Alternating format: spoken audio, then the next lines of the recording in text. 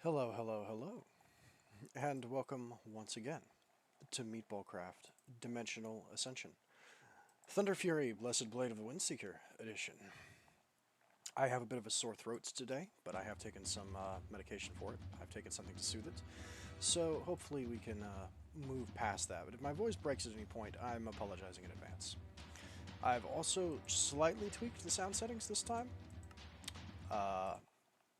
Because I felt that some parts of the last recording got a little bit too loud, so I have cut the master volume on my mixer for Meatballcraft in half, from 50 to 25, and I have also lowered some of the ambient sound volume in the internal Minecraft volume sliders down a bit as well, although I have left the music, I lowered the music volume a little bit too, but I left it mostly untouched.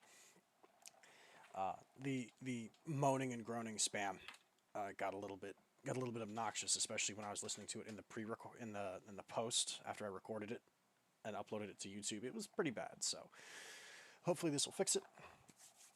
We have some stuff to get through today. We have some people to kill. We have some dimensions to finish off. Ideally, I would like to finish the Between Lands entirely today. I think it's doable. We have everything we need, and I found everything we need to visit. And before we do that, we're going to need to progress a few advancements and save a few things. Okay. Now, I was in the middle of crafting something, and I believe it caused a crash when I did. That's... I'm not sure if that's Cygna's fault or not, but I do know it's something that is fixed in a more recent version of the pack. Essentially, there is a bug where if you mass move huge amounts of things onto crafting stations, if you use JEI to like do certain bulk transactions, it can cause problems. So I'm actually going to just manually do this real quick. Just a second.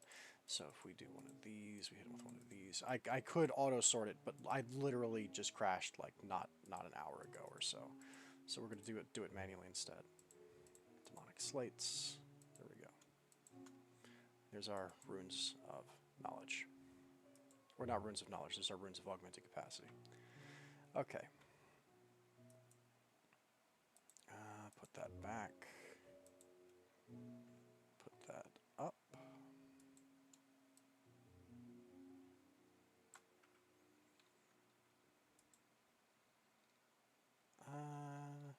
You know what? Yeah, we'll put some of this up real fast.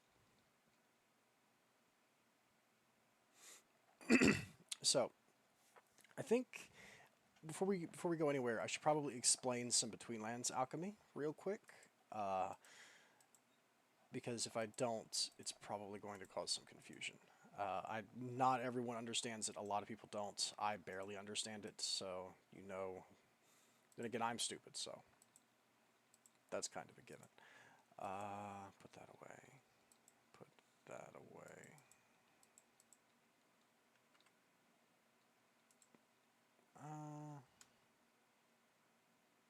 Are you even charging? You should be.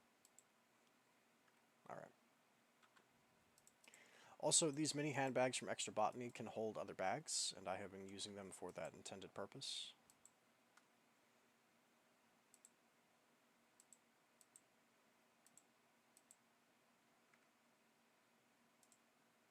Okay, that one's clean. Good. And that one's got the goodies. Excellent. So we can just do one of these. There, and there. Okay. So, where to begin? I think... Yeah, we'll talk about some stuff in the magic room first, because it's going to be relevant to what we will be... what I'll be showing eventually, because we have some weapons to test. We've got some pretty cool things to talk about. Okay, so first of all, the simplest thing to go over first. I have something in my inventory called a mana mirror. Please ignore the number under it, because I'm pretty sure that's Extra Botany cheating, okay? But this is called a mana mirror. Now, in Botania, as we've already shown, and let me take the Lexica Botanica out, because I'm going to need that in a moment. As we've already shown, there are certain things you can do, right? And you need mana to fuel these processes. You can take mana with you in a mana tablet to fuel your accessories, to power any sort of magic wands or anything you have that do Botania effects. But the problem with the mana tablet is, of course, that it runs out, right? It has a finite amount on it, and there's no way to make a better one. It's yet again one of the reasons I'm very convinced Botania is a magic mod and not a tech mod, in spite of what Fauski says to the contrary, because there's no way to upgrade the mana pools, and there's no way to upgrade the mana tablets to make them hold more. The ones you make at the beginning is it. That's it. That's all you get. No upgrade chain for you. So how does one get more than that amount of mana if one needs it? Well, there's an accessory. There's a tool for that. It's called the mana mirror. So what the mana mirror is it itself doesn't actually hold any mana at all. Instead, what it does is you make the mana mirror, and they are made. You have to have beaten the Gaia Guardian to make one. Or wait, no, you just need Terra Steel. I thought you needed a spirit for one of these, but you just need a Terra Steel ingot. So it's a mana tablet, living wood twig, a pearl, Terra Steel, and a living rock to make a mana mirror. So what the mana mirror does is if I hold it in my hand, you'll see suddenly this specific mana pool is highlighted. Okay, what this is doing is it's reflecting the mana in that pool on this mirror. So essentially, whenever anything in my inventory or my person would require mana, instead of it drawing from a tablet, it is instead drawn from this pool specifically.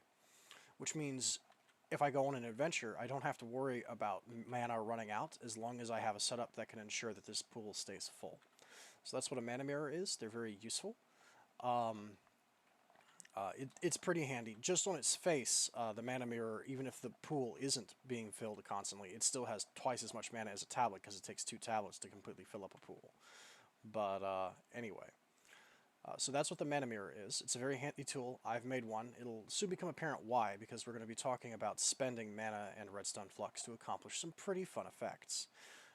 Before we move on though and talk about Between Lands alchemy, which we're going to need to touch on, I do want to mention 2 things. One thing, but it's 2 things. In the newer versions, which I think I found a way to update it, I'm going to switch launchers is what I'm going to do.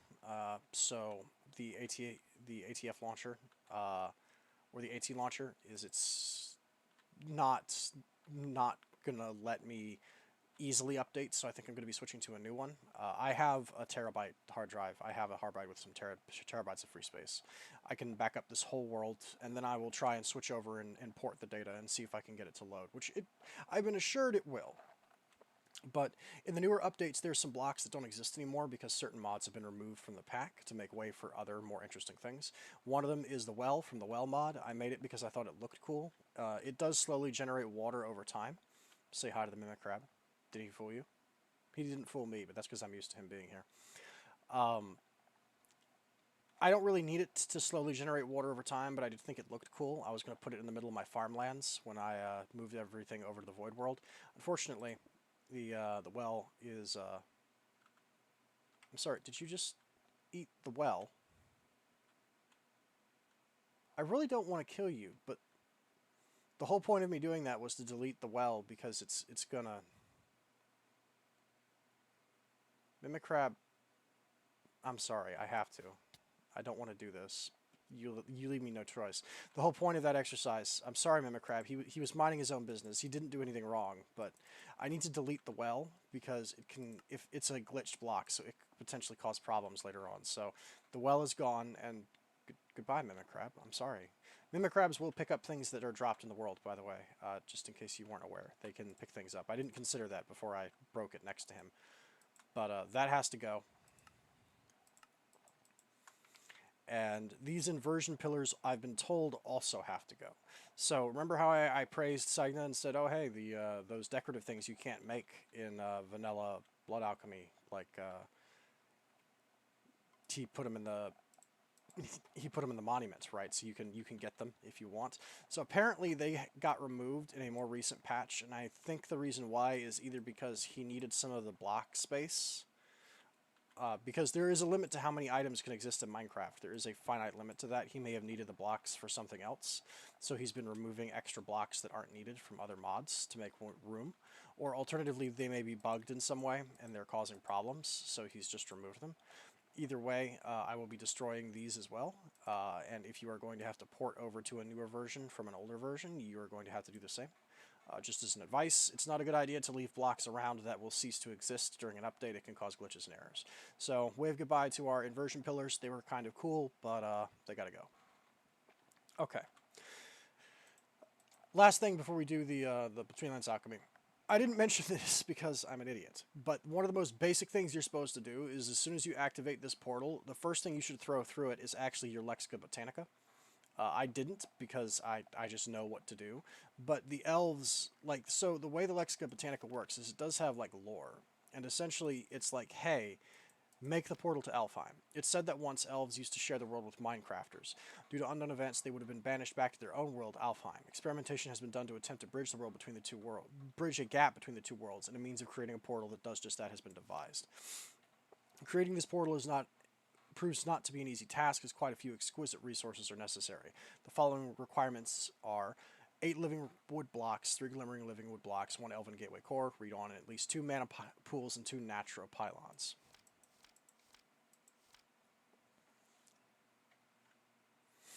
Okay. This portal requires a substantial amount of mana deposit in the pools to open up. The cost is divided between all of them. Okay.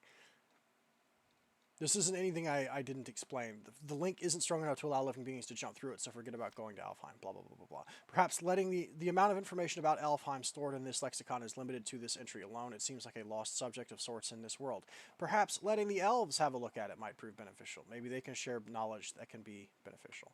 So it's essentially telling you, hey, throw your book through the portal, and then they upgrade your book for you, right? And they give you the Elven Guard, which is a message from the elves. And this is essentially them saying, hi, we weren't expecting to talk to a human ever again.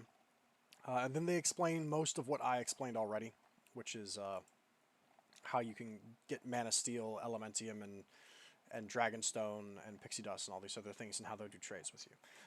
The upgraded Lexica Botanica also explains a lot more things. It has more information in it, so it's a more useful resource. Just wanted to mention that. I think most people know about that already, but you are supposed to do that. Okay. I'm already feeling the strain of my voice because I had a sore throat. This is going to be a long one. Anyway, if I go stretches this episode where I just don't talk and we just do things, I hope you'll forgive me. So, Between Lands Alchemy. We need to do it. Why? Well, one of the things we have to do is we have to create mummy bait and fight a dreadful peat mummy. And it's going to drop this custom item that's called a dreadful bone, or so I assume. Okay, so there's a difference between a mummy and a peat mummy, or a dreadful mummy and a peat mummy. The peat mummies can be encountered normally, and they drop these things, among other things, called shimmering stones. I'll also tell you right now, I did Woot Shard one and I ground him. Shimmering stones don't stack at all. So if you Woot Shard grind a peat mummy for whatever reason, be prepared to have a billion shimmer stones and have them fill your entire inventory because they don't stack at all. So they drop shimmering stones. What is a shimmering stone? It's a distraction. If you throw a shimmering stone near a peat mummy or a dreadful peat mummy, they're like the T-Rex from Jurassic Park. They follow the flare, right, that's been chucked through the air instead of you, that temporarily distracts them, and you can use it to get away. The fact that the Between Lands mod would give you an item that allows you explicitly to flee that mob should tell you how dangerous mummies are. They're no joke, okay? But the Shimmering Stone, okay, we also need an animated tar beast heart, a sludge ball, and something else, because we're looking to make mummy bait, M-U-M-M-Y. The normal peat mummies you can run into just in peat bogs. The dreadful peat mummy, however, is a boss, and he needs to be summoned. He is not a normal thing. He has to be summoned. We have to make a boss lure, and this is how. So, the sludge ball is pretty normal. Silt crabs and other creatures in the Between Lands drop it. It's not hard to find. The Shimmer Stone is dropped by mummies. Just go walking in a peat bog, and you'll get jumped eventually. The animated Tar Beast Heart is a little bit more interesting. There is a block in the Between Lands called the Animator, which can be used for a lot of things, actually. The Animator is used to decrypt item scrolls, which turns them into random treasures, which is sort of like a loot box, or a loot crate mechanic for that mod. You can also You can turn inanimate tar minions into tar minions. You can turn spores into sporelings and root pods into root sprites. There's several minion mechanics in the Betweenlands that lets you summon little critters that'll be your friends. You can use it to repair certain things as well. It turns inanimate angry pebbles into angry pebbles and so forth and so on. There's lots and lots of different things the animator can do. It's essentially it's almost like a voodoo witch crafting table almost in a way. But the one thing we're looking at is it can turn a tar beast heart, which is normally tar beasts, I think they can drop a tar beast heart, but it's rare. The most common drop you'll get is tar drips by killing tar beasts. You surround 8 tar drips around a white heart and you'll get a tar beast heart.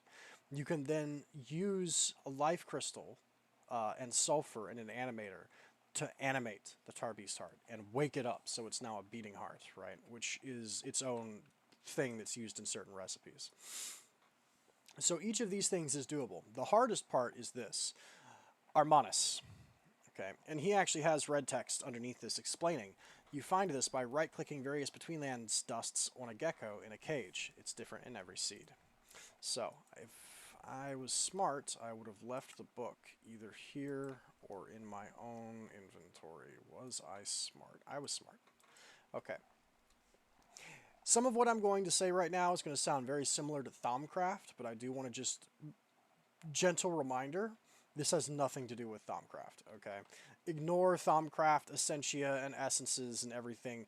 This is its own thing. This is pretty common in Minecraft, that there are certain things from certain mods that seem similar. There's like a million different types of quote-unquote alchemy that are added by various mods or expansions on alchemy. It's just, there's a lot of it, of stuff like this, okay? This is totally separate from anything we've touched on before. But in the Betweenlands, okay, there are these things called aspects, okay? Aspects are the traits of, like, things that exist. Like, they're the fundamental magical elements that make up the world. Azuwin, Armanis, Biaris, Bringnaz, Selawin, Deonis, Fergalas. I'm not going to read them all because my throat hurts. But essentially, these things are like the aspect that correlates to the natural orderless state of the universe. The aspect that affects the spiritual state of life force and of being, right? And you can use these aspects to brew specific potions that have specific effects, right? Swift Arm Brew, Spider Breed Draught, Basilisk Draught, right? It's like heavyweight draught. I saw something that was interesting for just a moment. Don't do that to me. I saw it for a second. It was kind of cool. Anyway, the point is, there's these essences, and you get them by finding things in the... There are materials that'll say things like used in the mortar, okay? This means it can be ground up into a powder if it has that tagline, usable in the mortar, all right? And if it says usable in the gecko cage in the infuser, that means it has an element or a trait associated with it, right? What you do is you grind up these things that have elements associated with them, and then you throw them in an infuser with water. Now, it does have to be Betweenlands water. You see I have swamp water down below this table. I've got a renewable resource of it. It does work just like vanilla Minecraft water. I'm sorry, my chair's going to squeak. I've got to adjust myself here for a second. So, it does regenerate like normal vanilla Minecraft water, but it has to be swamp water used in the alchemy here. It can't be vanilla Minecraft water. But basically what you do is you bucket it in, okay? You throw your elements in, and then you start stirring. And you hold this by just right-clicking this to stir it. And as it cooks, it will boil down the essence of whatever it is and turn it into a thing. Now, you can do this blind, but what you're supposed to do is you're supposed to catch a gecko from the Betweenlands and put him in the cage, right? And then if you use certain powders on him, you can click them directly onto the geckos. The gecko will have a reaction to it, and that'll tell you what element is associated with that substance. This is randomized for every Minecraft seed, so it's by design. You always have to do the experimentation phase to find out what substances have what traits associated with them. In this specific instance, I found it's Armanis or Armaris, right? Whatever it's called, Armanis.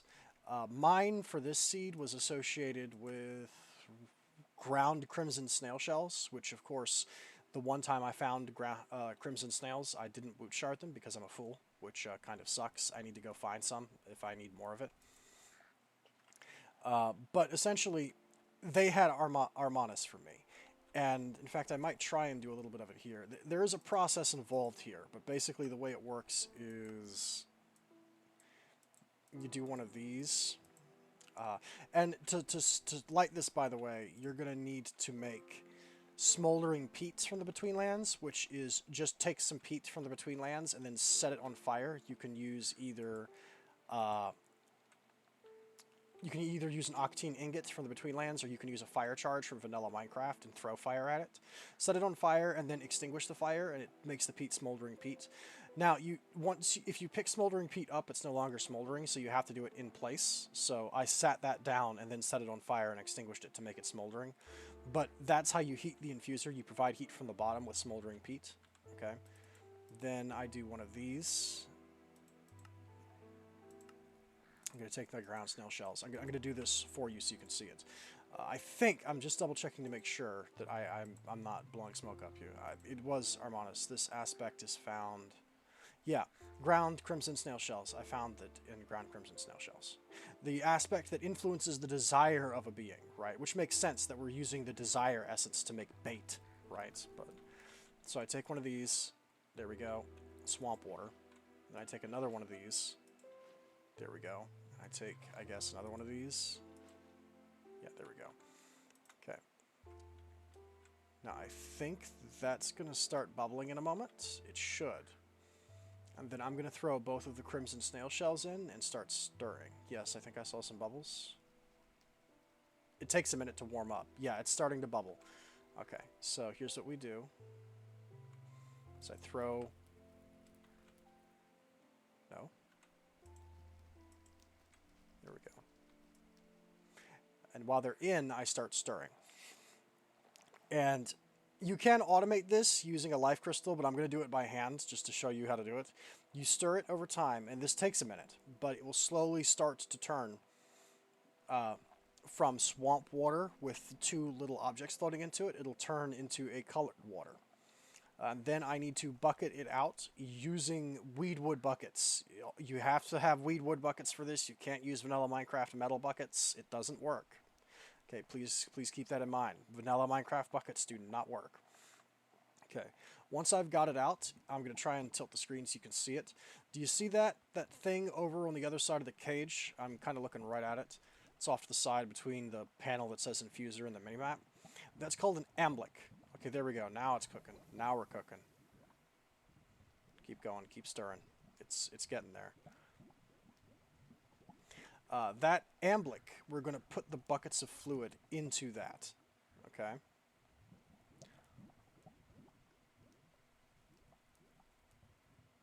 And it will slowly start to distill the infused swamp water down into the base essences of these materials.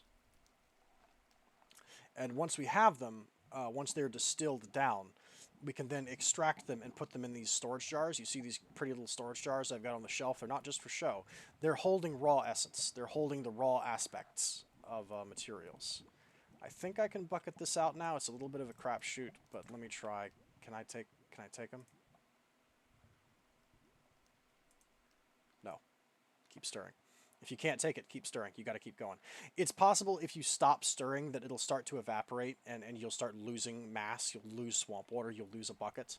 It's possible if you walk away from this and neglect it that the entire thing will either evaporate away or summon a Betweenlands enemy into the room because it's like witchcraft gone wrong, right? So you got to keep going. You got to commit to the bit. But in a moment, it will let me start taking buckets out, and then we can finish this. I just want to do this to explain, because I feel like this isn't necessarily something that has great documentation. It's a little bit hard in the beginning to understand exactly what they're expecting you to do. You do have to sit here like a witch and stir a pot. You can take a life crystal and automate this by clicking the life crystal on top of the pot. It's getting darker. I think it's about to change. I think I might be able to bucket it now. But it'll automatically stir the thing for you, but it'll cost energy from the life crystal to do. No, still not quite. Come on.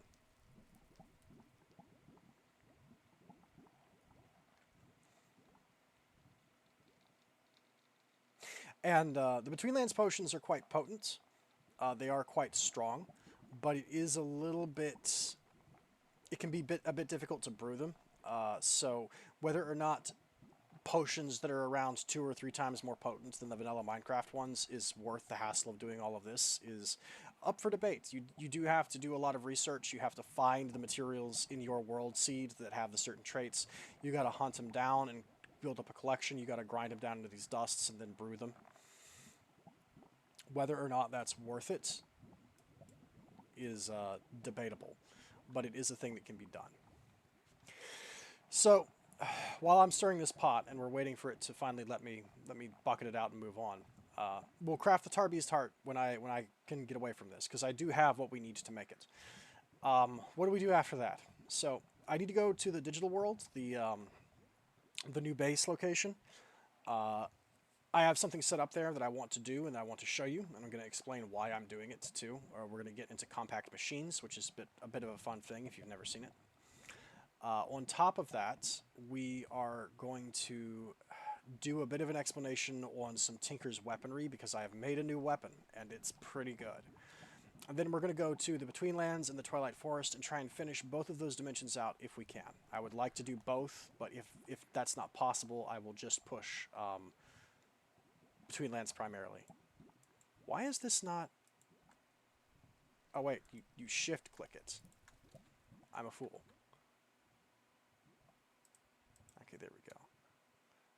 Wow, that is a potent Armanis blend, I guess because we cooked it for so long. So the longer you cook a thing, the stronger it gets, but you have to sit there and continue to stir.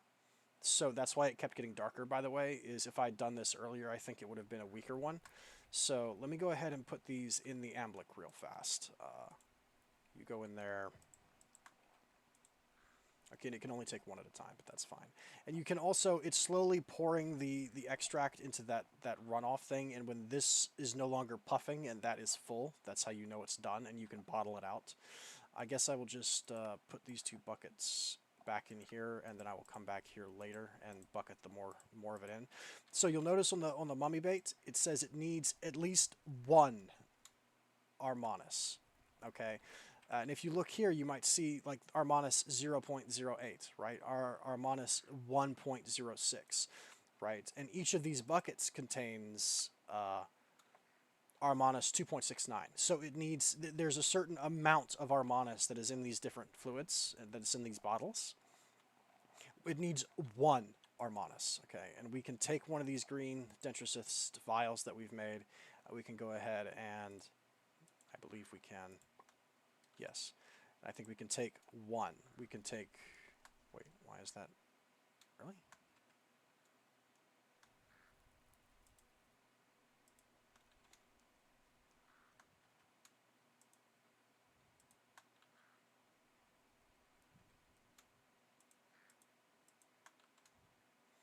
We need 1. 90. 1. There we go. We got exactly 1.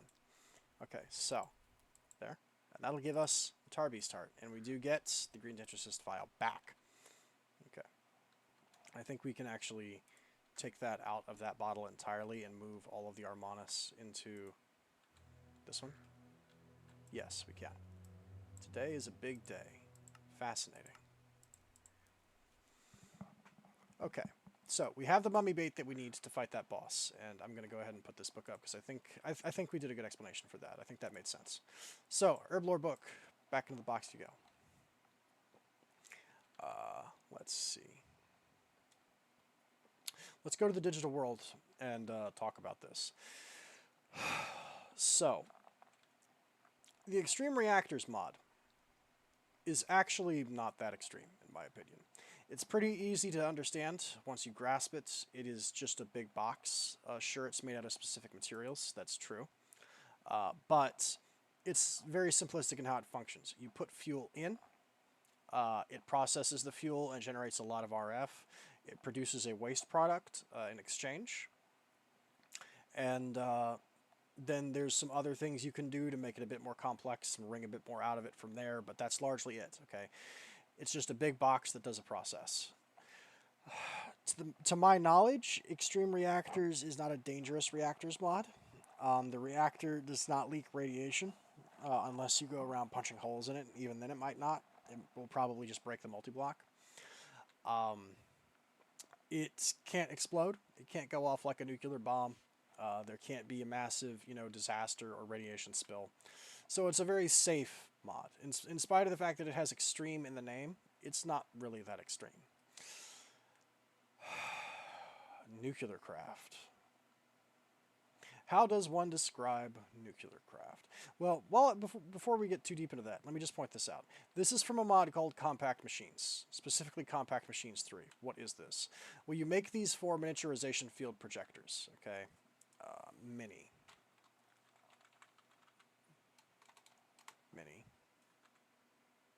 Can I not spell? I can't spell. I'm a dingus. M-I-N-I-A. It's M-I-N-I-A. There we go. So this is very easy to do except for the borax. You have to break bad to figure this out. You need to crystallize borax solution, which requires you to chemically, you put boric acid and sodium fluoride solution in a chemical reactor, which requires you to put a dozen other things into chemical reactors, diborane and like hydrogen and molten boron 10 and a billion other things. I broke bad. I'm on the FBI's most wanted list for having made the miniaturization field projectors. Okay, the borax is the hard part. But what you do, once you have them, is if I click on them, if I set one down and click on it, these arrows will show you missing field projector at location. Oh, hey, look. Right? There it is. So it'll tell you where it wants you to put them. Okay? And if I do that, you'll see there's an arrow that sort of spins. Whee.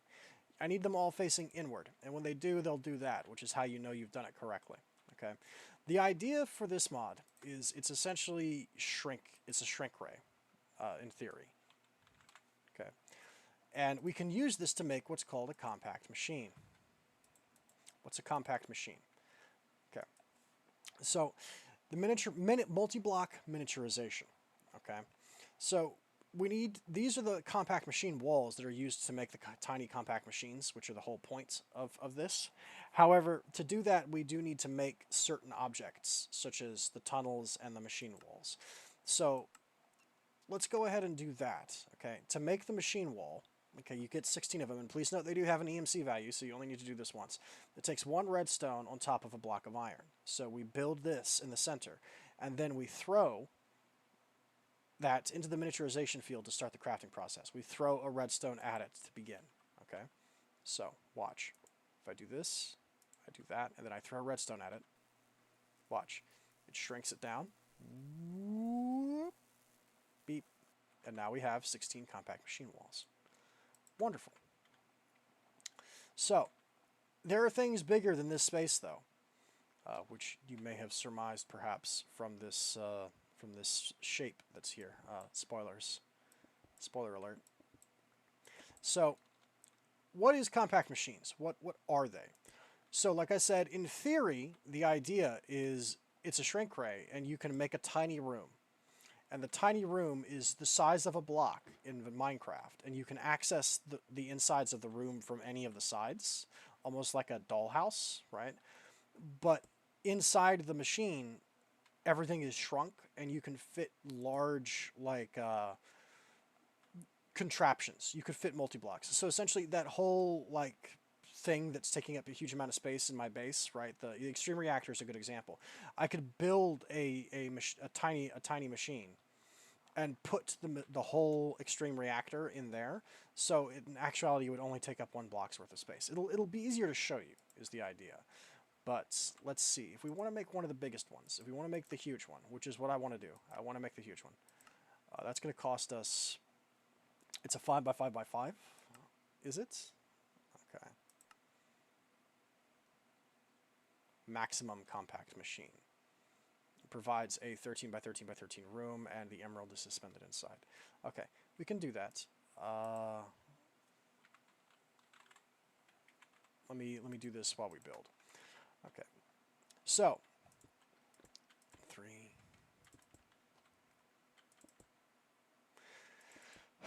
Nuclear craft. How to describe nuclear craft? Well, let's have a frank, like, heart-to-heart. Let's have a mano-a-mano conversation about this, okay?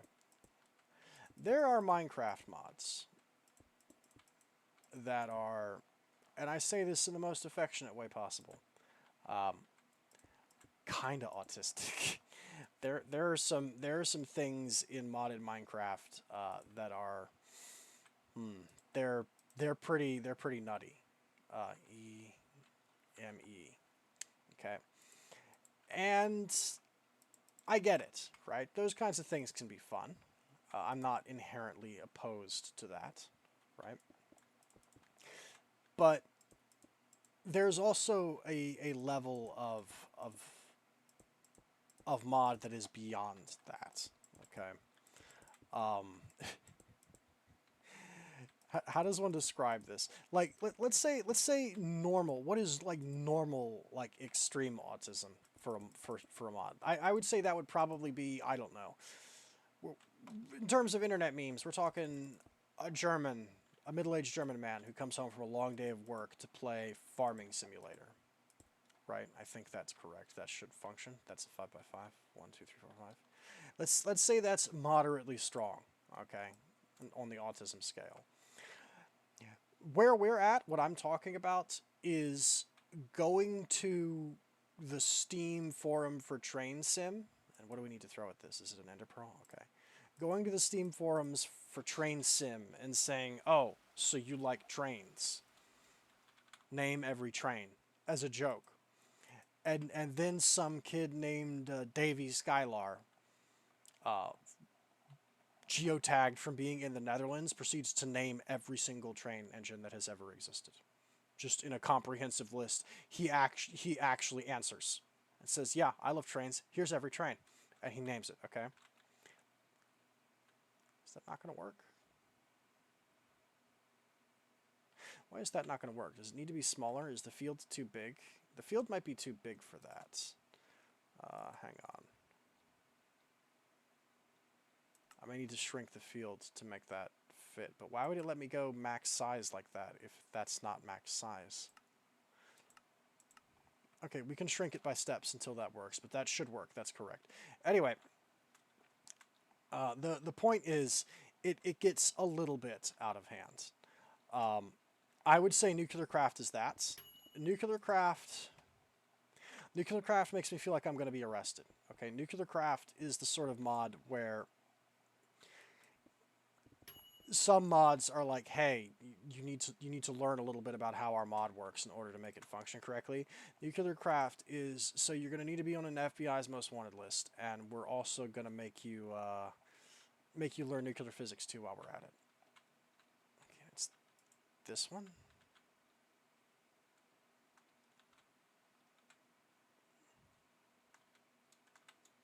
Here.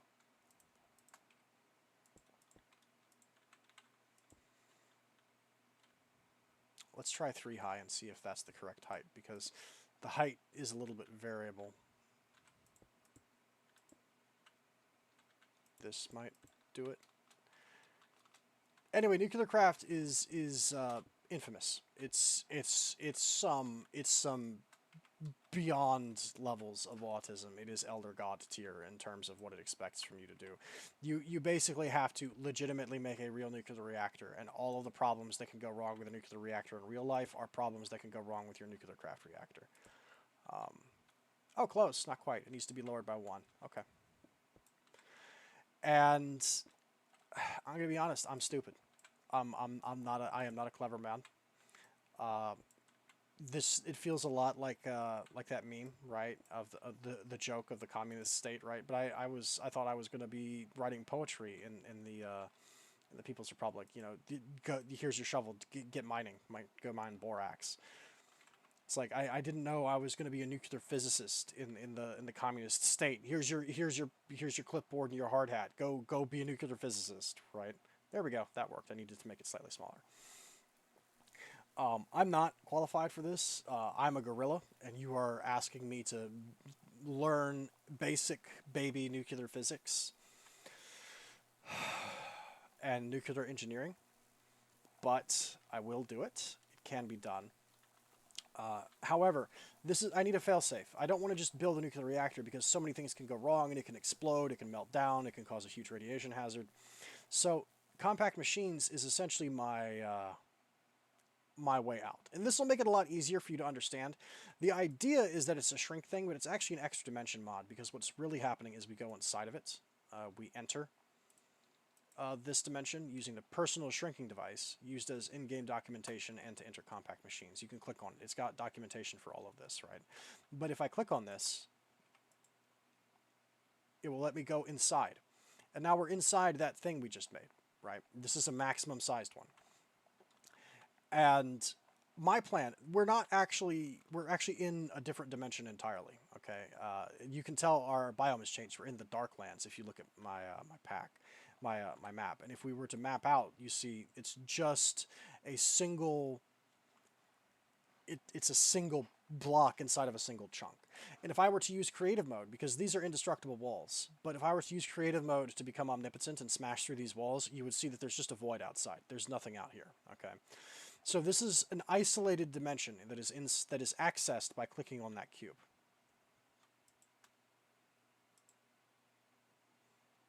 Okay, and I can leave it whenever I want. And the idea is I can put machines and big multi-blocks in here, and then it cleans up the base. It's more compact because now it only takes up one block, right? And each of these different sides you can install things in them to make them face. I'm putting my nuclear craft reactor in one of these. Now, to be fair, I don't know enough about nuclear craft to know how big the reactor is going to have to be. I hope that's enough room to fit one. If it's not, I'm going to cry. I do have backup plans for what to do if I can't fit a nuclear craft basic baby nuclear reactor in that amount of space. But I'm hoping I can, because this is my strategy, is I'm going to use the compact machine, the maximum sized compact machines machine to house my nuclear reactor. I do not want to have that thing out in the open. We're not playing that game. It's bad enough you're asking me to make a nuclear reactor. I'm certainly not going to expose the rest of the world to it. So we're putting it in a compact machine for safety, is the idea. One more thing before we go. We've got a couple things to craft, one of which is going to be quite fun, quite tasty. And then we will bounce. We will move on and go do other things.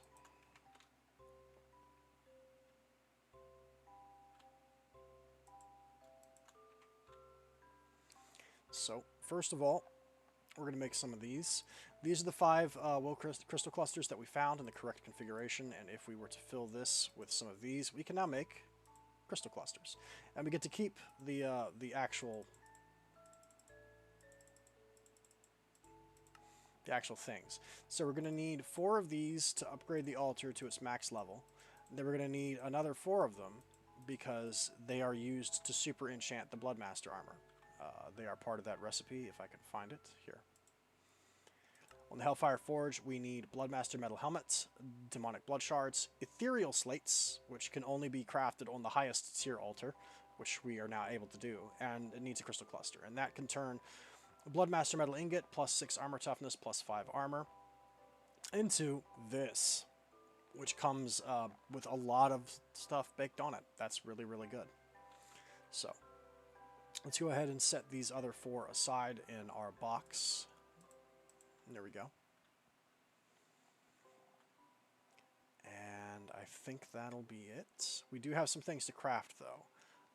First of all, let's make one of these, because I'm achievement hunting now, because when I switch over, when I update the pack, he doesn't have this quest book anymore. He's using a different mod that adds a new quest book that's more stable and is a little bit nicer.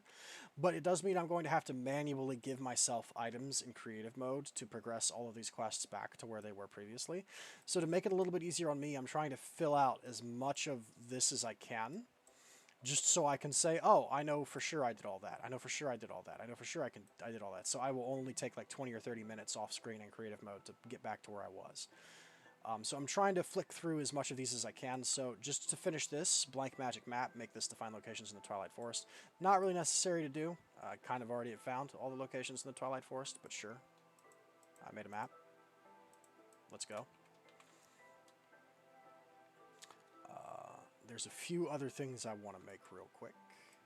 Let me just put those away as well, now that I think about it. We don't really need them. We're going to make a flux bow, which is a super enchanted tool. It's going to be pretty cool. I think that's part of the quest book as well. So, the tools of the Master Witch. We needed to find the Quake Hammer, which I'm still not comfortable using because it's invisible and kind of glitched. We got the Tarantula Boss Trophy from killing the Tarantula Boss. Flux Infused Bow. Okay. Now, the normal one is made on an advanced crafting table with this. It's made from fluxed armor plating, 6 orange matter, 2 divine shards, and a bow.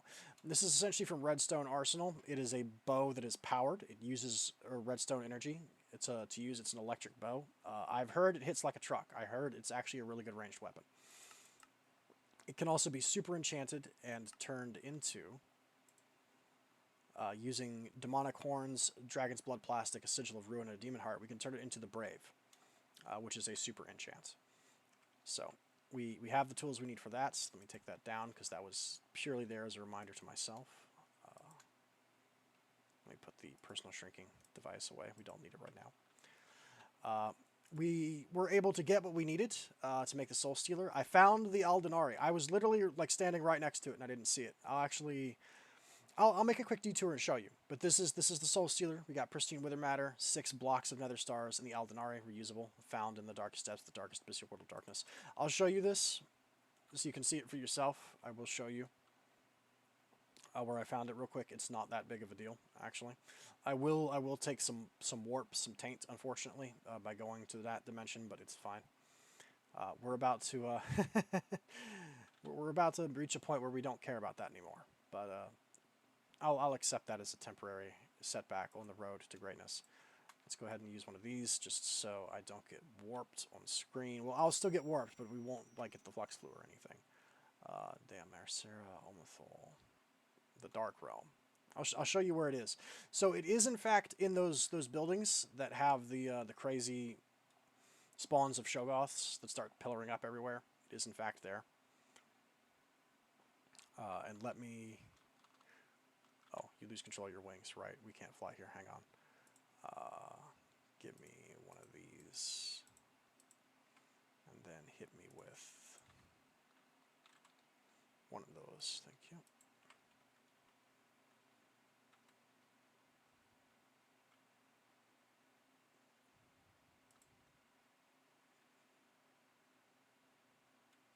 I think we found another room over here somewhere. They're not that uncommon. They're pretty easy to find. The weird thing is, I'm not entirely sure what purpose this dimension serves in vanilla Abyssal-craft. Normally, most packs that have Abyssal-craft in it and that force you to progress in it, to progress in the pack, don't force you to go much farther than the Dreadlands. And I think that might be because they're in vanilla Minecraft, in vanilla Abyssal-craft, not vanilla Minecraft, but in vanilla Abyssal-craft, there's not much like here, right? The Omethol and Omethol has a boss, right? Which we will also be fighting him this episode. I found him, and it has this dimension that seems pretty empty. Actually, this dimension doesn't have much in it.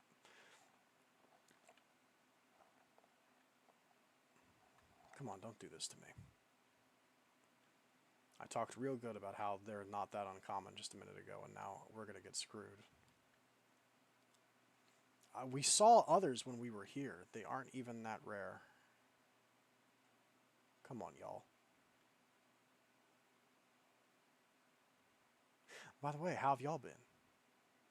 Staying safe? Staying healthy? I like how the one constant in all dimensions is oil. The United States of America is going to invade the Abyssal-craft dimensions. Okay, yeah, it's this. So there's a room here that's not immediately obvious, and if you break through the wall and get in there, it'll reveal itself to you. So we're going to go right through, and we're going to break all of this because I don't want it here, now that I know it's here. Get out of here. Nope. Okay, I think we did all right. I think we broke all of it before it became a problem.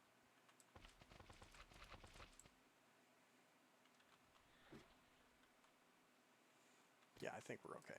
We'll take this too since we're here, but I'll show you. It's essentially, this place is L-shaped. What is this? Asura the Fallen? There's spawners for Asura here. That's so weird. I guess this must be something that he added, but I don't know why Asura is not spawning.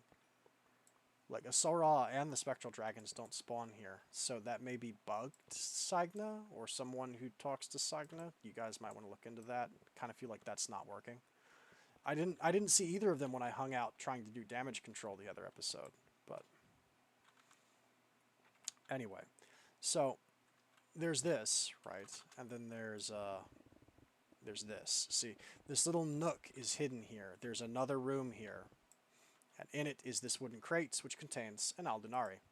So this is where it is. I literally walked right by it. I was standing right next to it for like 10 minutes.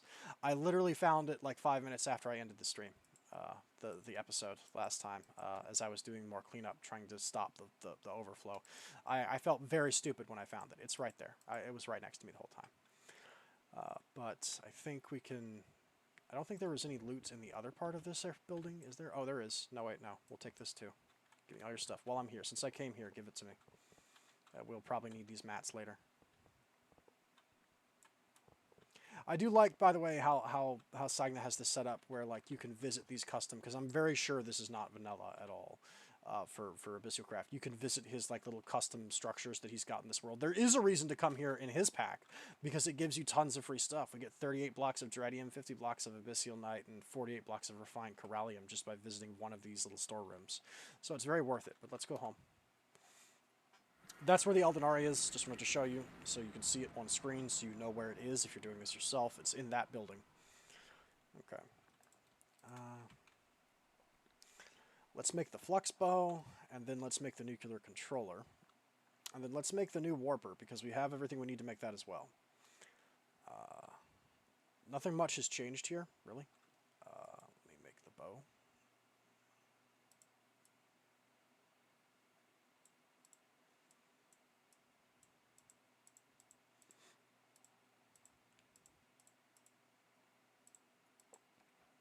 There we go. And as you can see, it is being wirelessly charged because I have that setting turned on. That is part of this, by the way. I think I mentioned this before, but Flux networks under wireless charging, I can choose to apply armor slots, bauble slots, everything in the main inventory, my hotbar or my offhand in my main hand. I can enable wireless for all of this. All right, and the flux infused bow is there, which is quite nice. So I have that. I'll look into enchanting that later and see what I can potentially put on it. If I think we can, the super enchant is plausible. I think we can attain the super enchant. That's doable.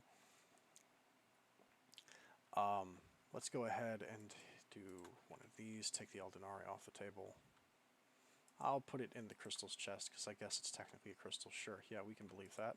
If we clap our hands and believe, that's probably not a lie. Okay.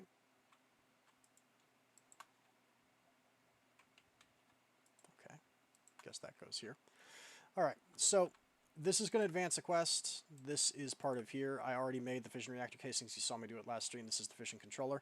Elorium is great and all, but I need some more proper fission resources, and something tells me that using fission to generate compounds that are not as easy to find should make things better in the long run.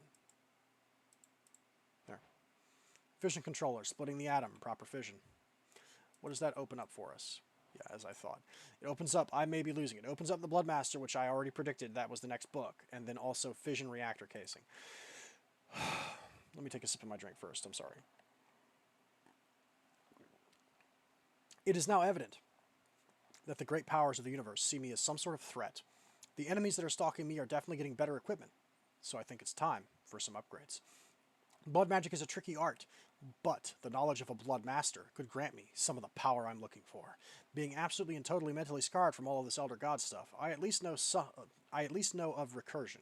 The machines I built using material impregnated with mythic energy, the miners, now makes more sense. The power of recursion, which keeps me immortal, is a mythic art, and I am slowly starting to understand it. And it wants me to create the book, which we're going to need depleted LEU 3235 fuel to make that. And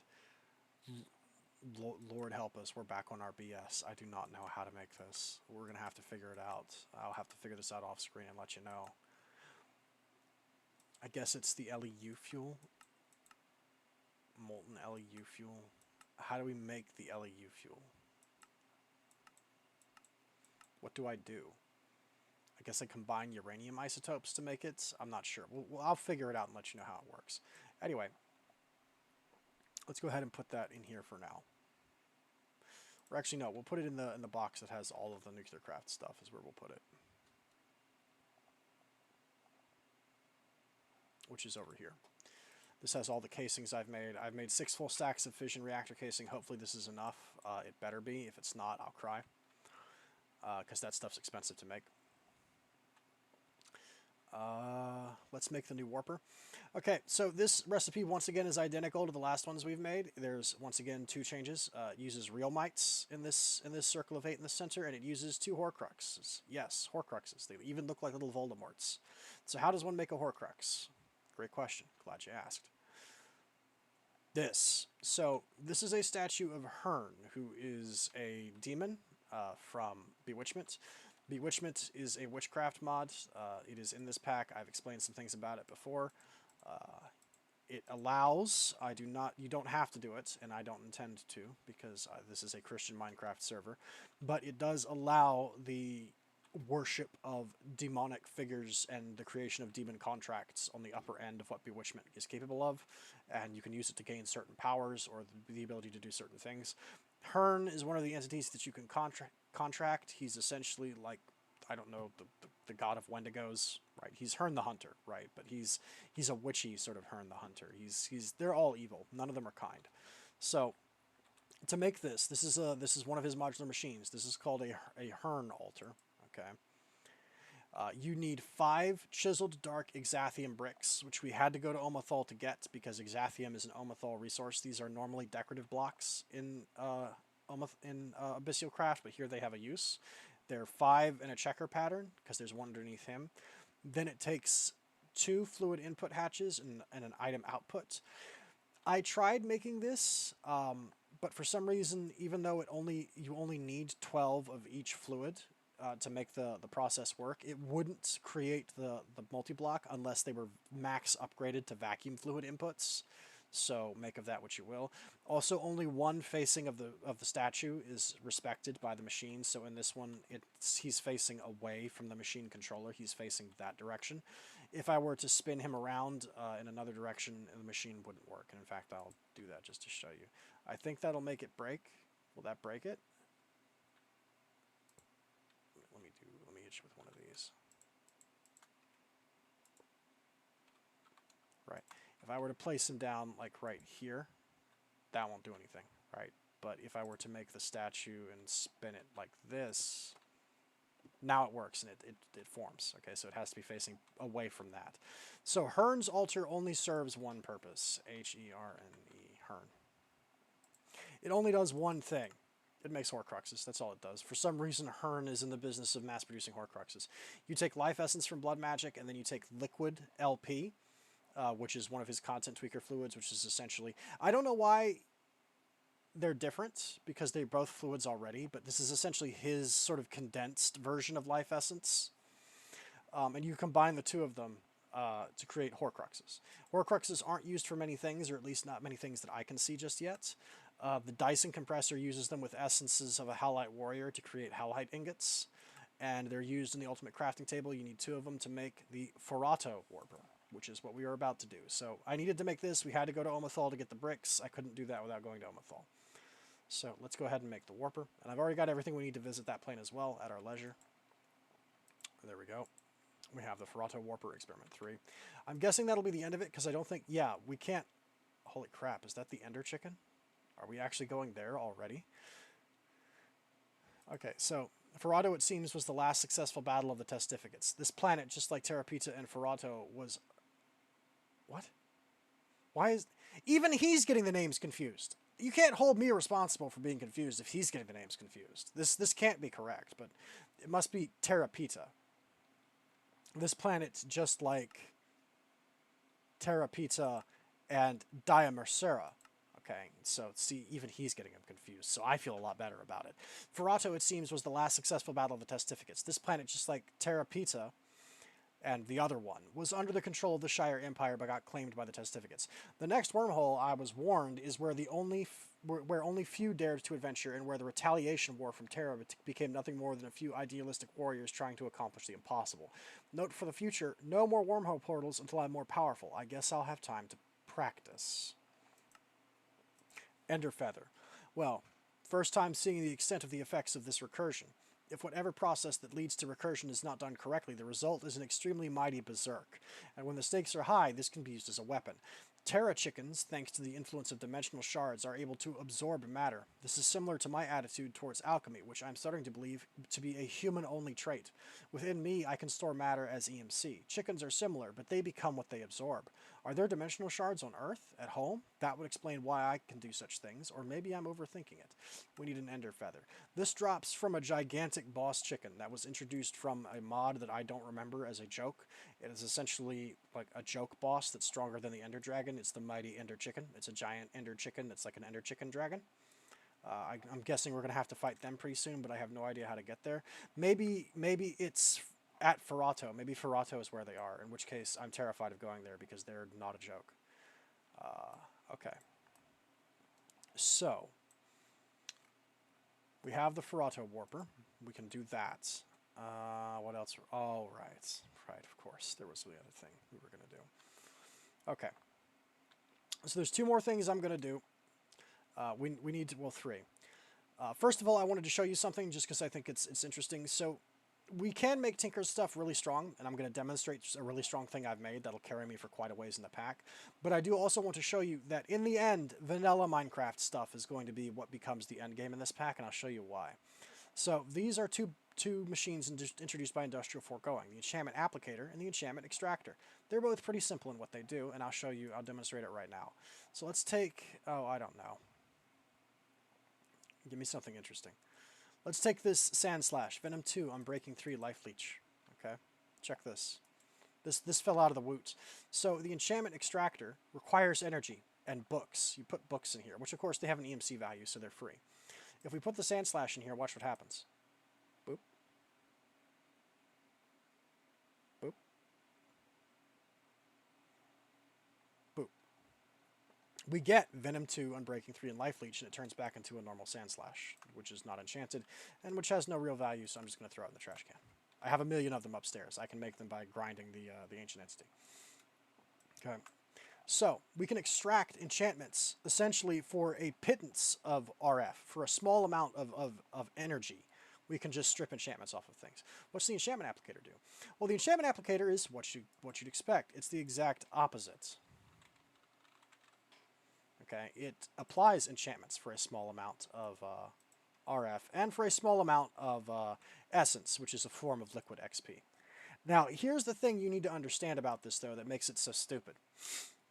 In vanilla Minecraft, there is a mechanic with enchanting, okay, that essentially makes it so, one, you can't enchant something that's already enchanted, at least not on, like, an enchanting table, and two, eventually enchantments become so big that you can't do it anymore. And the way that works is essentially the game keeps track of how many transactions are made. So if I have a bunch of Protection 1 books and I fuse them together into Protection 2 books, the game remembers that, right? The books remember that there's been one transaction done on each of them. And then when I combine all of those all those books into, you know, 2 tier 3s and then into 1 tier 4, it remembers every single step of that transaction. And the more steps have been taken to reach a final product, the more expensive it gets in terms of XP and cost of your experience bar. If XP exceeds a certain threshold in vanilla Minecraft, which I believe would be 50, I think it's if it would ever cost more than 50 XP for something to happen, it can't happen, and it says it's too expensive, which means eventually if you repair an item too many times, or if you try and apply too many enchantments in the improper way, you won't be able to progress any farther, and you'll just have to let the tool die, right? So the enchantment applicator doesn't respect that at all, right? And here's a good example of that. I've prepared this as an example. This is the Dire Pick. This is our super enchant that we made from the Divine Shikaxe, which is a reference to Direwolf, I'm pretty sure.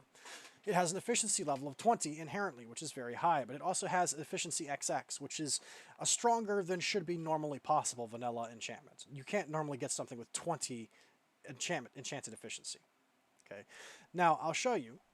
The Altar of Corruption in Divine RPG is exactly like an enchantment altar from vanilla Minecraft. The only difference is it doesn't need any books near it to be at max level.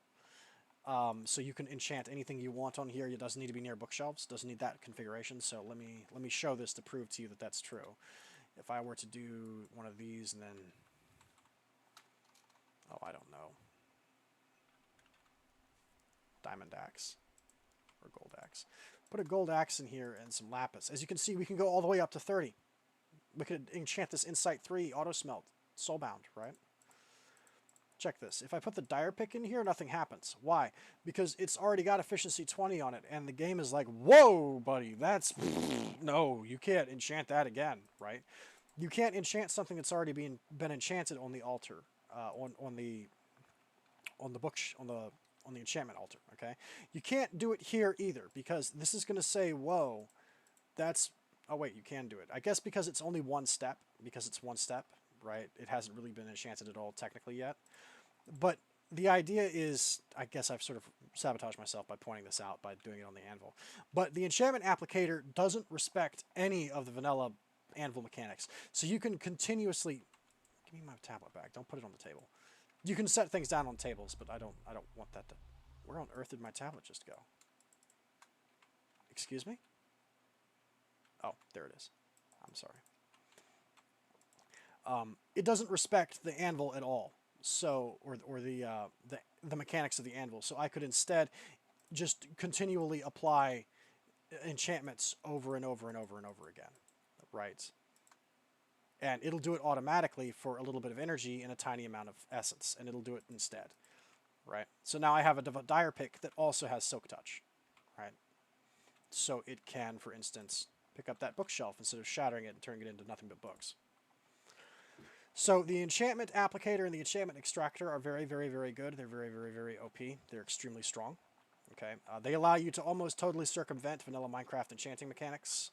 They are very, very busted. They're very strong. So we've shown that. Let's see. We need to do the weapon exhibition, so I explain what I've done with that, and then I think I'm forgetting something, but I'll think of it in a minute if it's really that important. Let's talk about weapons and what I've done, and then we'll do what's called a pro gamer move. Yeah, it's here. Okay.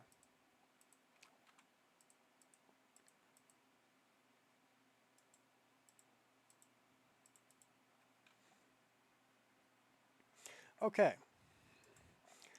What you know about rolling down in the deep? No, really. What do you know about Tinker's construct? Ouch. The light suddenly is overwhelmingly bright and burns your skin. Please no.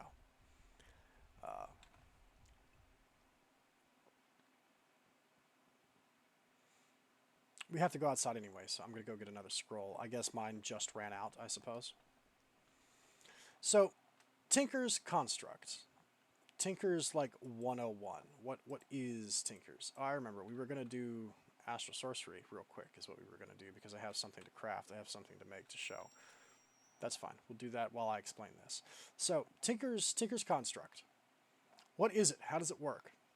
So, you take materials from Minecraft and you build parts out of them, and then you attach the parts to each other to build your own custom tools. That's essentially what it is in a nutshell. And the Tinker's tools have different traits and special abilities. They have stats depending upon what materials you use to make what parts. There's a whole book, Materials in You, the book Every Tinker Needs by Skyla. It also has an EMC value, so you can put it on the table, so you can pull it out whenever you want. And we'll talk about that in a moment, but I did want to do this on screen because I think it's cool. So this is the final thing you need in Astral Sorcery to locate really cool things. It's called the Observatory, and it is a big boy. There we go. Give me that. It is a big boy telescope, is what it is. I'm a bit scatterbrained, I know, because I'm jumping between topics, and I apologize for that. But just give me a moment. Let me cook. And I think it's Stardust is what we need for this. Okay, so this is a really cool light show. It's going to start asking for extra materials around the sides, I think. Yeah. What is that? Is that the nocturnal? Yeah, it wants nocturnal. Or maybe no, is that the... That must be the stardust. Sorry.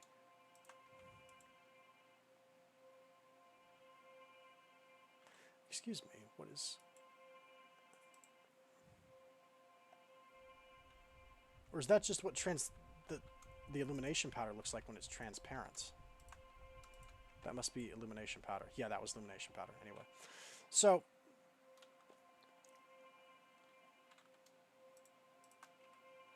Tinkers has a lot of depth to it because you can argue for a long time about what the quote-unquote meta is, what good traits are, what combos are worth it, what's good and what's not, right? And I do love how you can see the light show of it drawing, like it's smart enough to know the color of the thing that you're putting on the extra little spectral relay, and then it shoots a beam of that. Why is that not? Are you serious? And you can see like the dark blue of the stardust, the yellowish gold of the illumination powder, right? It looks pretty good. Let me do one of these. I think that's everything. Yeah, that'll complete it. So there's a big to do. There's a big argument to be made about how far down the Tinker's rabbit hole do you want to go in terms of optimization, right? How far do you want to go into that? How obsessive do you want to be about your details? I think it's ready. Yeah, it's just taking a minute to craft because it takes a while.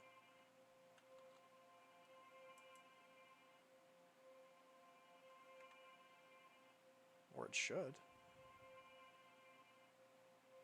That should complete, and I don't know why it's not. Hang on. 1, 2, 3, 4, 5, 6. It only needs 6, right?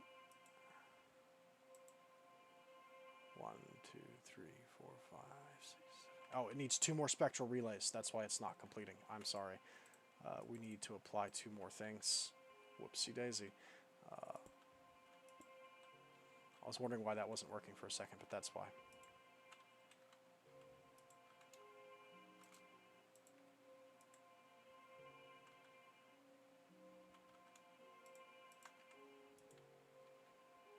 Now it'll complete. I was going to say that's stalled. That took a while, but that's because it wasn't done right. It needed more extras applied. Come on, finish up so I can talk about Tinkers. Let's go. Yep, there we go. Okay. So this is a really cool thing. It lets you stargaze to the greatest possible degree. I'll set this up, I don't know, over here. Check that out. Isn't that cool looking? And you literally get in the seat of it too. And you move it around and you can see the sky and you can see the things that are in it, right? You can actually spot the constellations. And oh hey, look, we've got a few constellations up here right now that we could mark. So I can hold shift to stop the screen from moving, right? This is Mineralis. I deliberately didn't spot all of the stars because I wanted to do a few of these on screen just to show you. Mineralis is a really easy one to remember because it looks like a rupee from Legend of Zelda. And you just draw a line down it. There you go. We found Mineralis. I'm not sure what shape that one is. The hard one is Horologium, but we'll talk about Horologium much later on. That's a problem for future. How does this go? This one is just like this, right? This is that weird one that's 2 lines. Yeah, it is. And that's a dim constellation. What is that one? I don't know what that is. I'm pretty good on Astro Sorcery, but even I don't have all of the things memorized. What is that? Vision becomes strange and grim.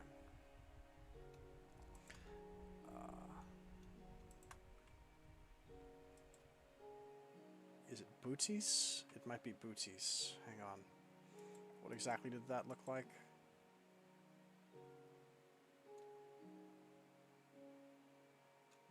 No, I don't think that's booties.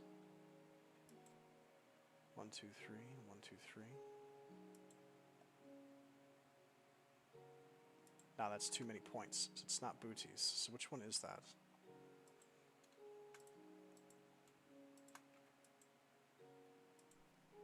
Ah, Pelotrio. I'm pretty sure. It's probably Pelotrio. 1, 2, 3, 1, 2, 3. Does it have like that seagull shape to it?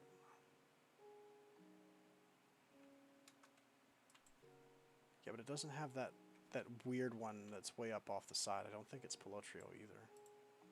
Who are you? You're not Horologium. Don't tease me. I know what Horologium looks like. It looks like an hourglass.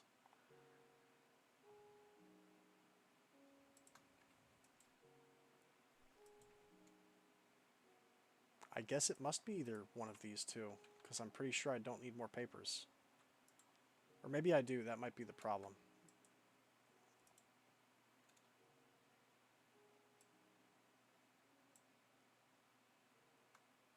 I'll figure that out later. Doesn't matter. This is the best thing for stargazing, though. It's super powerful. It also is wigging out right now. It's there we go. It can see every constellation. There's nothing it can't spot. It's really strong. It also looks baller. It looks really cool. So there. Anyway, what you know about Tinkers rolling down in the deep. So you can go down a rabbit hole with Tinkers, right, for parts and what their effects are and everything that they do. I do want to have a proper gun show where we test a bunch of Divine RPG and Advent of Ascension tools and stuff. I'm building a collection of things to use for now. Some of these things are not quite like the others. We'll test the railgun, although I'm pretty sure it's going to fail. The watermark for this is pretty high. But for now, though, I do have these shurikens. So let's talk about some of the experiments I did to try and figure out what we've got on our hands here. And by the way, you can make a lightsaber in this pack, and I promised somebody that I would. I literally asked Monies, who is the person I'm doing this for, because he works late shifts and sometimes gets very bored. So I told him, hey, you want me to stream some modded Minecraft for you? And he said, hey, that sounds cool. So you can make a lightsaber. It's added by... what was it added by? Extra utilities too. So you make a sun crystal, which is currently empty. You take a diamond, 4 glowstone, make a sun crystal. It's not going to fill right now, but once it becomes daytime, when I throw this on the ground, it'll start to slowly fill up with sunlight. Okay, and that's how you charge a sun crystal, is you throw it on the ground. And then once it's fully charged, we can use it to craft a lightsaber. And I asked him, hey, Monies, if you could have a lightsaber in any of the vanilla Minecraft colors, what would you have? And he said, oh, well, yellow, obviously, because it's close to gold. And I said, fair enough. You can see it's already got a little bit of light in it. I think it came to me because I have the ring on. Hang on, let me do one of these. Just throw it down. We'll wait. That can charge while I'm explaining Tinkers. But essentially, I did some experiments. I wanted to know what the best materials were. So let's talk about damage. Tool materials, there's a million of them because there's a plugin for pretty much everything for Tinkers. All the tools have stats. They're pretty easy to understand once you see them. Most of the stats are durability. They're durability related. Durability for the head piece is obviously what it is. It's the head of the tool or the head of the weapon. This governs durability there. Durability for the extras and the handles is the same thing. The modifier modifies the total at the end of everything else. So if I had a handle made of electrical steel, I would modify it by 0.75, so that's bad, right? It would add 75 durability flat if I had it as an extra.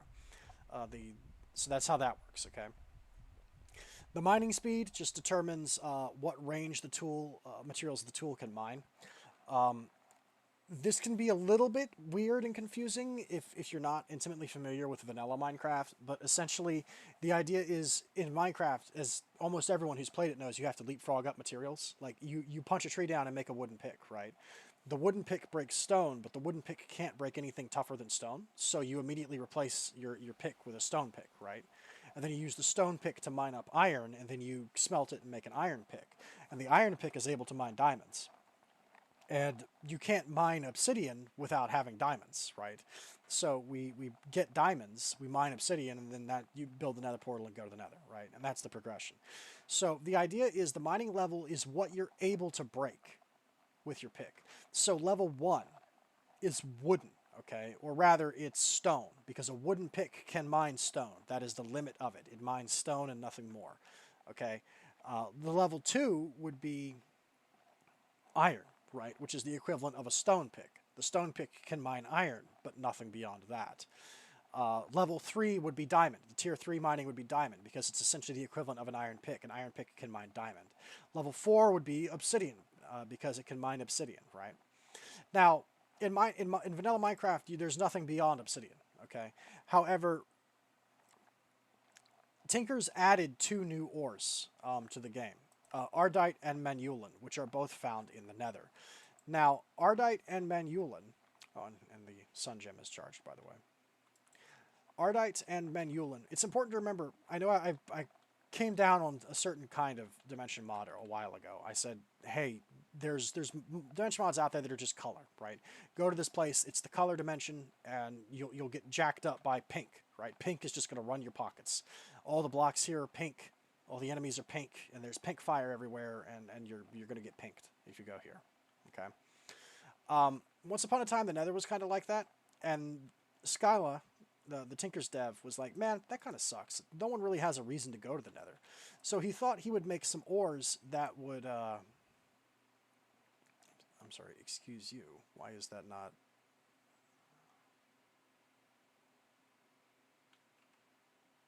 That is yellow stained glass. Why is that not? You know what? I'm just going to do this. We're just going to make it.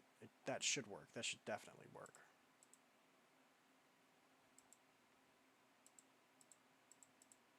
Yeah, there we go. Lux Saber. I believe that'll charge. Yeah, it's gonna wiggle because it's accepting energy remotely. But once it finishes charging, we will have a lightsaber.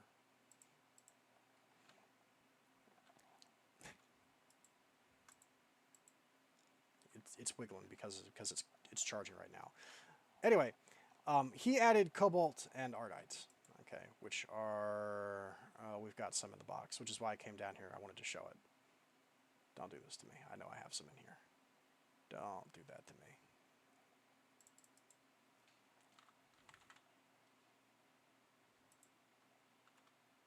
Tink. There we go. There's some. So he added cobalt and ardite.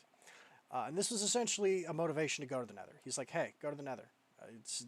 Go here to get these 2 new materials. In vanilla Tinkers, without any more plugins or anything, cobalt and ardite are basically the endgame. Wow, that is a lot of lag. Slow down. Is that JEI doing that? I think it is. Wow. Just hold on. Hold your horses. Jeez. Anyway. Cobalt, ardite. Now, he kind of made ardite more of a yellowish than a red, but I guess that's so it would stand out more in the Nether, since making a red ore in red blocks would be kind of hard to find. It's sort of a reddish orange. But anyway, ardite and cobalt, you'll notice both of these are cobalt mining tier. You have to, so wait, that's a level higher than the highest vanilla of obsidian. How do you mine cobalt and ardite? Well, you have to use Tinkers to do it, right? Because there are materials in Tinkers. Let me see, is obsidian one? I think an obsidian pick can do it, maybe. Yeah, if you make a pick out of obsidian, it has cobalt tier, right? You could also apply a diamond to your pick as a modifier, because modifiers, right.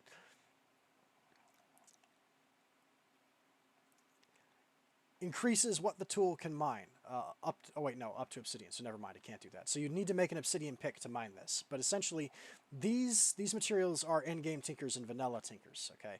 They also smelt together. They make an alloy, which is purple. It's this purple stuff. It's Manulin, okay? Or Many-Ulin, however you want to pronounce it. I've heard people argue about it. Here's your lightsaber. I'm not sure how much damage it does. Probably not that much compared to what else we're doing, but we've got a lightsaber now. Listen, I have baby dragons and I have a lightsaber. As soon as I get the TARDIS, I will officially be somebody's fanfiction. Okay, that's all that matters. We're gonna become the fanfiction character. I'm becoming the OC. I'm becoming someone's self-insert. That's all that matters. What if the Doctor had a lightsaber and a pet dragon? What if he had a gun and he just shot somebody? What if he was a badass? Guys, for real. How much damage does this do? It does respectable damage. It does. Vroom, vroom, vroom.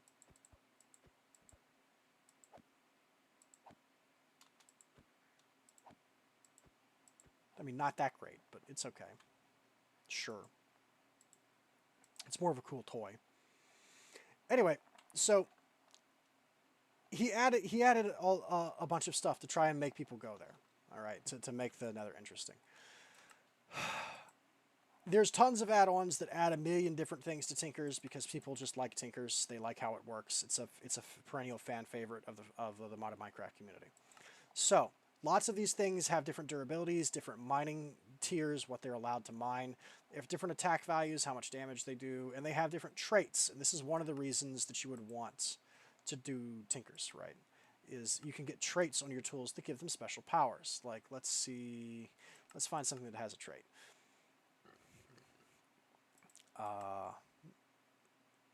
Something that's easy to understand. Okay, pulsating iron from Ender IO has the vanishing trait, which means there's a chance to teleport enemies away when you hit them with this, if it has a part made out of pulsating iron. The head has vanishing 3, while the extra and the handle only have vanishing 1, right?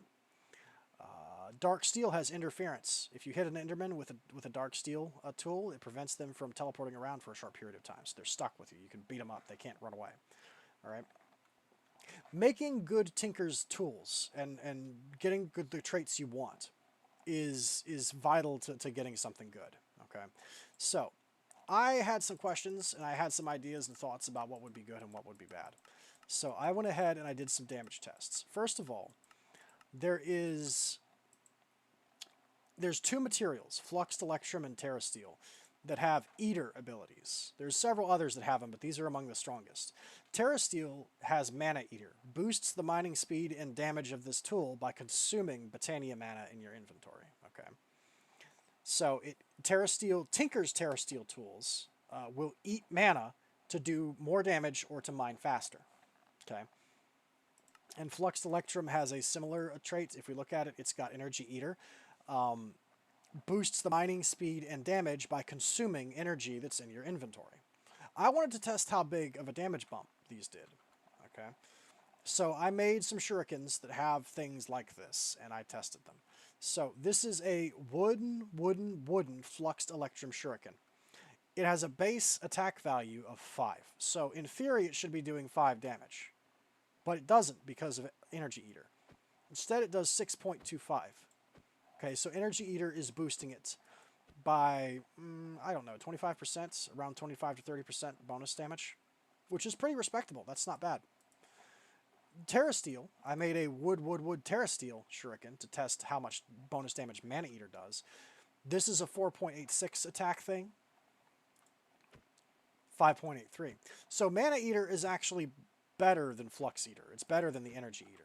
However, I had further questions. I was like, okay, so it looks like making it out of Terra Steel might be a bit better than making it out of, Fluxed Electrum. But what happens if we put both on? Well, something funny happens is what happens. So technically, these have around the same attack. So when you have multiple parts like this that have attack, that contribute to the attack, it averages everything out, okay? So since the attack bonus of, let me see, it's Flux Electrum is 14.06, which is pretty high, actually, and then Terra Steel is 12.03, but the damage value for wood is like 2. So the fact that there's wooden parts on this is dragging the shuriken down. So it's averaging two units of wood, 1 unit of Terra Steel, and 1 unit of Flux together to get 6.97, okay? So this should be dealing 6.97 damage. It deals 18.35. It deals 18.35. What the heck is happening? Well, I figured out that what's happening here is I think Mana Eater and Energy Eater are applying a multiplier to the damage the tool does, but if you have both of them, they stack.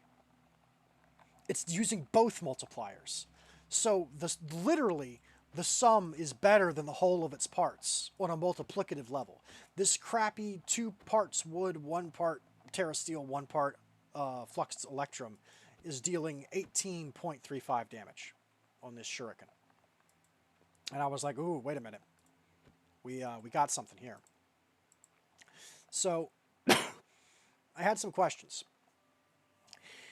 I'm going to let you in on a secret. I didn't know this until I asked around and did some research and talked to some people. But apparently, Enderium is really OP when it's on shurikens. But the Tinker's Book doesn't doesn't really tell you that. If we look at Enderium, let me find it. I'm yawning, I'm sorry. We're gonna move on from this, I promise. We'll go do interesting things, but I have to explain this because somebody's probably gonna want to know what on earth I'm doing. Where is it? I'm probably looking right at it and I'm not seeing it. Oh, here it is. So, Enderium looks okay, but it doesn't look amazing. The only great thing about it is the head has good durability, right? 800 is pretty solid. Mining speed of cobalt, but that's not unusual for an advanced alloy from another mod to have cobalt tier mining. That's pretty typical. Mining speed is normal. Attack speed is 7. It has Portly Gentleman, so you can shift right-click an entity to capture it and release it in order to let it go. So it essentially, Portly Gentleman, the trait turns your tool into a bootleg Pokeball in addition to whatever else it is, which is okay, but not great. Global Traveler is kind of useful for tools like picks. You can shift right-click a block and order for items from broken blocks and killed entities to get transported to there if it is an inventory. I've actually already done that. I've assigned an inventory back home to the shuriken I'm going to be showing you. So anything that it kills, the drops get teleported directly there, which is quite nice. And then there is Interference. Prevents Endermen from teleporting around for a short period of time. This is an okay material, but it's nothing compared to some of the materials that are actually in this pack. Like, he adds Bloodmaster, which is a custom material. Bloodmaster doesn't exist outside of Meatballcraft. It is added to this pack specifically. It is a custom material. You can see it's added by Content Tweakers. So sainagh added this to his pack. Look at its stats. 2,000 durability. Mining level 15. Remember, like, it goes, a wooden pick is 1, an iron pick is 2, or a stone pick is 2, an iron pick is 3, a diamond pick is 4, right? So this is a mining level 15 for Bloodmaster. Mining speed 15. The higher that is, the faster it mines. Attack 25.52, right? Durability 60. It has a modifier of 3 for your total durability. So if you use a handle made out of Bloodmaster, it'll triple the durability. And then it has another 5,000 durability for the handle. Right? When you compare it to things like this, Enderium looks really crappy. However, there's a secret to Enderium that's not necessarily immediately obvious, which is if you make a shuriken out of it, the shuriken is a ranged weapon. Okay? Now, if you were to make arrows out of Enderium, you get a trait called End Speed. Projectiles instantly travel to their destination. This is actually a really good trait to make Tinker's bows with, Tinker arrows, because it essentially gives you hit scan arrows. There's no travel time, which makes it easier to hit things that are flying around in the air, like the Ender Dragon or the Wither or anything else that's squirrely like that. Enderium arrows make it a lot easier to hit because you get hit scan arrows. They just teleport directly to the enemy. You point and click, they go. What the book doesn't tell you is if you put it on a shuriken, it also gets end speed. As you can clearly see, this wood Enderium Flux Electrum Terrasteel Shuriken has end speed. It has Portly Gentleman, Global Traveler, and Interference, yes, but it also has end speed. The Tinker's Book doesn't tell you this, but it's true. It gives that, okay? It also, for some reason, end speed is a really weird trait. Arrows that have end speed, how do I describe this? In vanilla Minecraft, this is nothing to do with mods. The amount of damage you can do with an arrow is technically infinite, because the arrow imparts damage onto its target based partially on how fast it's going at the time. Oh hey, we get a chance to shoot some things. I had a feeling this would happen. Are we going to get jumped, or is this just deep fog? I think this is just deep fog. A vanilla Minecraft arrow deals damage based on the speed that it's traveling. This means it's possible using purely vanilla and nothing else to make a rail cannon. You can make a rail cannon in Minecraft if you're clever, because it's possible to hold an arrow in suspension and use exploding TNT after an arrow has been fired, because an arrow becomes an entity when it's in the air, when it's been fired. You can hold an arrow in suspension. There's ways to catch it using like water and other things like that, and streams of bubbles. Then you can use TNT to impart huge amounts of momentum onto it, and then release the arrow. And the arrow will do like millions of points of damage when it flies, because it's basing its damage off of its speed. When Skyla created Tinkers and he made the shurikens work similar to vanilla Minecraft arrows. They're not quite exactly the same from my understanding, but they're close, which means part of the amount of damage they deal is based off of how fast they're going. Which means, much like an arrow, I think it's theoretically possible to make a shuriken do like 8 trillion damage too, if you had a way to catch one and then impart a huge amount of momentum onto it and then release it. What does this mean? It means end speed on arrows and shuriken is deceptively strong because it actually makes the projectile travel much faster, which means it actually does do more damage. Now, just for reference, remember, the last thing we did was Fluxed Electrum Terrasteel, and it's charged, so it deals 18.35 damage. Remember that, 18.35. Okay, and it has a base damage of 6.97. By adding 1 Enderium Ed knife to it, the actual attack damage doesn't go up much at all. It goes from 6.97 to like 7.84, which is nothing, right? That's barely noticeable. But because it now has end speed, look at the damage. 40.77. 40.77. And you'll notice, like, as far back as I go, boom, because that's the end speed. It's just traveling immediately to what I'm looking at. Boom, boom, boom, boom. And that extra damage is coming from end speed, because end speed is imparting more speed onto the thing. Okay. I knew I was cooking with gas at this point, and I was like, ooh, can we do better? So I was testing materials to make the 4th thing out of. And there's 2 materials that I was looking at, and they are dragon bone and red matter. The reason is dragon bone and red matter both have high attack damages, and they also have an EMC value, which means I can print as much of it as I want off of the tablet. Okay. Technically, red matter has a higher raw attack than dragon bone. Red matter has an attack of 15.7 when used as a weapon head, whereas dragon bone has... where are you? Dragon bone has 6. However, dragon bone also has hurt. Okay, it has the fractured trait, which makes it so your weapon deals more damage, which means even though this is a pure dragon bone shuriken, which means in theory its damage should be 6, you'll notice that actually the base attack is 8. And the reason why is because its damage is being boosted by its trait. Hurt just makes it deal more damage for free. So I did damage tests and I found out that actually a dragon bone Enderium Fluxed Electrum Terrasteel Shuriken does more damage than one if you make the final thing out of red matter. So check this out. We're now at 65.58. And look at how fast I can throw these. Whap, whap, whap, whap, whap, whap, whap, whap. Okay. But we're not done. Okay. Well, we're kind of done, but I have one last thing to show, and it's this one. So I need to mention one thing, by the way, which is when you're crafting a shuriken like this, and this will be easier if I just show it to you. It'll be easier to understand if I literally just show it to you. But when you craft the shuriken, the material of the first knife, whatever it's made out of, is the repair material, because technically a shuriken is 4 knife heads, right? It's 4 weapon knife parts combined together, right? If we were to go here and pull this up, you need knife blade, knife blade, knife blade, knife blade. So this one right here that you put in this slot, it goes here, here, here, and here, okay? So it goes clockwise starting up here.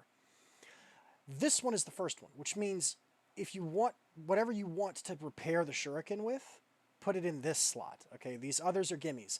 So this one was always going to be either dragon bone or red matter, because that's what I want to be able to repair the shuriken with. I just wanted to point this out. It's easier to do it if I have it in front of me and can show you. And you can also tell, because if I pull this up, it's going to be the first one in line, knife blade. Like if I pull up some wood real fast just to do this. Dark oak. If I pull up some wood real quick and just show you how this works.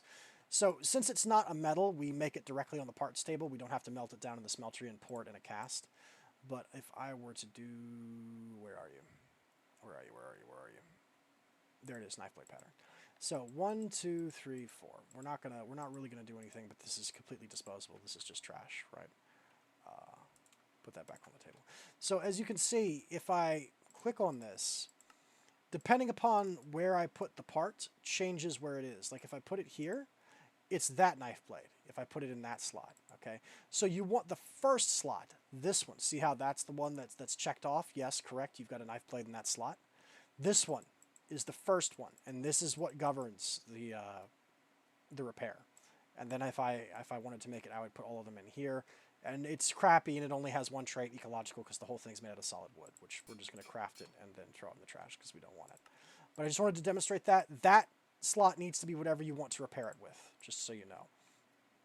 So, we need to talk about damage now, because I had a theory. In vanilla Minecraft, with Tinkers, the end game material is Menulin, or Menielin. I'm declaring jihad against anybody who pronounces it Menielin. I don't think it's Menielin. It's Menulin, guys. Come on. But the way it works is it has a trait called Cold-Blooded, which is very good. What Cold-Blooded does is it makes it so that if the enemy is at full health, it doesn't give you numbers for this, deals increased damage to targets at full health. Specifically, it deals 50% more damage to enemies at full health. Okay. This means if you make a sword or an arrow with Menielin as the parts, it'll one-shot vanilla enemies. It's a sword that'll one-hit kill a creeper. That'll one-hit kill an enderman, right? That'll just whap, you're gone, right? Is the idea. And it's very good. However, in this pack specifically, there's so many things that have high health, and the health keeps escalating. I had a theory, which was I don't think Menulin is going to be the meta for embossing or making weapon heads. Like, obviously, it's not the weapon head meta, because there's things that do a lot more base damage than Menulin. Menulin has 8.72, which is very respectable until you start taking plugins and extra materials into account, right? In just base Tinkers, Menulin is very strong. That's really good stats. My theory was, I think there's another trait that's going to be better. And the trait I was looking at is called Bloody Mary. Bloody Mary is, in a lot of ways, the exact opposite of Menulin. It's the exact opposite of Cold-Blooded. So, let me find the material that has it. It's going to be Signalum or Bloodwood. Is going to be the two that have it. That's blood-infused wood. That's not Bloodwood.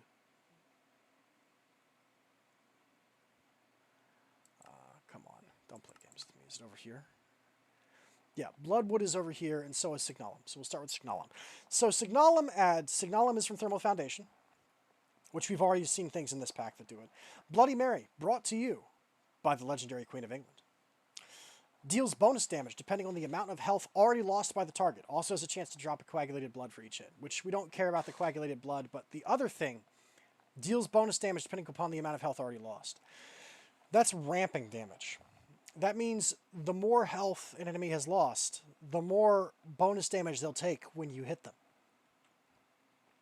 When enemies have 90, 100, 150, 200 health, that's a spicy perk.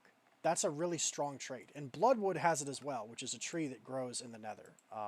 Bloodwood has it as well, although they have crappy stats, but they do give Bloody Mary.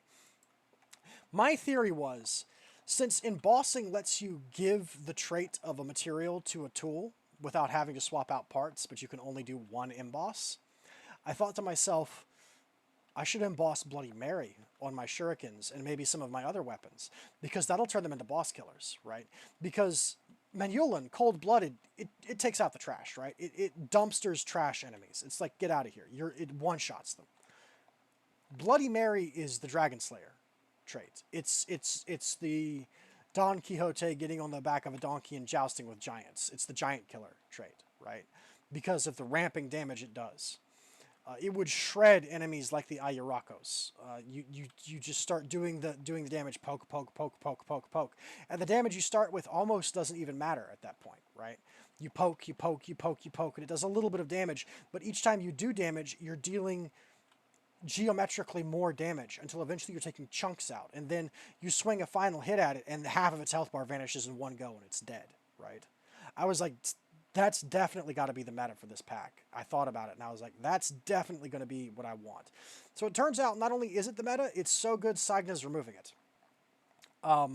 In future versions of this pack, Bloodwood parts and Signalum parts, in fact, we can look them up both up by doing Mary, I think, yeah. So, because they have Bloody Mary on them. Signalum parts and Bloodwood parts have been removed from the pack, so you can't make them anymore because Bloody Mary was too good, in his opinion. Which I feel is a bit disappointing, especially since he also added a hard mode to this pack that makes everything even more difficult, and I absolutely intend to turn it on once I have access to it. So not having access to Bloody Mary kind of sucks, but I accept it.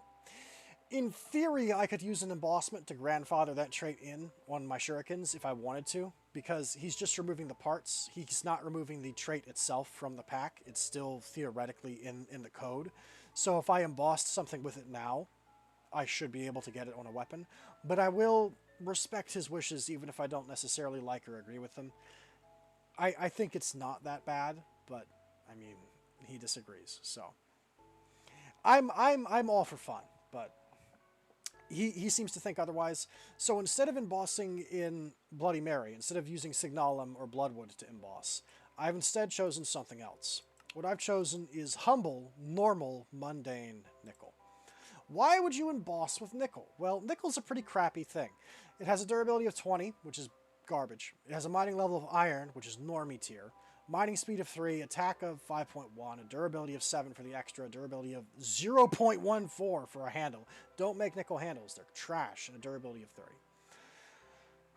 But you can see there's one thing I haven't moused over here yet, can't you? You can see there's something here. Critical. Always do a critical hit. So in Minecraft, critical hits, there's a lot of different ways to get them. The fastest and simplest way is going to be to jump towards an enemy and then swing your weapon. And when you are falling, when you're coming down from the jump, if you hit an enemy with a sword or an axe, if you hit them when you're falling down, there's a dramatically increased chance you'll do a crit. And you'll know it's been a crit because a series of sparks will fly off of an enemy. Like there'll be instead of the normal sort of oof, there'll be sort of a little spray of sparky particles that'll come off of them. That's a crit. Crits in Minecraft do 150% damage. Okay, so it's 50% more damage. Okay, and that's why you'll often see people who, Lord help us all, do quote unquote competitive Minecraft. They'll be bunny hopping everywhere and swinging their sword, ha ha ha, like this when they're fighting, because they're trying to get crits is what they're doing. Nickel makes it so you always crit. It makes it so you crit every single time. Okay. This is a Dragon Bone, Enderium, Fluxed, Electrum, Terrasteel Shuriken that I have embossed with Critical. Now, I want to show the difference here. This is the normal one that hasn't been embossed. 65.58. That's pretty good. This is the Ice Shard. Hang on, let me go ahead and get rid of that. This is the Ice Shard from a Master Tier Ice Wand that has 60% Ice Potency. 48. Actually, I think that guy doesn't take full damage from it. Let me hit this guy. It's more realistic if I hit this guy. Boom, 90. Okay, that's a more real number. He's taken 90 damage from it, okay? Which is his full health. That's pretty good. Although there's a limit to how fast I can fire these. Watch. Boom. Boom. Boom. Boom. I have to wait until you see where I use Ice Shard. There's that little bar of light that looks like a chain underneath Ice Shard. It grays out and then it comes back when that bar fills. That's the cooldown on Ice Shard. Okay, now watch this. Watch the damage. Let me move so that that's not in the way. Everything's in the way now. 86. And you see how there's sort of a doof and there's sparks coming off of him like that? There's like a spray of little stars. That's the crit occurring. So as far as I can tell from this math, from what I'm seeing, what I'm pretty sure is happening is the Minecraft crit is being applied after everything else. So after all of the other bonuses are being applied, causing it to do more damage, the fractured, the end speed, momentum increase, energy eater, mana eater, after all of that, embossing with nickel gives me an additional 50% on top of whatever it is. I just get it. Okay. which is pretty good. I think since I'm gonna respect his wishes and not emboss in Signalum or Bloodwood, I think this is about as good of a weapon as you can get with a shuriken at this point in the game. I'm pretty sure it is. And I'm going to keep it, and we're going to start using it and fighting with it. And I believe, I haven't tested this yet, but I'm pretty sure if I block with my battle sign in my other hand while I'm holding the shuriken, I do believe enemies will also take damage as though they were hit with the shuriken. Now, of course, oh no, my hands are so slippery, guys. Oh no, what my hands are slippery, guys. Oh no, I'm so clumsy. Oh no, they're gone. They don't matter. I made those for demonstrative purposes to show the experiments that I performed off screen. They don't need to exist. I don't mind throwing the resources away. It's fine. Anyway, I wanted to explain all of this so you know what I'm holding in my hand, what on earth this is, what I went through to try and figure this out. Dragon Bone, Enderium, Floxtelectrum, Terra Steel. Make sure Dragon Bone is the first one. Emboss in nickel. Okay, and of course, the shuriken also we have we can do the ender port with it, and I have connected it to one of the draconic chests that we found in the end, and it is this guy up here. So everything that I kill with the shuriken will go into this draconic chest and then feed down these hoppers into these large storage crates all the way to the bottom. So that's a pretty basic, crude way to store things that I kill with this. So let's go ahead and demonstrate real fast. Dragon, thank you.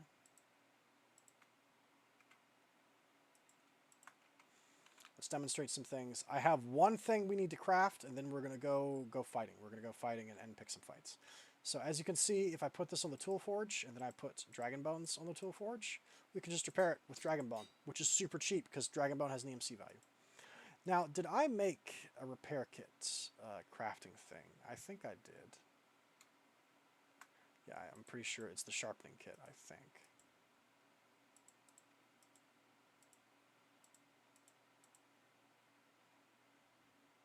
No, that's upgrading the tool to that level. Hang on, how does one make a repair kit real quick? I may not have made one.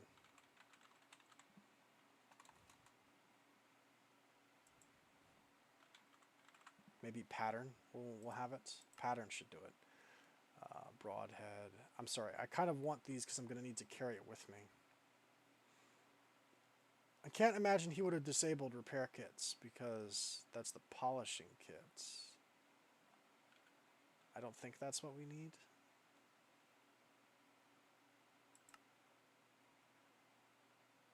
Sharpening kit. Maybe it's the polishing kit?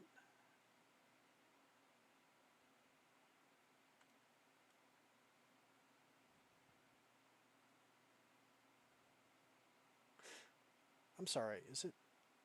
No, it's not the polishing kit, I'm pretty sure. Is it? Polished stone. I should have. Or wait, I guess I don't. How does one make polished stone? Oh, it's 4 stone bricks.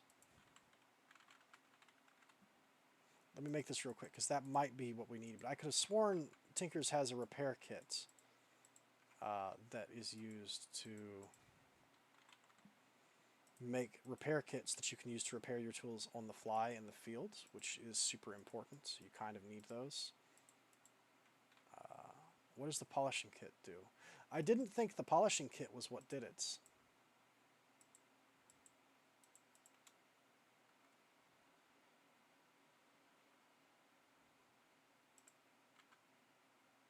Hang on, I've got the book. What is this called? Because I know exactly what I'm looking for. It's Introduction.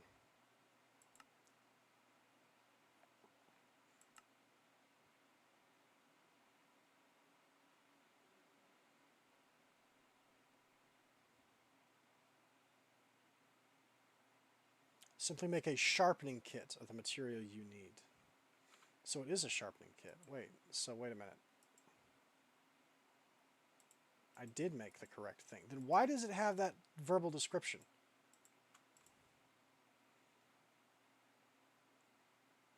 Combine with a flint. What?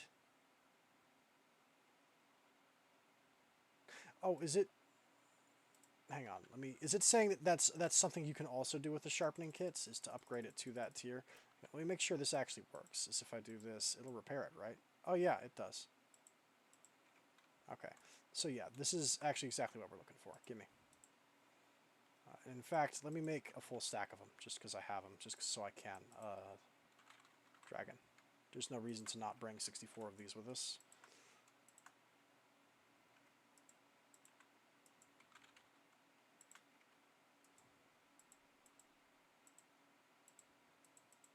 There. Okay, I thought that was correct, but it threw me for a loop for a second. So we can take these with us to make sure that we can sharpen it on the fly. And then, of course, one of the first things you want to try and put on a shuriken if you can is indestructibility. Because if you make arrows or shurikens indestructible in Tinkers, it means they no longer have ammunition. As you can see, the ammo for the shuriken, quote-unquote, is the durability of it. It's the same thing with Tinker's arrows. The durability of the arrow is how many arrows are in the arrow bundle that you can fire before it breaks. If you make them regenerating by putting a regenerating trait on them, or if you make them indestructible by applying traits of reinforcement on them, they have infinite ammo. We start with 3. I'm going to use all 3 of these modifiers to put 3 of the 5 levels of reinforcement on it. I'm going to start with that.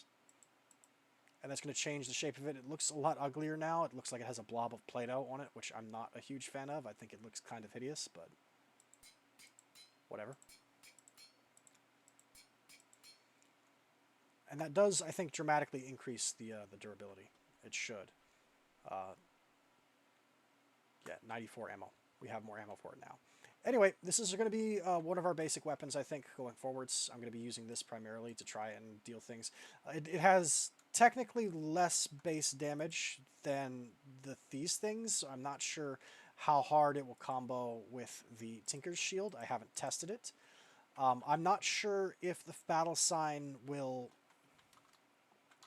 I'm not sure if the retaliation damage will take into account the crit or the... Ooh, I need to empty all that out real quick. I'm not sure if it'll take into account the crit or the 2 Eater abilities that boost damage further. It may not, or it might. I genuinely don't know. But we're going to find out.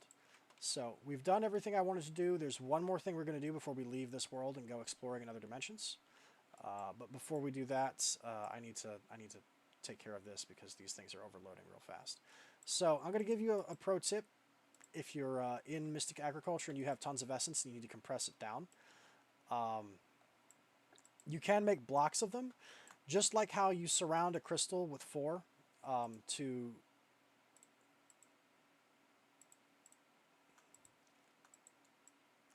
upgrade them.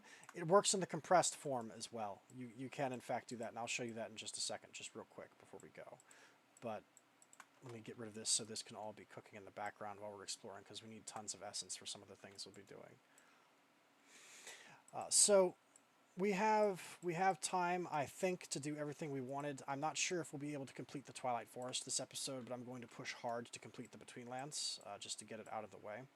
The Twilight Forest is probably going to take too long to get that done, but who knows, right? We'll try. I know I'm pushing it. We've got about an hour and a half, maybe 2 hours left before I would have to stop. We'll see what I can swing. But we're definitely going to the Betweenlands. Give me that. Okay, there we go. So,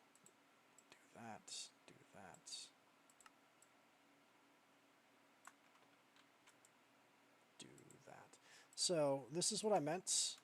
So, the Master Infusion Crystal, you can take it, we can do one of these. So, instead of doing, let me just demonstrate, instead of doing this, right, where we go, and then we get 1 Prudentium Essence, instead of doing that, what we can instead do is this, and we can do it directly in its block form.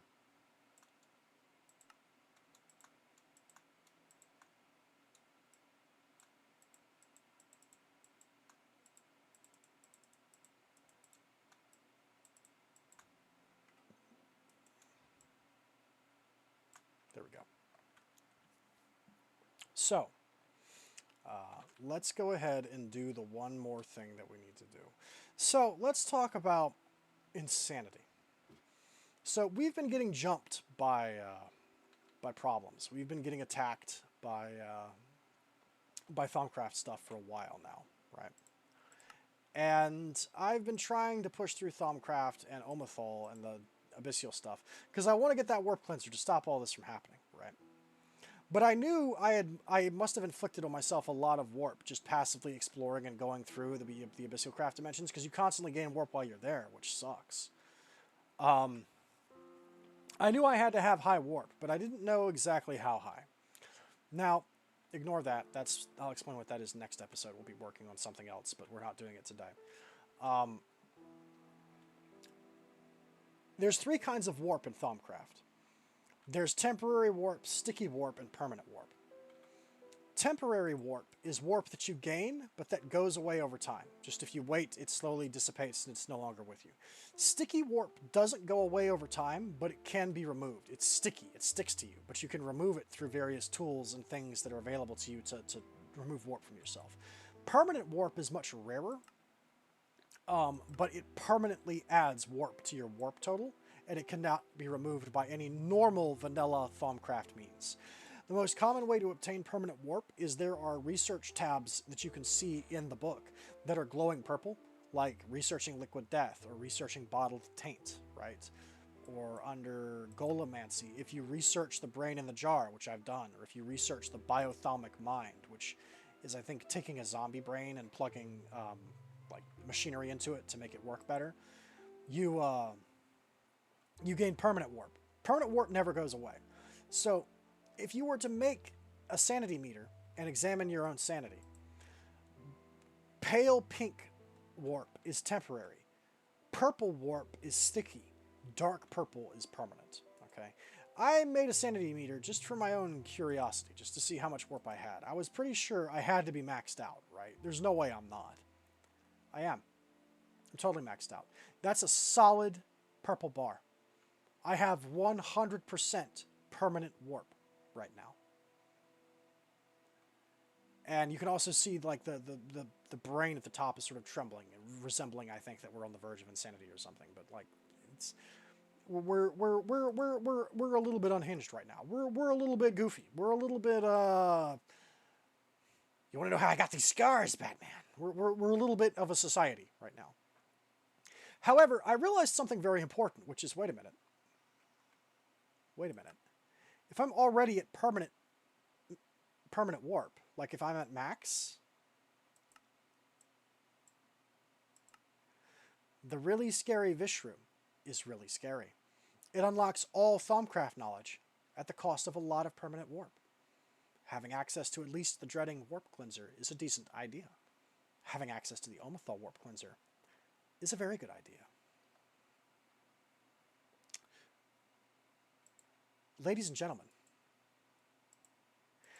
I'm about to do what's called a pro gamer move. In the immortal words of that one Bilderberg Group guy from Deus Ex, why contain it? Why indeed, creepy Bilderberg man? Why indeed should we contain it? So, to craft the really scary Vishroom, we need a normal Vishroom. And we turn it into a scary Vishroom, which is a content tweaker thing. It's not real. He added it to this pack by throwing it in a cauldron that has 30 taint in it. Easy peasy. Here's a vial, 3 vials of 10 Vitium. Here's a Vishroom. We now have a scary Vishroom. Now, how do we make a really scary Vishroom, though? Well, we need to do infusion craft that. We need 2 red matter, an anti-beef, which comes from an anti-cow. I already showed you how antimatter works, so you know how to do this. Anti-beef, throw a cow into antimatter, it turns into an anti-cow, kill it to get anti-beef. Same thing, you need anti-chicken. You need 4 dreadium ingots, and you need the scary Vishroom. We also need 100 Ignis, or fire element, and 40 Dreadia, or Dread, which there is compatibility between Thaumcraft and Abyssal Craft. Dreadia, or Dread, is the element of the Dreadlands. It is the red creepy, like, necromorph stuff that's taking over dimensions and eating worlds. It's dread. It's that. Okay? We'll go ahead and take the polishing kit away. We don't need that. So, we can go to our infusion altar, which we have. We have an infusion altar. Where is it? It's not that far. It shouldn't be. Really big this spot, I think is what I called it. Yes.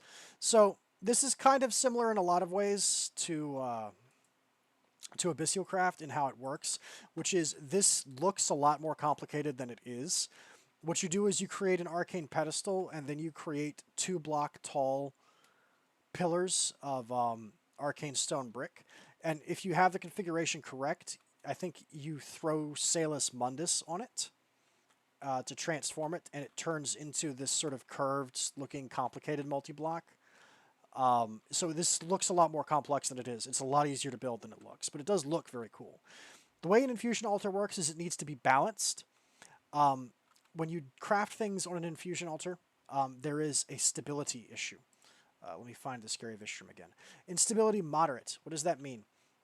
It means that the magic that we're harnessing is moderately chaotic. Okay, and to counteract that, we need balance. So what it essentially means is, if we were to draw a diagonal line through this like that, right?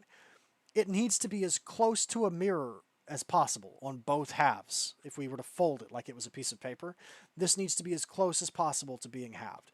So there's also things that we can do to add stability. White tallow candles from Thaumcraft are infusion stabilizers. See, they have an infusion stabilizer on them. You'll also note that zombie heads from vanilla Minecraft are an infusion stabilizer, as are skeleton heads. So I essentially created in each of these corners a mirrored arrangement of 2 zombie heads, a skeleton head, and 3 candles. Also, the arcane pedestals need to be mirrored as well. If you have 3 on this side, you need 3 on that side. If you have 5 on this side, you need 5 on that side, and so forth and so on. Everything needs to be as closely mirrored and identical as possible. You want this to be as symmetrical as you can get it. So a moderate transaction of this instability, this setup should be able to handle no problem. So how do we do it? It's pretty easy. Let me double check that one more time. We just put the things on the pedestals. We need 1, 2, 3, 4, 5, 6, 7, 8 pedestals, which we have plenty of. We have 6, 3, 6, 9, 12. Yeah, we have 12 pedestals, so we can handle it. The materials themselves don't have to be balanced. That is an important distinction. You don't have to balance the materials, but you can't have, like, missing pedestals. The pedestals themselves need to be mirrored, if you get what I'm saying. Like, you can't skimp on that. So that's 1, 2, 3, 4, 5, 6, 7, 8. Okay, so that's correct. We put the scary Vishroom in the middle. And then to make this work, we do 2 more things. So I'm going to need... Actually, I can just do this. Wait, no, it's in the other bag, isn't it? Yeah, it is. So we're going to need our gauntlet for this. You can set up the caster's gauntlet so it actually casts spells. I haven't bothered with it yet because I wanted to unlock all of the things in Thaumcraft before I did it. And hey, check it out. That's what we're about to do. But you also need... See how it also has down here at the bottom, it has these essences? This is the cost in essence that it's going to take. You need to have this nearby in, like, jars or something. I'm sorry, I have the flux flu. That's fine.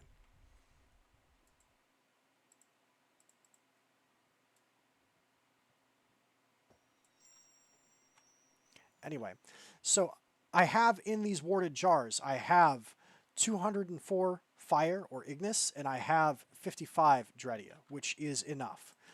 We only need 40 dreadia and 100 ignis. So I have that caster's gauntlet. I put it in my hand, and then I do... Wait a minute, why is that not working? Oh, you click on the spinning rock. As you can see, it's starting to draw the essence out of the jars, right? And you can see it's counting down, right? It's saying, oh, there, we've cost, and now it's drawing the fire. It's drawing the ignis. See, 80, 87, 6, 5, 4, 3, 2, 1. It's pulling the essence out that it needs, right? Now, if you run out of this in mid-transaction, it's going to cause, like, warp storms and crazy disruptions and stuff, but we've prepared this correctly, so that shouldn't happen. Now, we're gaining 0.2 stability, and we're losing 0.83% per cycle, but that's enough to keep us ahead of the curve. Okay, so we're not going to cause anything disastrous to happen. It's going to pull each of the elements in one by one. It's pulling the ingredients in and combining them in the center. And then we now have... Ouch. You... Yeah, get out of here. That's what I thought. We now have a really scary Vishram. Imagine that. So, I already have max level taint. I already have max level permanent warp, which, once again, in the words of the guy from the Bilderberg group in the original Deus Ex, why contain it? Kids, don't do drugs. Okay, drugs are bad. Stay in school. Drink your milk. Do your homework. But also, on that note, I'm about to do what's called a pro gamer move. Wow, going insane is great. It's sweet. I love Eldritch Madness. It's the best. I unlocked everything. Check that out. In one shot, just boom. and and there's been no visible change to my warp at all, really. None. Like, it hasn't actually changed at all. Imagine that. It's literally the exact same as it was a minute ago. You can't go more insane when you're already as crazy as you can be. Imagine that. That's in life. Life comes at you fast. Life comes at you fast, guys. I'm sorry. Why is there another alchemy bag that's purple? How do I have two of them? I don't know if that's a dupe or if that's me somehow having two somehow, but whatever. Anyway, that's going to keep going for a while, so we're just going to leave. We're going to go to the Betweenlands and start our little expedition. Man, we unlocked a lot of things. Yeah, I think maybe instead of going to the Twilight Forest and finishing the Twilight Forest out, what we'll do is we will use the time we have left after we clear the Betweenlands to go... I figured out the Arcane Dungeon. I know everything that you're supposed to do in it, and I know the order it's supposed to go in. I haven't quite found everything, but I know how it works, and I can explain it. And we also have the Ferrato Warpers. So I think what we'll do is we'll go to Ferrato in the Arcana Dungeon, but we are going to clear the Betweenlands first no matter what. I'm going there first because we have to have that done. So let's go there first and get that out of the way. Fortunately, this also means that I should be able to I have all the research I didn't have where I was like, man, it sure does suck that I don't have the Rift research for some reason it can't overflow. Yeah, I've got it now. I've got everything now. Check that out. Look at all the crazy stuff we know. We're geniuses. I'm a genius. Oh, no. Let me pull the purple thing back out and put the book away real quick. Excuse me. Thalmic stuff goes in the purple bag. Okay. So, I think we have everything we need. We shouldn't need... let me bring some fire charges, actually, before we go, because we might need to light more fires, but I'm not certain. Mythmanite Scythes, Impulse Cannon, Railgun Conversion, Fortress Armor, Taint Seeds, good lord, Autocaster, Mithrilium Metal. That's the thing that was holding me back. That knowledge, the Mithrilium Metal. I needed that. A couple other things. I think we have some fire charges. We should.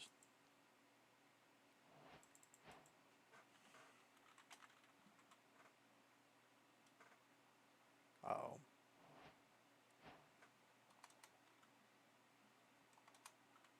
If I can spell. Let's see, we just need gunpowder, blaze powder, and coal. So I think I'm just going to make some real fast, because I don't know if we're going to need to start fires in that one dungeon, but we'll try. So I think 16 should be plenty, right? Then we'll do blaze, and then coal.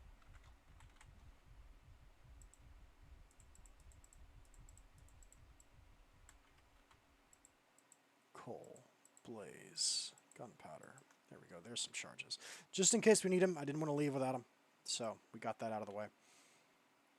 Let's go to the Betweenlands and let's fight some mummies. Let's get Brendan Fraser involved. Lord Rain and Brendan Fraser going on adventures. Return of the Mummy, Swamplands edition. Why is the whole world made of mummies? Why can't we go on vacation without tripping over a mummy? Why are there mummies in ancient Egypt and ancient China and ancient Japan and ancient Germany and ancient Czechoslovakia? Why are there mummies everywhere, Brendan Fraser? Who knows? It is a mystery. But we're going to kill some, and I'm going to show you how. So first we need to talk about the peat mummies before we talk about the dreadful peat mummies. So what we're looking for is a peat bog.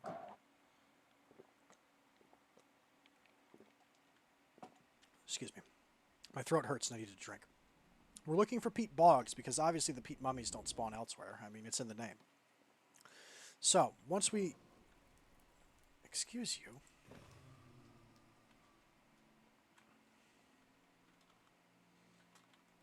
Oh, that's right. We need to do one of these.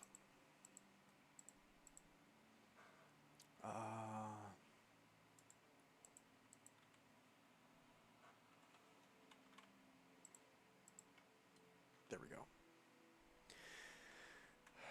We should have some peat bogs. Yeah, there's a sludge plains over here.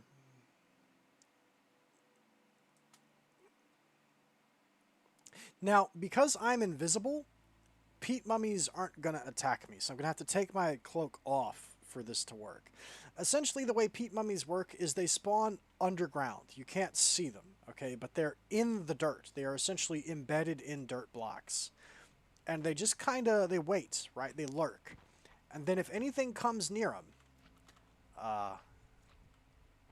they rise up out of the ground and scream, and then they start going towards you. The scream has a bone-chilling effect, and it is a debuff, so it's pretty scary, especially in these kinds of places. Because you can get bogged down in the mud because you slow down dramatically when you're on the mud. See how slow I'm moving? You get stuck in it, and then, you know, peat mummy screams and rises up at you and comes after you. So now that I'm visible, they should aggro on me if I get close to one, so we're just going to do some quick laps because I want to show you the peat mummy. And in fact, I'm also going to do one more thing, which is let me turn up the volume a little bit. I'm going to hit you with one of these options, music sound. Let's go with music 65. Yeah. Let's go with hostile creatures 40 because I want you to hear the scream.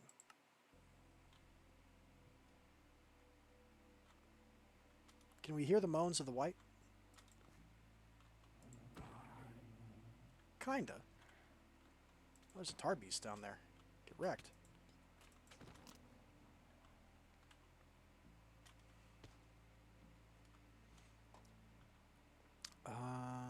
Yeah, we are visible. Come on, fly. There we go. Takes a minute to get out of the mud. It holds you down. Let's see.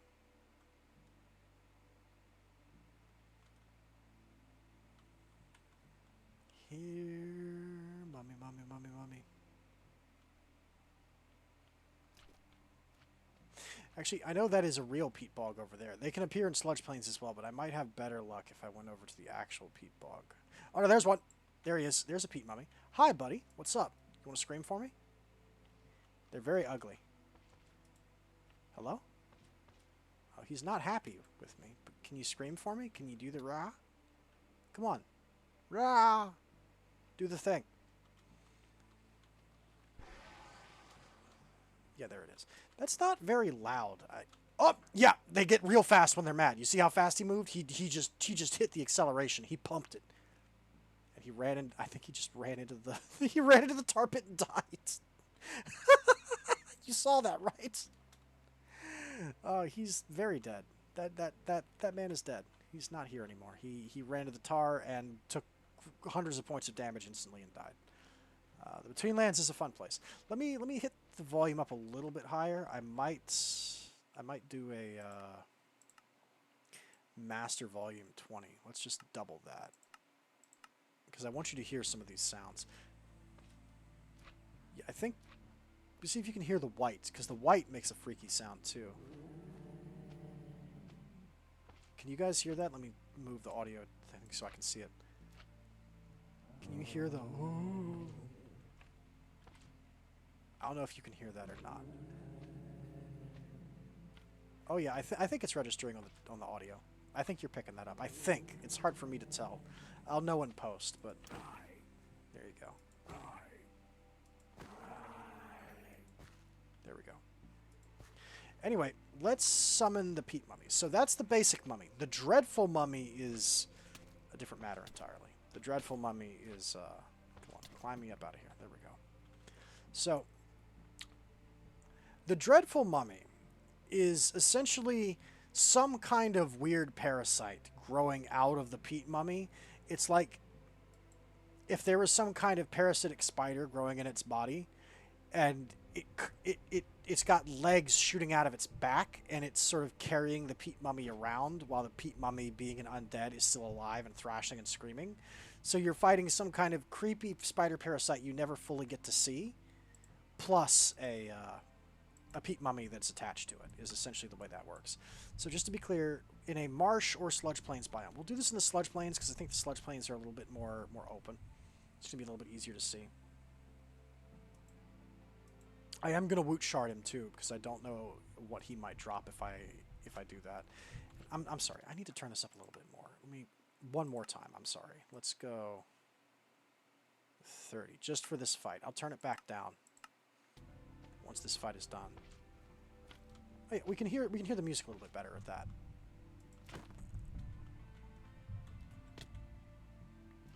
Yeah, you can hear the music now. Nice. We got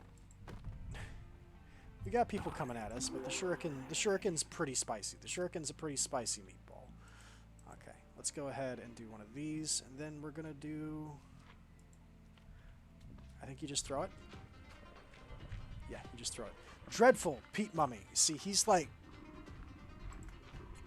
He's got some kind of creepy spider in him. It's not okay. He's some kind of... He's infested. It's real messed up. We got a normal mummy who wants some of it too.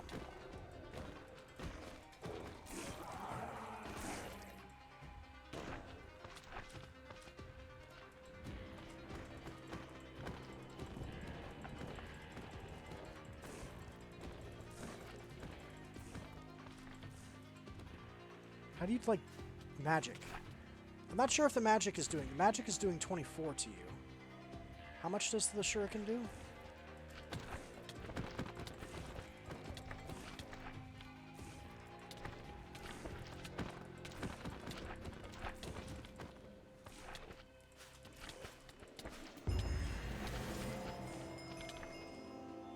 Beating dead meat. You're very cute. Someone please get me out of the mud.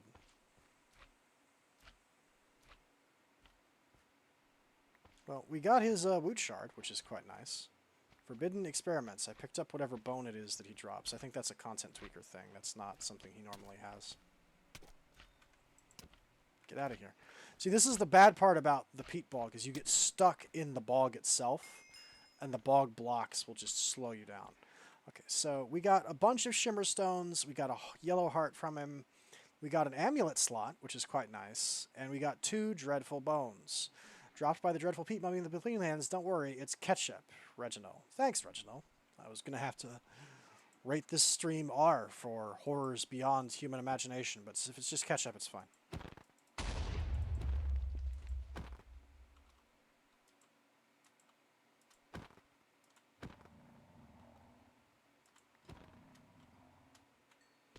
You'll notice, by the way, that none of these things I kill with the shurikens are dropping anything, because all of the stuff they drop is getting teleported to that draconium chest back at base. So it's a little bit convenient. It makes my inventory cleaner. Let's go ahead and take... Yeah, sudden unnatural hunger. Has my thing already run out? It has. Wow, that sucks. Yeah, we'll use this for now. It's fine. I'll put all this in here. Let me go ahead and put my invisibility cloak back on because I don't need to be visible anymore. Being visible is more trouble than it's worth. We got a shader as well, and oh, a ring of summoning. We got an actual artifact from him. Grants the ability to summon allies from the depths at the cost of XP. Okay, there are several magical tools that are available in the Between Lands that you only get from the actual Between Lands bosses. I believe that is one of them, And that, I think, summons allied swamp hags to fight for you, which is pretty good because swamp hags have way more health than normal zombies. They're really, really tough. So, first of all, we had this Brazier Tower dungeon, and I believe we already lit this, so we can continue this at our leisure. So, from my understanding, the way this works is we start at the top and we go down. Once you light these 4 braziers, we start at the top and then we work our way down. We do, in fact, spin it. It is a very Legend of Zelda-y puzzle.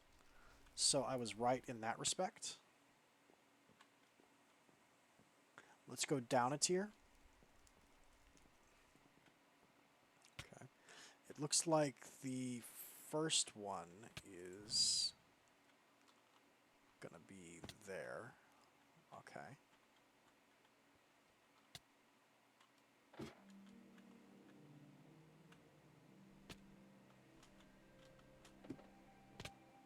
Because that's the only thing it can be shifted to. And then if we click this... Okay.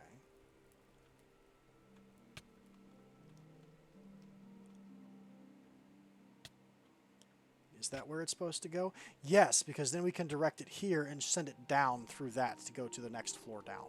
So that is, in fact, what we were supposed to do. And since I currently have unnatural hunger, I can't do anything about the starvation. That's just something we're going to have to deal with.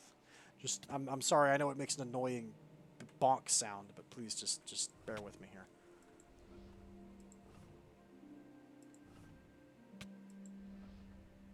There. Now that projects it down. And then... Yeah, it's rotting. Things are breaking. Okay, and then we rotate it to that.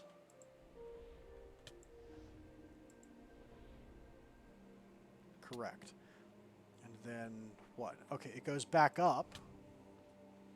Okay, we need to move it around some. Okay. This is very Legend of Zelda-y. The difference is Legend of Zelda would have this puzzle spread across the entire dungeon, and it would be a huge hassle to make you try and do all of this. You'd have to go through multiple rooms to try and get this to work right, whereas this is a little bit more generous. If this was a Legend of Zelda puzzle, it would definitely be spread across multiple rooms, is all I'm saying.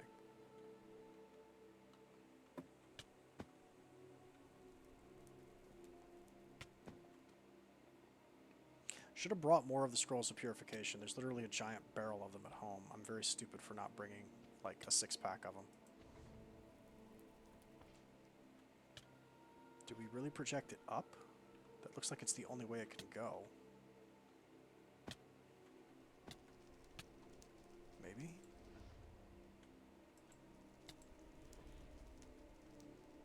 If we shoot it there, nothing happens. Aha, but if we shoot it there, something does happen, and then it goes back down. Okay, interesting. We appear to just be going all over the place. Okay, some of these pots of chance are breakable. Not all of them are indestructible.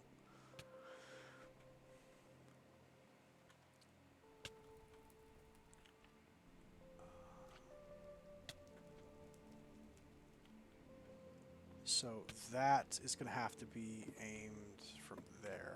Okay.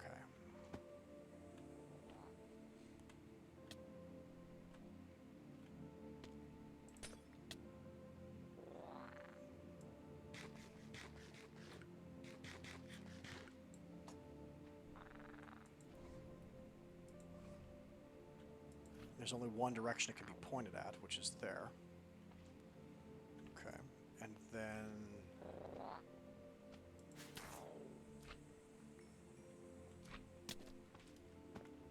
Get out of here, sludges. Be gone.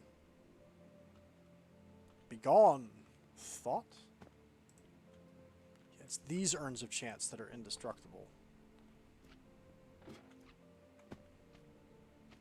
Okay, actually, it's one level higher. It's not on the bottom floor yet. Something stirs in the steps. Yeah, well, the Eldritch Guardians are going to have to get in line. Okay? I got a punch ticket I'm working on right now. They're going to have to wait their turn. Okay, it's that one. That one is the one that needs to be rotated right there. Okay.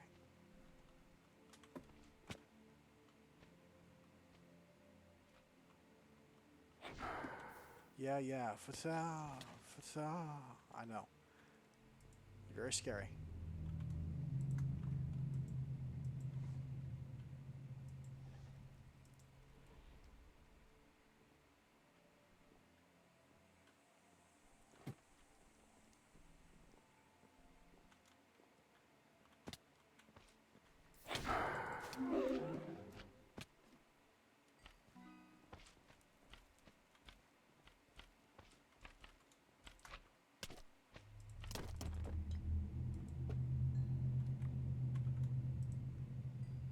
I almost feel like I kind of want to just put the wand away for now so I have a cleaner hot bar.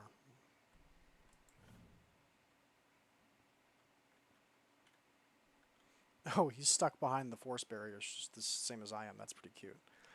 It looks like the only realistic direction it can be pointed is out.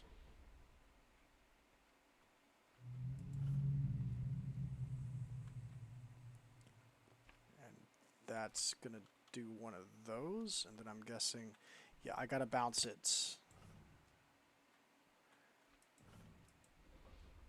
this way. And then that pings it around. And then we get one of these.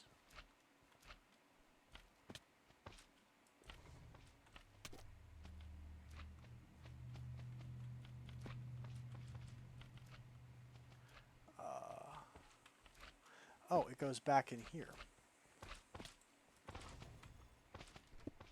Listen, you little obnoxious things, be gone. Okay, yeah, and it opens this door. Okay, and this is how we get in. Right, okay. So, I'm going to go ahead and once again do a pro game remove. We're going to do one of these. I'm going to pull out one of these. Chest, wooden crate from Meatballcraft. This is how I found the Aldunari, by the way, is I taught it how to search the wooden crates from Meatballcraft, which are these. They have an EMC value. I taught it that, and that's how I found the Aldunari in the wall in the little tiny room. I'm going to teach it weedwood chest, because there's going to be stuff here, and I don't want to miss any of it. So give me that, and shift click, and now we have a weedwood chest scanner. Nice. I'm a very big proponent of scanning for chests. It's one of the best uses for the scanner, in my opinion. Let's go ahead and do a preliminary scan right now and see what we're dealing with, what's below us. There's a lot of treasure chests in this dungeon. There's a lot of treasure to be found in this dungeon. Very nice, very nice. So let's go ahead and go down. Way down we go. A real poopy experience. You're very funny.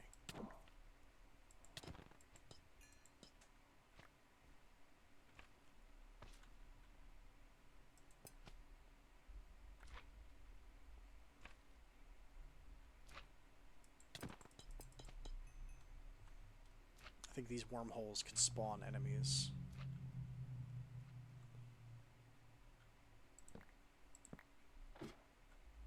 Okay, what's in here?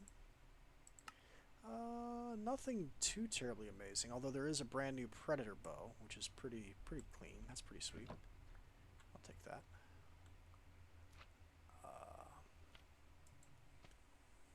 Go ahead and clean all that up.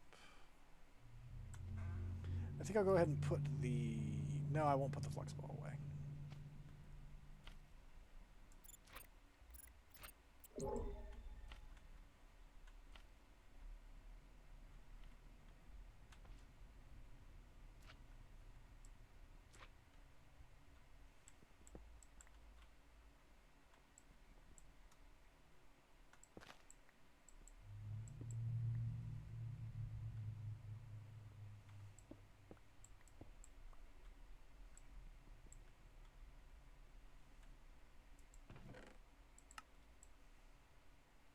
Is it cheesy? Maybe. Am I still going to do it anyway? Oh, absolutely. Give me that donut. I might need to eat that. I'll hold on to that. I'm pretty good on health. Let me eat some of these sap balls.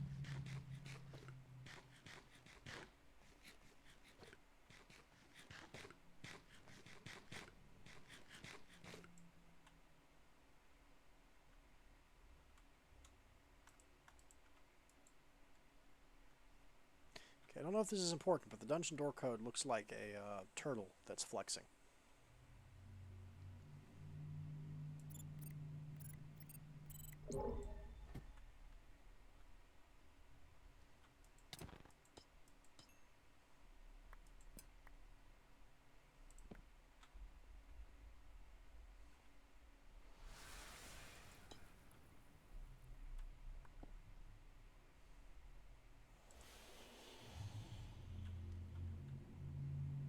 There's an ash sprite, but I'm not sure if it's not hostile or if it's just... Oh, it's definitely hostile. I'm just invisible, so it can't see me. He also appears to have wall hacks, which I feel is very unfair in a maze like this, but what do I know? I'm just the guy here tomb robbing.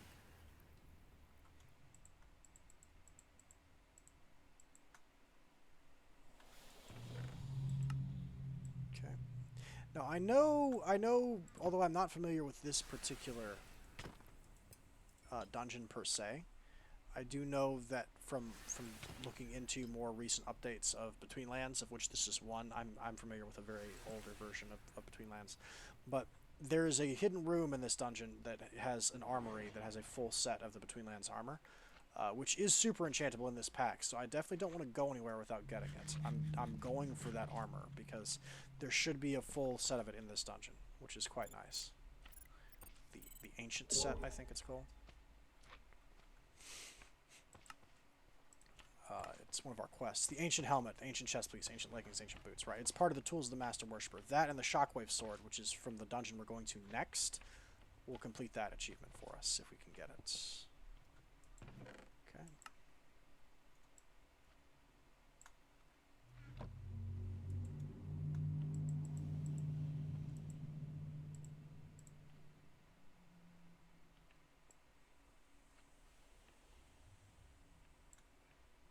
I feel like I'm going to take the wand back and put it in my white bag so I don't lose it in the jumble of general things. Okay. And by the way, stagnant water, if you step in water, it causes your decay to happen more quickly. Stagnant water rapidly increases your decay. You can actually see my decay going down. See it as I stand in it? Like, it's crazy how fast the decay happens. Stagnant water is dangerous. It's a trap for that reason. I just wanted to demonstrate that. I don't think it damages you directly, but it rapidly escalates decay. And that's important because when we go to the next dungeon, the White Tower, which is the dungeon where the final boss of the Between Lands is, there's a secret hidden behind a waterfall of stagnant water, and you have to hold your nose and be brave to get the thing. But I'll show you where it is and how you can do it. Okay. Doesn't look like there's anything left on this level. We're probably going to have to go down deeper to get access to more things. So right now we're just going to start moving at a little bit of a faster clip. As you can see, we've already leveled up the shurikens twice, which means we are one level up away from being able to make them indestructible, which means their durability no longer matters. In fact, that's so convenient, I might actually start applying other things to them first, like looting or redstone, so that goes... I don't know if redstone affects shurikens, if it makes them go faster. I feel like the end speed, they already go, like, really quick.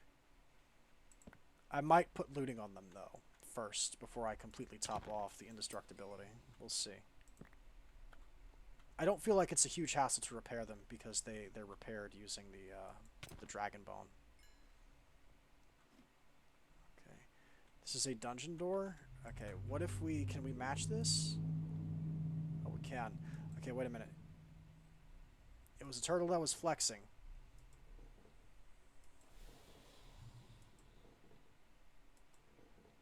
That. Is that not correct? That was where we came from. That was the door code. Oh, wait, no. The bottom is wrong.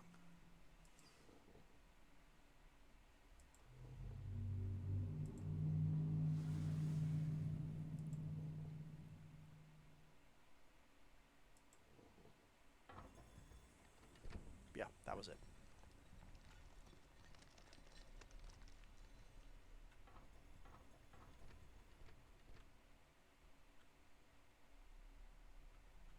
Okay, and this is how we go down. So we are now on the next level. Okay, and we need to remember, it looks like a gate. It looks like a fancy portal. It's or a king with a crown and a necklace, if you want to think of it that way. King with a crown and a necklace. Okay, I can remember that, I think. All right, let's scan again. Okay, there's more stuff here.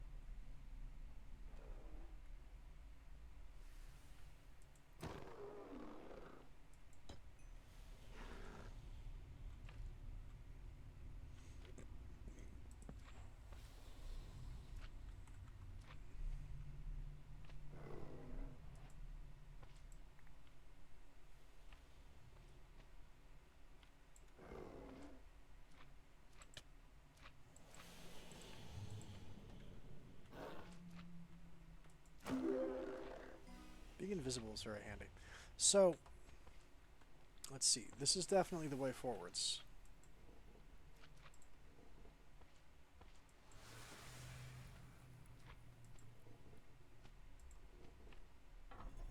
Yeah. Okay, that's the way down. But we haven't gotten any of the chests from this level, so let's keep looking. There's like one over there, and there's two here, so we gotta keep going. Fortunately, although this one's a little windy, it seems as though, wow, there's a lot of hex sprites there.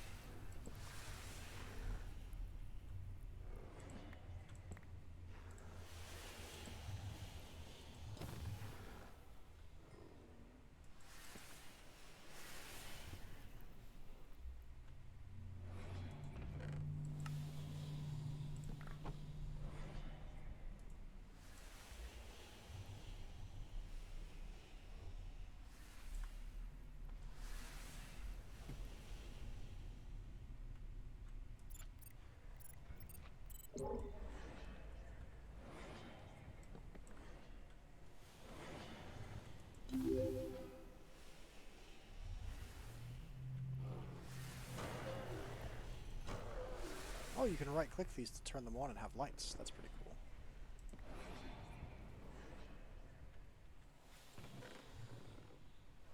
Got a lot of amulet sockets and other toys. Okay.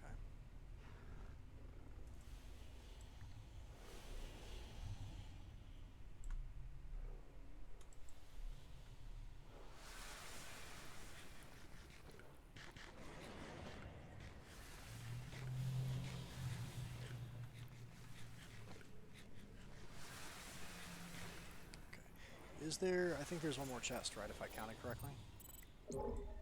Yeah, it's over here. Okay, and now we just backtrack to that staircase to take us down. Tons of ash sprites, but we're invisible, so we don't care. The invisibility cloak from the Aether is absolutely, like 1000% best in slot as far as the capes go, because you can only fit Aether accessories into those slots that the Aether provides. Nothing else can go in there. There's a cape of sweats leave you alone, and there's like another cape that does something else. I think it makes you a little bit faster. Like the permanent invisibility is by far, it is goated. It is the one.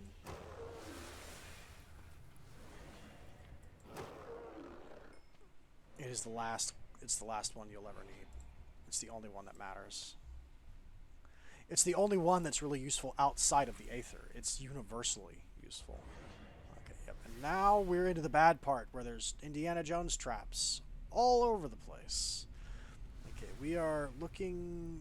This is like turtle flexing with different arms, and he's got a tail. Okay. Alrighty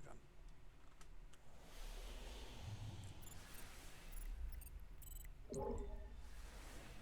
Okay.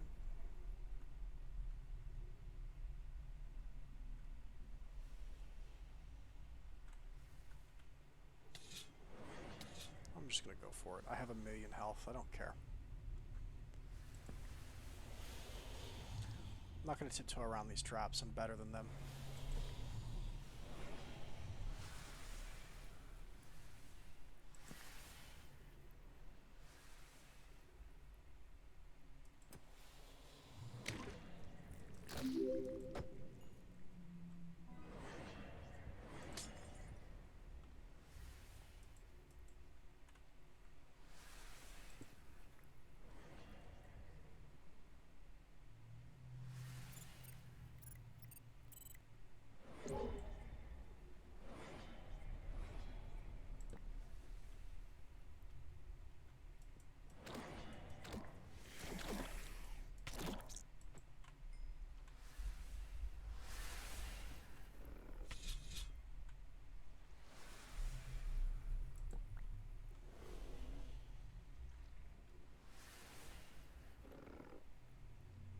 Okay. This is where we need to go. That's not correct. That's not correct. That's correct.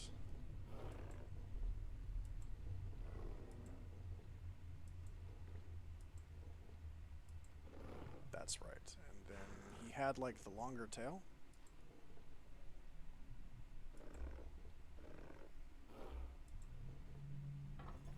That was it. Okay. I'm going to mark this because this is a little bit convoluted down here. Down. I'm just going to mark that real fast because I'm going to have to go back and explore to get these other chests, but we can return here quickly.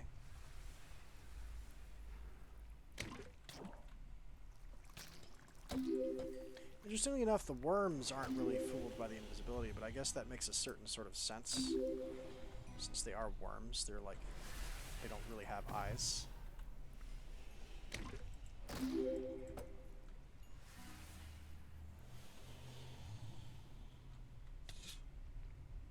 it looks like all the treasure is this way.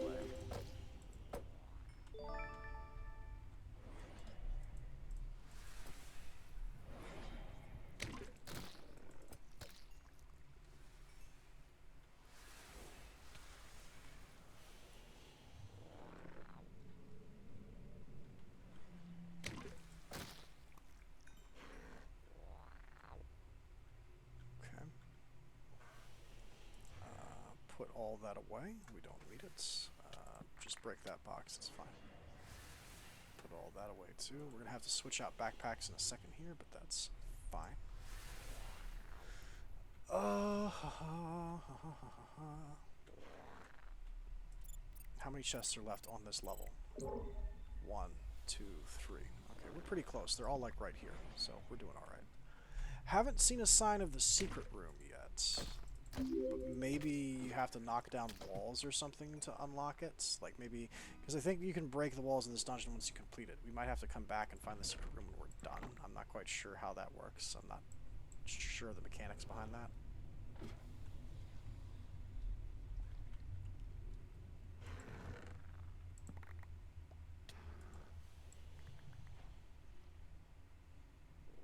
Oh, we got a swift axe. That's nice. Yeah, I think we're definitely gonna switch backpacks here for a second. Take that. This is empty. I'll take that one. Thank you. There.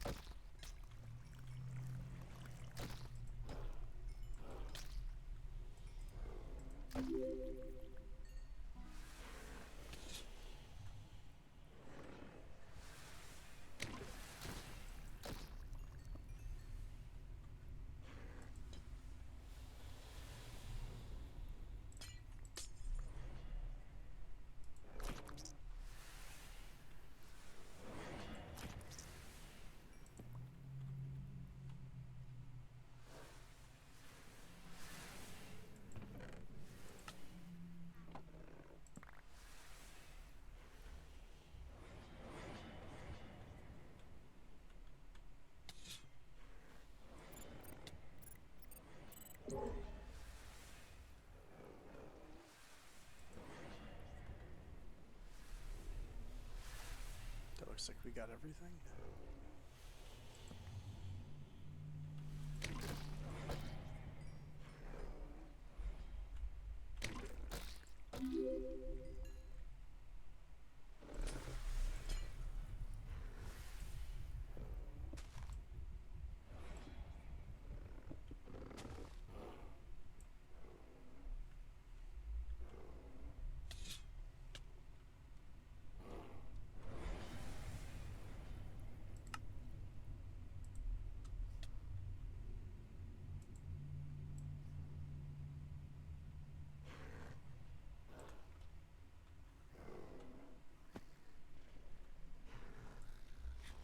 How low does this go? Okay, so as above, so below turtle, but he's got like the brackets on it. Okay, I can do that. Alright, what are we looking at on this floor? That's a double chest. I suspect that might be the armor room. That might be where we're trying to get to, is that place specifically. Kind of feel like this is an oversight that you can break these bottom rungs.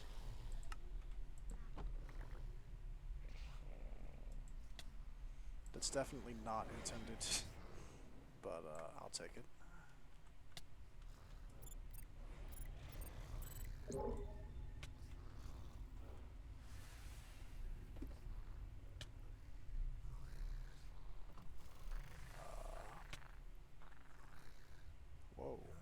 Sludge jet turret. Okay. Weird. So, does this unlock the treasure room?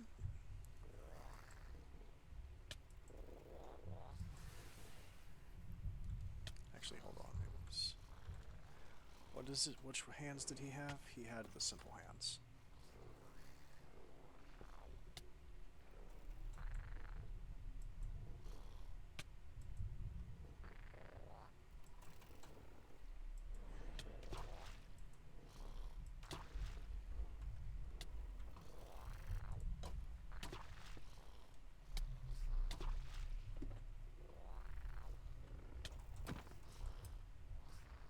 Those jets are not fooled by invisibility.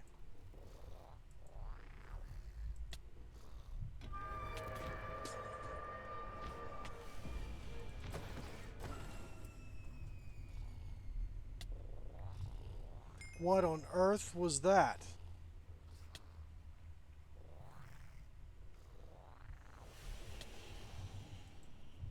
Well, that was a jump scare, and it was horrifying. Hang on. He broke my helmet. Whatever it was he did massive damage to my helmet. Holy crap. But I'm guessing he's Barashi layer. Yeah, okay. So he was guarding the treasure, the treasure room. Okay. So we get an ancient battle axe that is wedged in the dirt, good as new. We also get everything that's in this chest, which is... It's a shame he jump scared me like that. I would have liked to have gotten a thing of him, but I don't know if he even drops anything.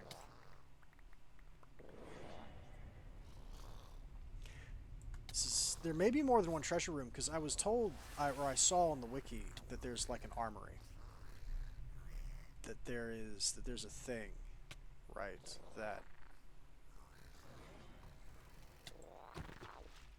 there's a place that always has armor in this location. I think you can get the armor drops elsewhere by like just getting lucky as part of general loot, but there's supposedly a place in here that just straight up gives it to you. Like there's, I think. Come on.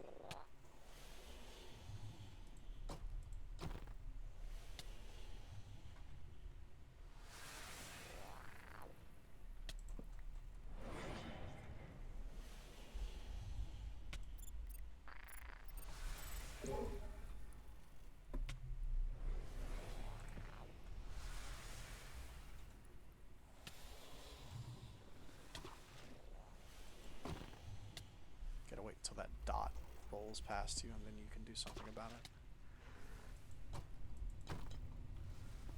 Okay, that's the way down, so I'm guessing this is treasure.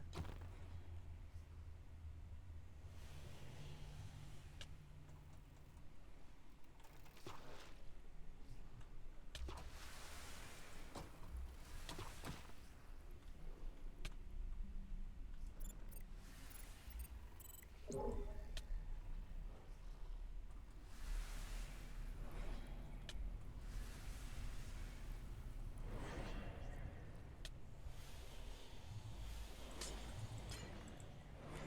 not. Let me go back. That might be another Barashi layer. I don't know, but I doubt it because it's a single chest. Let me go back and see if I can try and...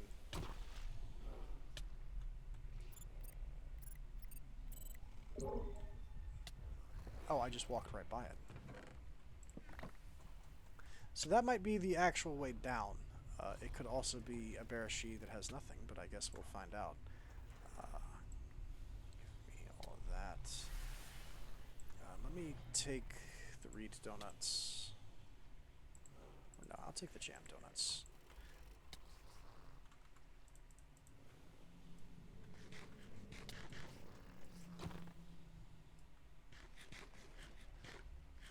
Let's solve this in case this is the way down. See how far away I can hit them? Hit that guy all the way down the hall. I don't think this is a barrier she. This is probably the way down. But just in case this is one, give me a wood shard so I can try and snatch him. I want to see what happens.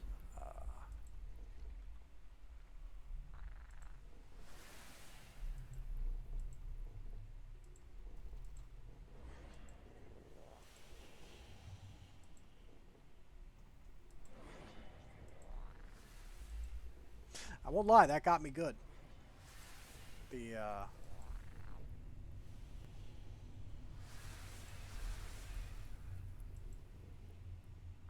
Have I gotten this wrong?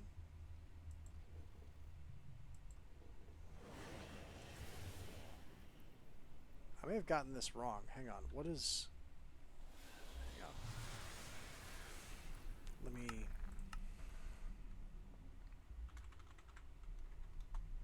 Return, question mark? So I think...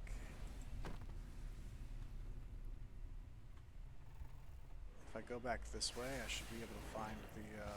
Yeah, these things are just respawning, the sludge things. They're just enemies that spawn around the corners, which is a little bit frustrating. Let me run back real fast and see what the symbol was. I've clearly gotten it wrong. Okay, it's that. I thought I set it to that.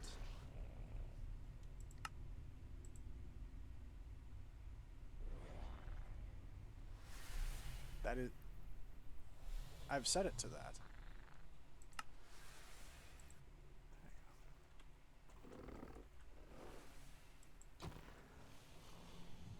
That's literally what it's set to, is that, and that. Yeah, as above, so below, with the weird winged brackets. As above, so below, with the weird winged brackets. Okay, I don't know what this is. That may be the treasure room, perhaps. I don't know why I can't see treasure behind it, but maybe there's another symbol in the maze I have to find that's going to open that. That would make a bit of sense. That makes a certain amount of sense. I'm not even going to bother swinging at these things anymore. They're just a waste of time and ammo. Although if they present themselves to me, I will do it. Okay, that's a dead end. We've been there. We sideswiped under to get that chest, and I laughed about it because I said, haha, I remember that.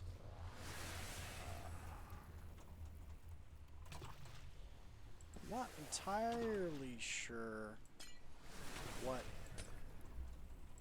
it wants from me. There must be another thing somewhere in this maze. I'm assuming there's another symbol, another solution, right?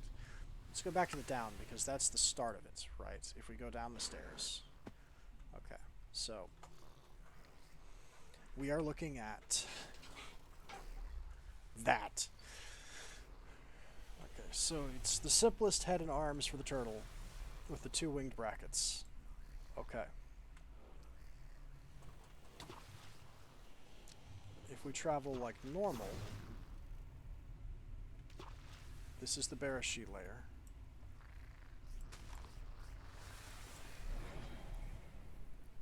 Okay. I was wondering if maybe there was a sign in the Barashi layer showing where it's... what the correct code is, but it's not. Okay. And I'm keeping an eye out for anything that looks like it might be a code or a clue. There's gotta be something in here. Ironically, this is a lot harder of a dungeon in terms of, like, dungeoniness than the final dungeon, where we fight the Primordial Evil. The Primordial Evil dungeon is pretty straightforward. I already know how to beat that dungeon. It's a tower, you climb it, and there's a thing at the top you fight.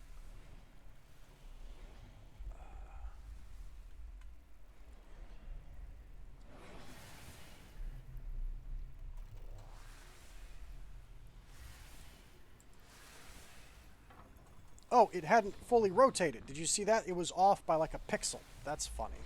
I didn't know it could stop partway through. That's a cute little glitch, but okay. Alright, and that takes us down a level. Just for the sake of this, remove, and then we're going to go with here. Okay, so that's like an upside down bracket. We'll just make a new one. We don't need to name it for now. Okay, and how many treasure chests are on this level? 2. One of which is here. Okay. Broken mud tiles. There's a lot of weird blocks that you can pick up and decorate with in the Between Lands. A lot of it is honestly pretty ugly. I guess if you want to make everything look all run down, this is your bag, right?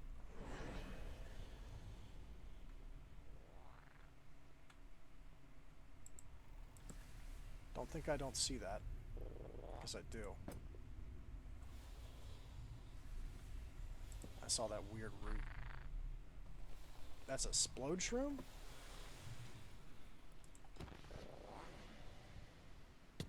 Gross. Oh, they just like come out of the walls and floors and stuff. That's nasty.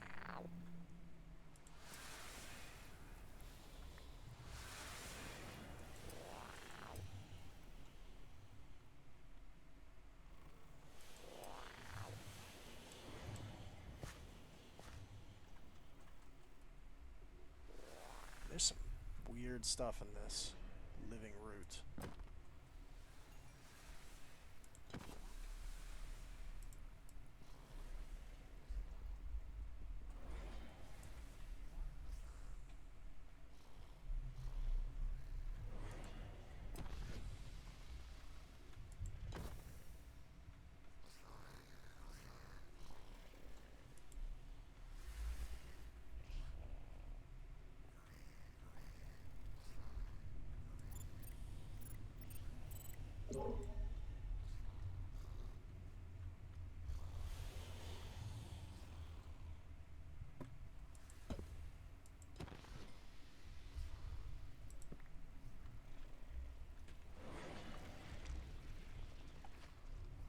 I don't think I was supposed to see that.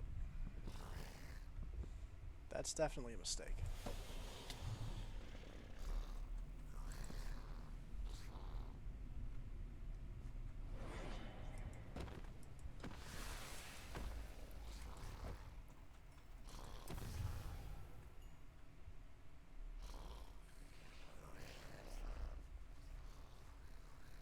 What on earth is that? That I just saw through the wall that wasn't loaded. That's horrifying looking, whatever it is. I hate it. It looked like something out of Dead Space.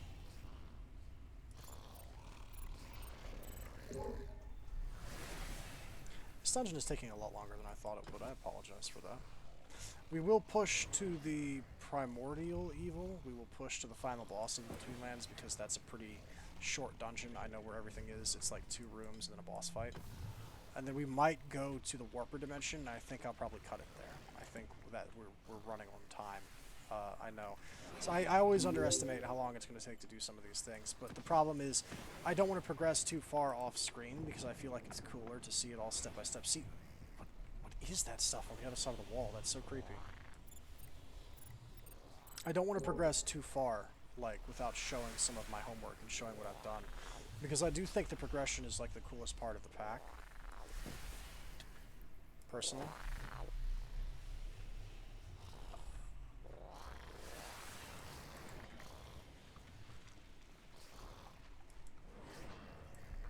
Like, and I'll just say this, like, one good example of how the progression in this pack is actually really good. So, in the beginning of the pack, like, you see things that you need to build, like machines and things, like machine casings and stuff, like, important things. And it looks like the pack is trolling you, because it's like, oh, well, it's made out of crazy exotic materials. Like, look, if we go with,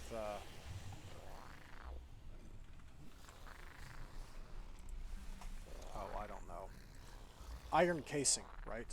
It's like, oh, it costs Samurai ingots from the Betweenlands and a block of charcoal from Actually Editions, and you get 4 iron casings. Look at that, haha, you can't make Actually Editions iron casings. You need to make the basic crafting table from Extended Crafting, and only then are you allowed to make it out of refined iron and black quartz. But when you progress enough that you get access to these exotic materials, that's a good deal. Look at this. For 4 Samurai ingots, you get 4 casings. And you can craft it on a normal crafting table. They're all like this. Like the sturdy casing from forestry, exact same thing. You have to get into it, you have to get the basic crafting and get the bronze gears and real might ingots and the redstone servo to make 1. But once you go to the Twilight Forest and get steel leaf, 4 steel leaf and 4 bronze gears on a normal crafting table gets you 4 sturdy casings, right? Like, that's actually a really genius way. Like, I really want to compliment. I'm not sure if it was Sagnah's idea or if it was one of the people who helped him build the pack. Whoever thought of that, though, you're very clever. I want to give you props for that. Like, that's pretty good, right? Like, I like that, because on the one hand, it's frustrating to see it in the early game, but then you realize what a deal it is in the late game. You're like, oh man, I can't believe that that I can just get 4 of these things by doing that. Now, I know this was an upside down bracket, but I remember like nothing else about this, so let me go ahead real quick and do one of these as well. Let's teleport back. What was it again? It was upside down bracket, the wings, and then the legs. Okay, upside down bracket, wings, legs. So upside down bracket. I think if I just kept spinning this, I would have got it. No, it's different legs. It's not connected, I think. Those, yeah, okay. Move. Just to make sure I got everything on this level, there's nothing here on this floor. No. The only thing left is a treasure chest down there. Okay. Excuse you.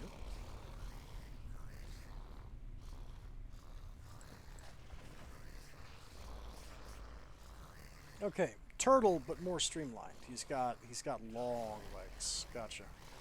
We'll go ahead and do a new one here, just so I can return and look at it if I forget, which I might. And was there really only 1 treasure chest on this floor? Yeah, there's just the 1. Okay. Can I sideswipe this? It's dropping like decayed blocks on me. No, I can't sideswipe it, unfortunately.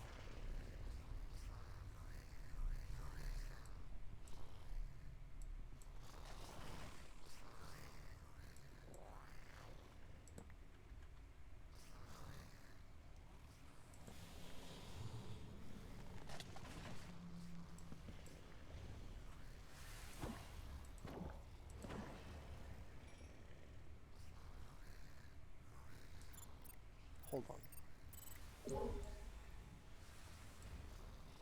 How do we get this? Wait a minute.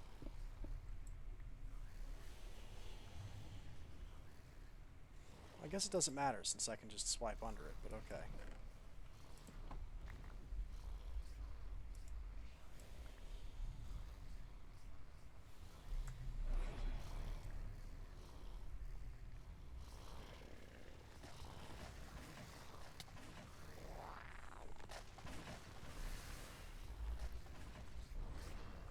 What on earth just happened to me to make me throw my thing out of my hand? Was it Chew?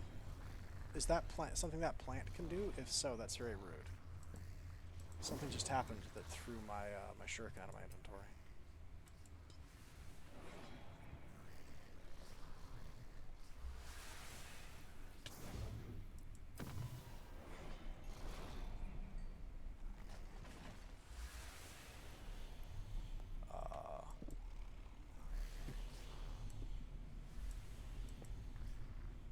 Excuse you.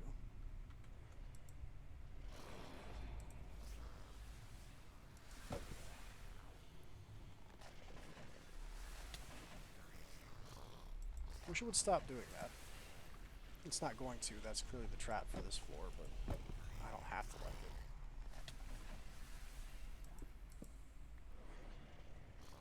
Let's take a quick moment to repair. Crypt crawler. That's one of the things I saw through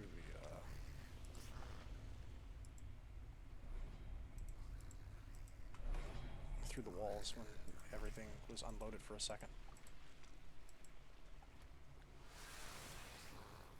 Where'd you go, crypt crawler? Come back here. I don't trust that. Where the heck did he go? Oh, he walked past me.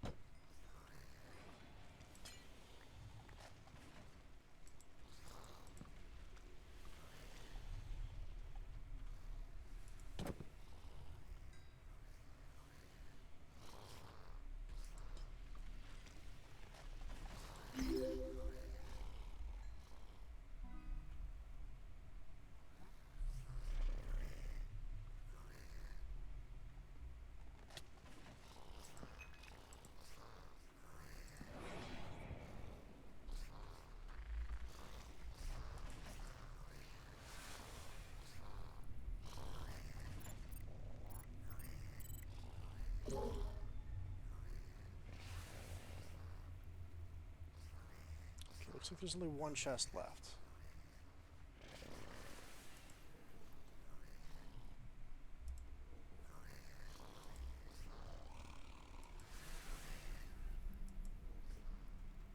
I need to...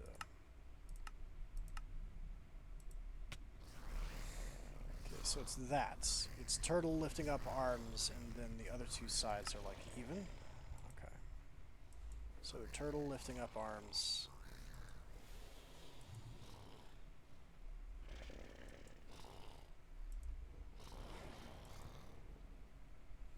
The heck is that? Oh wait, this is a... This is a wall. I can see through it. There's something on the other side of this wall.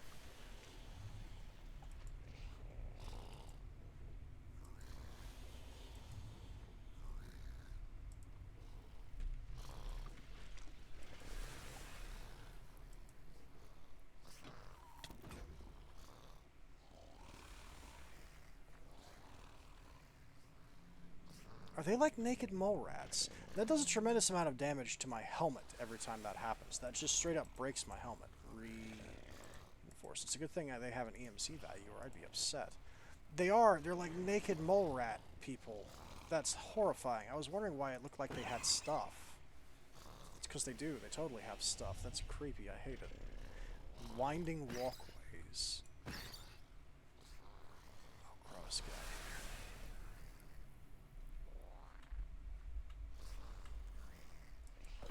I guess this is where we're supposed to go. Hang on, let me remove, and then we'll do a new one of these. Save. Okay. Alright. I might throw some of the stuff in the trash because I don't really want all these blocks that I'm breaking that are getting in my way. Hit me with one of those and give me some more jam donuts, please.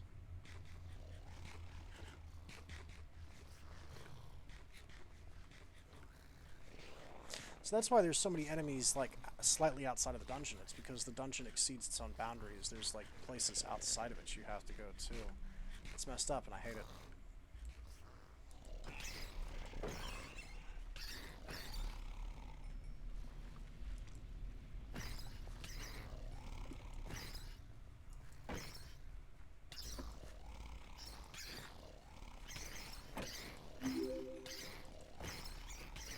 They're hideous and I hate them. Where are they all coming from? They're coming, like, up from below.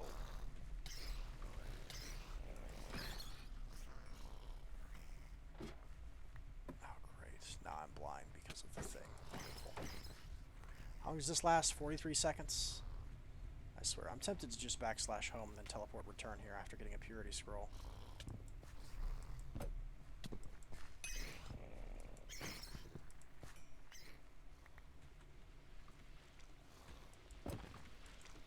I don't know what I'm doing. I don't know where to go. 4. Yeah, you know what? We're going to do exactly that. This is getting obnoxious. I should have brought some with me, and it's a mistake not to. It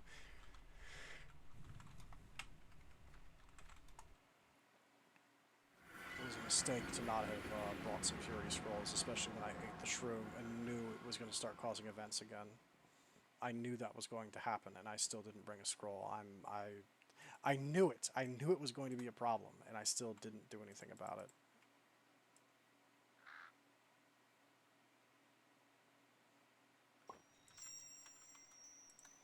There. Thank you. Thank you. Put that away. Put all that away. Back into the thing we go.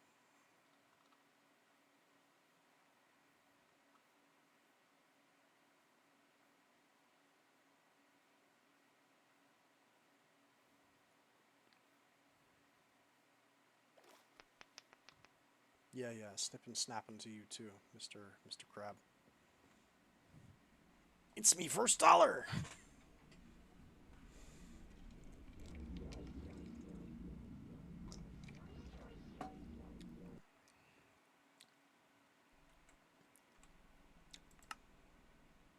Return now. There we go.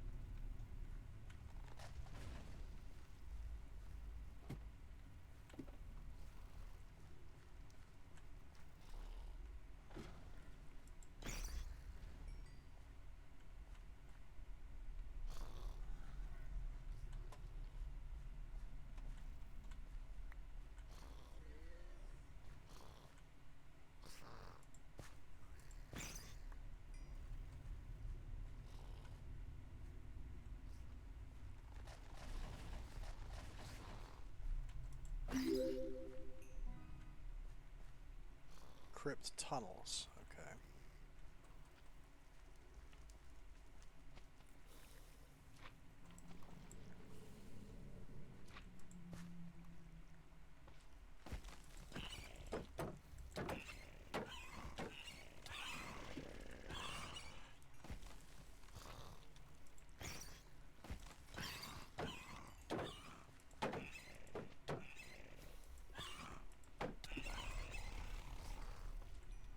And those shield guys are a little rough.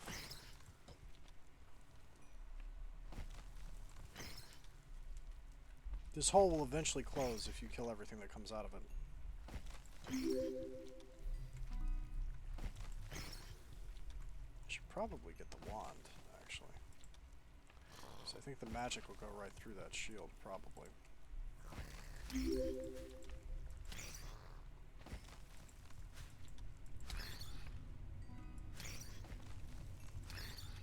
Well, the the holes normally close if you kill everything that comes out of them. This is a bit excessive.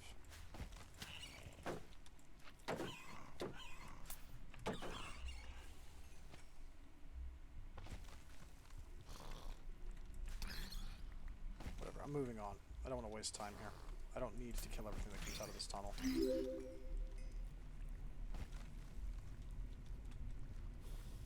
We have other dimensions to go to and other dungeons to complete. We don't have any particular need or desire to finish this, to like stand here for 5 hours.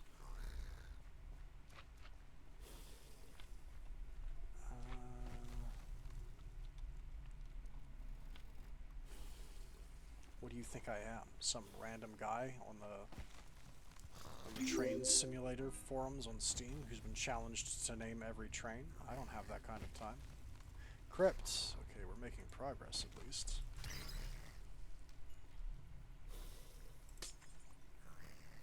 Ooh, there's a sword.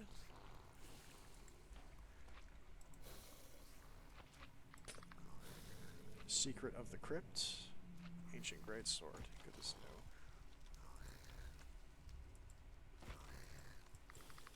Is this the armory that they were talking about? But I was led to believe there would be a full set of armor in here.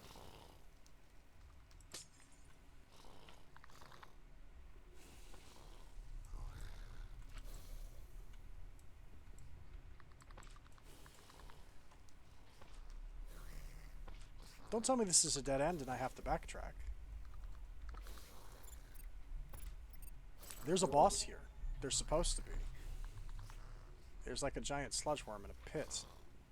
Is this some kind of weird detour?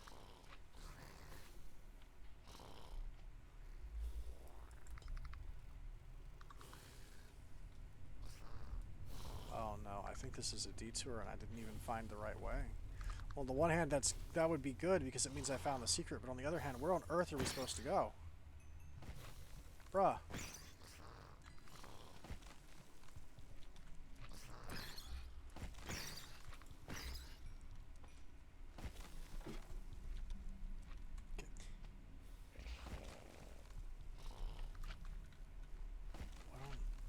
Just to make sure that I'm not backtracking for no reason. It did imply this was a secret. It said secret of the thing found because I pulled that sword out. Yeah, there's no way to go forwards from here. This is just a dead end room. Sorry, where on earth did my divine shikaxe go? Did something slip it out of my hands? Where's my shikaxe? Oh no. No. You don't get to do this to me. Where's my axe? If there's one mechanic I hate that some mods in Minecraft do is they think they're real cute. They'll flip your tools out of your hands. Listen, don't do that. That's not cool. Where did my axe go? That's a super enchanted tool. Did I put it in a bag by mistake? Oh no. Oh, I swear, I will literally cheat one back if you did this to me.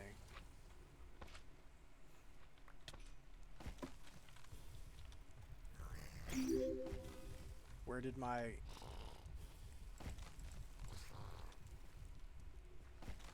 Oh, no. No, you don't get to do this to me. No, you don't. Where's my axe?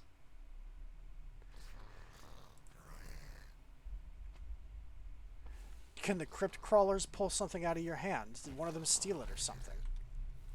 I do not like anything in modded Minecraft that can take stuff out of my hands. It is such a cheap, crappy thing, and it can lose people tools that are really valuable. It is fake difficulty at its finest.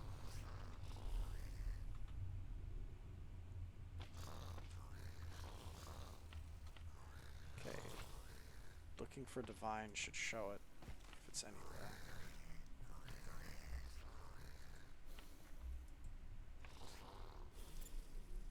Something has taken my axe.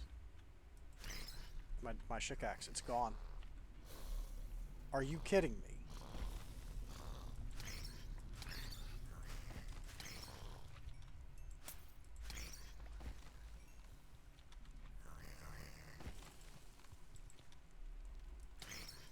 I'm in awe that there would be something in here that would do that. That's such cheap, fake difficulty. I despise it. And now I don't even have a good axe on me. I guess I can use this steel pickaxe. Do you even do anything? Can I...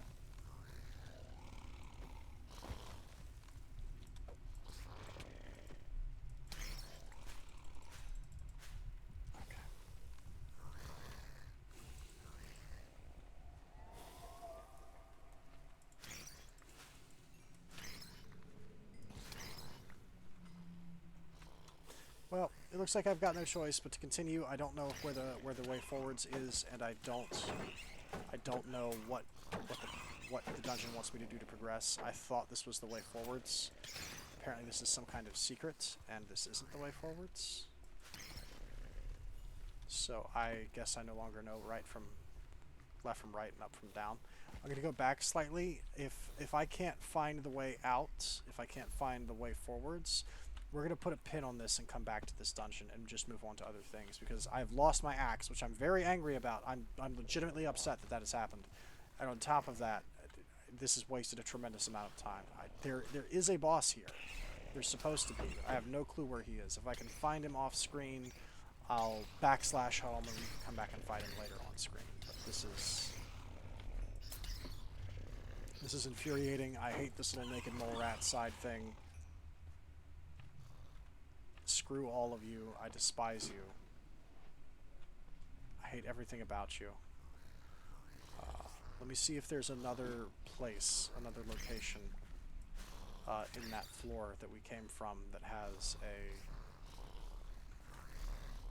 a door that we can go through. Let me see if there's another door.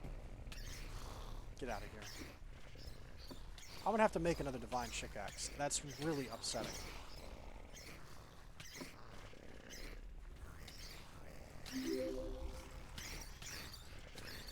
Get out of my way.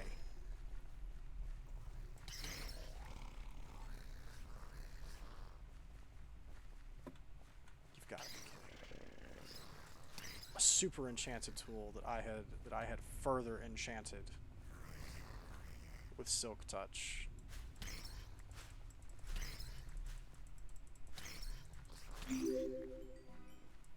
It was a bit of a pain to find all those coins to super enchant the dire pick.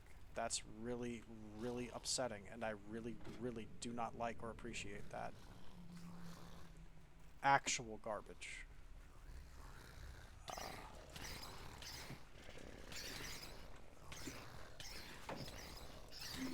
Get out of my way! Get out of here! I don't like you. I don't want you. You're trash.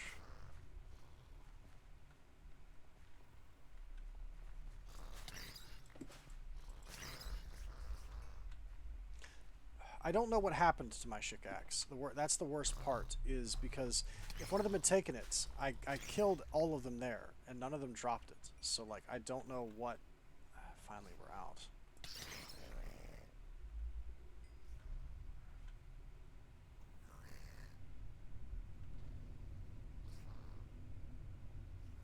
I don't think there would be anything that could simply destroy a tool. The mushrooms clearly have the power to pull something out of your hand, but there were no mushrooms in those corridors. Oh, there is another way. Okay. So there is another way. Okay. So this is the correct way to go then. Okay, wait a minute. No. We will do this.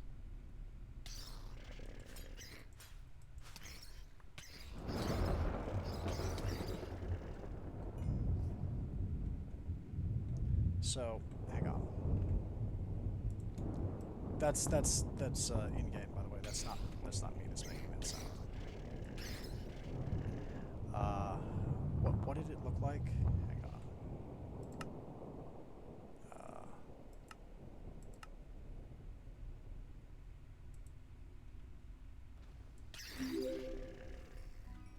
Oh, hey, we could make it indestructible now if we wanted.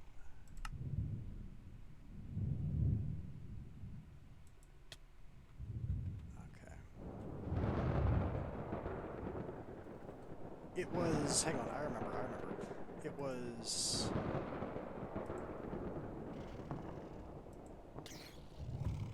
I swear, I despise everything about you. You're horrid.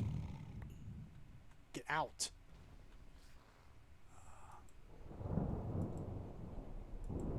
Randomly attacking me through my invisibility, stealing my tools, destroying my stuff. That was it. That's what it looked like. Okay. I remembered. I was able to remember. I'm sorry. I'm not sure if I'll do it, but I need to know something. I need to know something for my own peace of mind. If I were to do this, does the dire pick even exist as a thing? No, it's a special enchant. It's a special craft, which means the only thing I could theoretically do would be... I could give myself a divine shikaxe, but there's hardly any point to doing that. The divine shikaxe is super easy to make, like from this point where I am right now. It's divine stones are really easy. There's no point in even shooting it. I would need to go home, and then if I wanted to bend the rules and give it back to myself, I would essentially... I have plenty of pyrite. I would cheat the coins in, which I might legitimately do. I might. I'm not sure. I'll have to think about that if I want to do that, but that's unbelievably rude. That's incredibly foul. We're going to go ahead and remove that. So we're going to call this mole rat tunnels.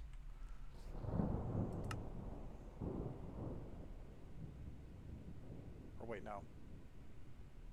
That's the... This was the mole rat tunnels.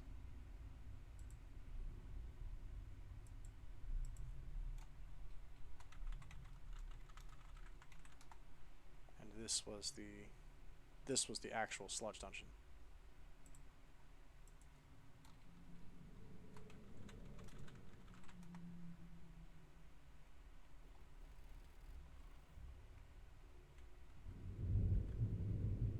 Okay. So our turtle, but he's got 3 dots around his waist. Okay. Is there anything on this level at all? There's one thing. There's one thing left. And I guess the level past this is probably the boss. I can't believe I lost my shit. Oh, excuse you.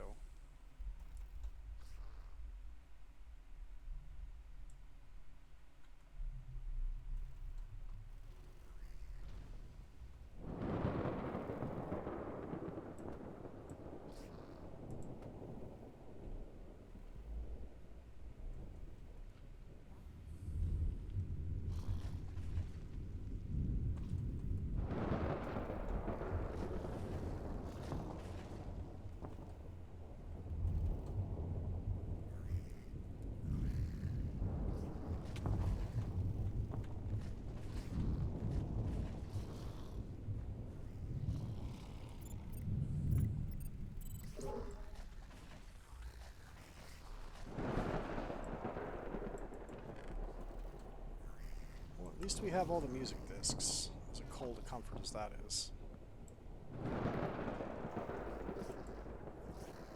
I didn't accidentally put it in here. No, I don't see it. It's not here. I have legitimately lost it somehow. Somehow they ripped it out of my hands and it just got deleted. It just vanished into thin air. I'm going to really enjoy it because you guys have the luxury of watching this like on pre-recording. You could theoretically walk the footage back and see the exact moment everything went wrong. I'm gonna look forward to winding that footage back and seeing precisely the moment it left my hands. If it's actually in my inventory somewhere and I'm just blind and a fool, I accept full responsibility for that. Like, sure, hopefully you would at least be understanding of my anger. But this, I get the distinct feeling that it is gone. I think it has straight up vanished.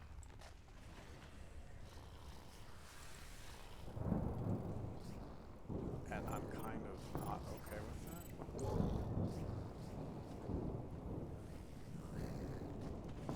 But of course, you know what I don't. You can wind the footage back.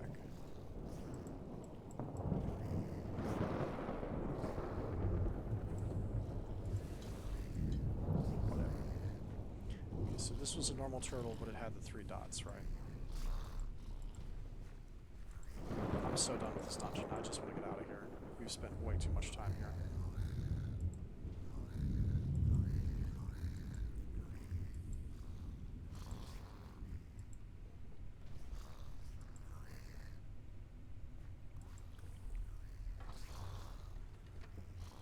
Please just get me out of here. What a frustrating experience. Not only to waste so much time, but to lose it through shenanigans. Yeah. Pit of Decay. Yeah. This is the boss. As though the music change isn't evidence of that enough. Let me repair my tool real fast. We need some of these. 1, 2.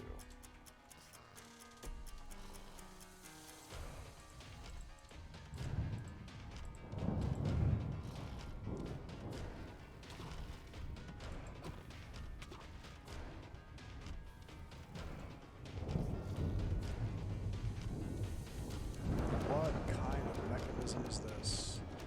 This is some kind of crazy puzzle.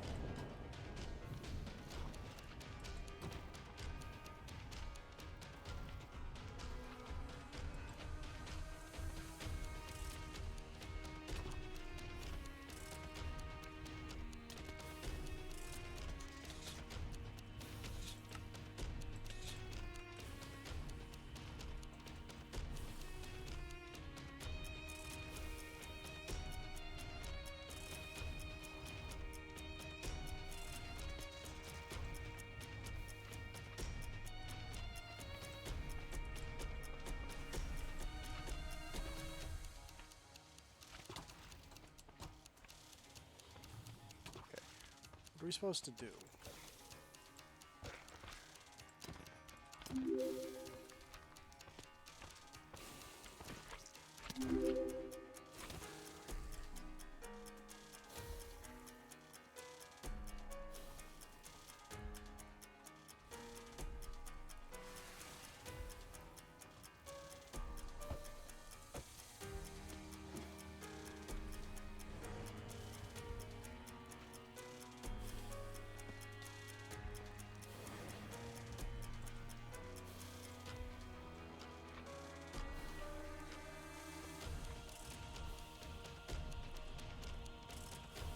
Do we have to block the streams somehow, I assume? But how does one do that? Do we extinguish the fire? Oh, perhaps we extinguish the fire. This may be what we do. We extinguish the fire is what we do. Wait a minute. Because starting the fire is what started the mechanism upstairs. Maybe we do the reverse. We extinguish the fire to stop this and start whatever crazy thing happens. Yeah, that definitely... Wait, no. Did that not do anything?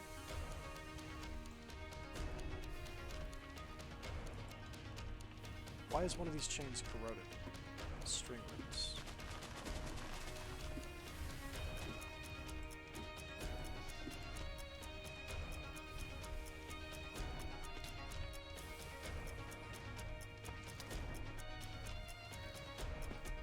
What am I supposed to do here? Let's think about this.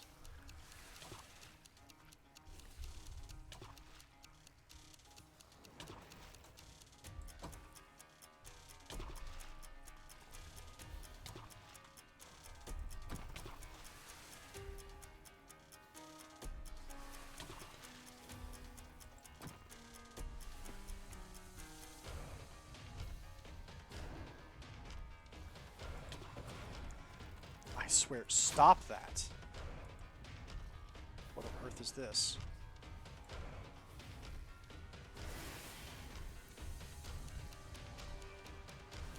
What just happened to me? A root grabber. What the hell is that? Pardon my French. I'm trying to solve what is, I assume, some kind of puzzle boss, but I keep getting griefed by literally everything in this room. Okay, so do we pull the chains up to block it? Do we... Oh no, we shoot that. Okay. Okay.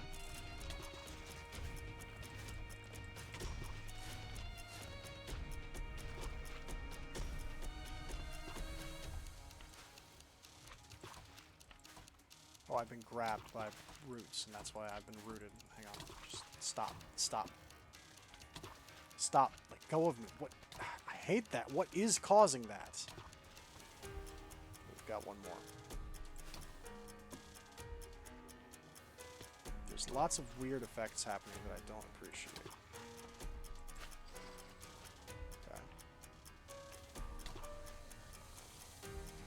So what? We just have to keep doing it? We lower it until it's all the way down? Is that the idea?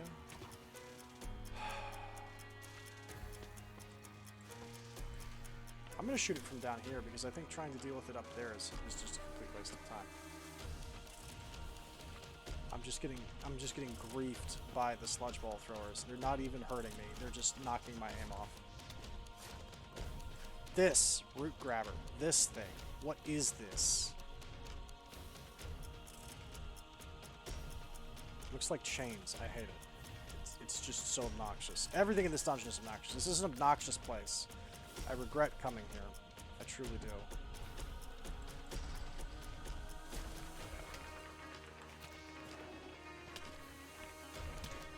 I swear. This is obnoxious level design. That's what this is. This is straight up just, hey, I don't know how to stop you because I'm bad at designing a level, so I'm just gonna grief you. I'm just gonna make it super obnoxious.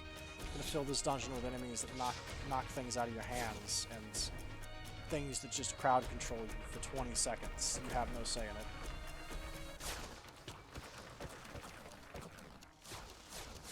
What is happening? Why is it going back up?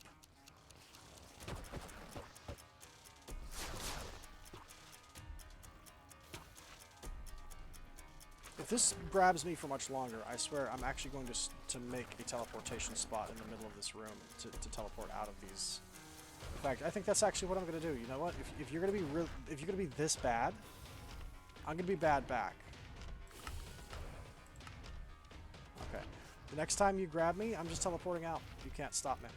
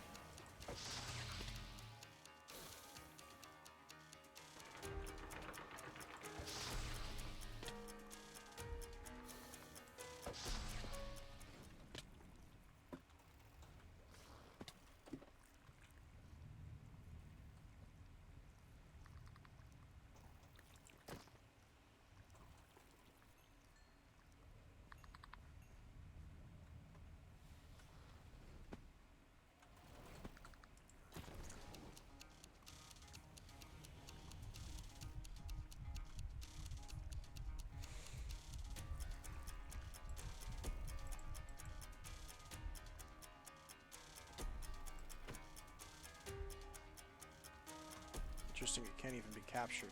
I'm not sure if that's a real boss.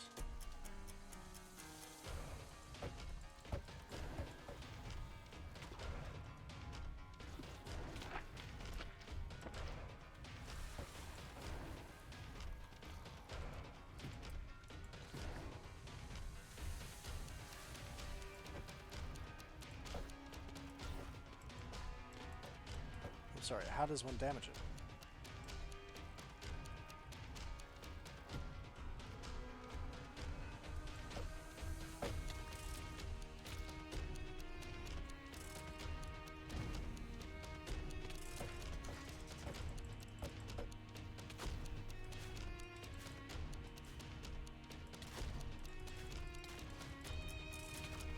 It's only taking damage when it touches me and it gets retaliated on by my stuff, but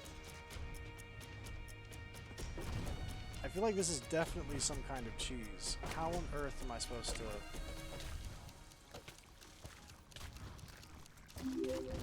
How am I supposed to deliberately do damage to this thing? It's just taking retaliation damage from me because of my armor. This doesn't feel right. This isn't the way you're supposed to win this. Do I need the fire to fight it? Hang on. Was it a mistake to extinguish those...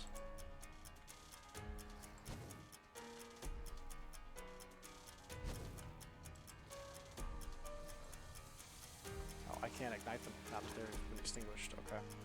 Well, whatever. I guess we're just going to cheese it then. I have no choice. I don't know what else to do.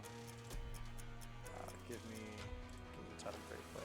I'm just going to do one of these.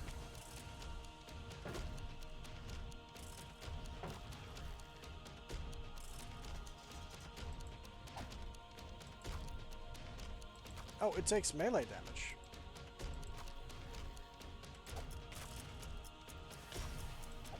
So I guess maybe it's immune to arrows and magic, but it's not immune to being swung on. Okay. Reflect some sort of indication if that was the case. Not a boss? Question mark. Too deep? Question mark.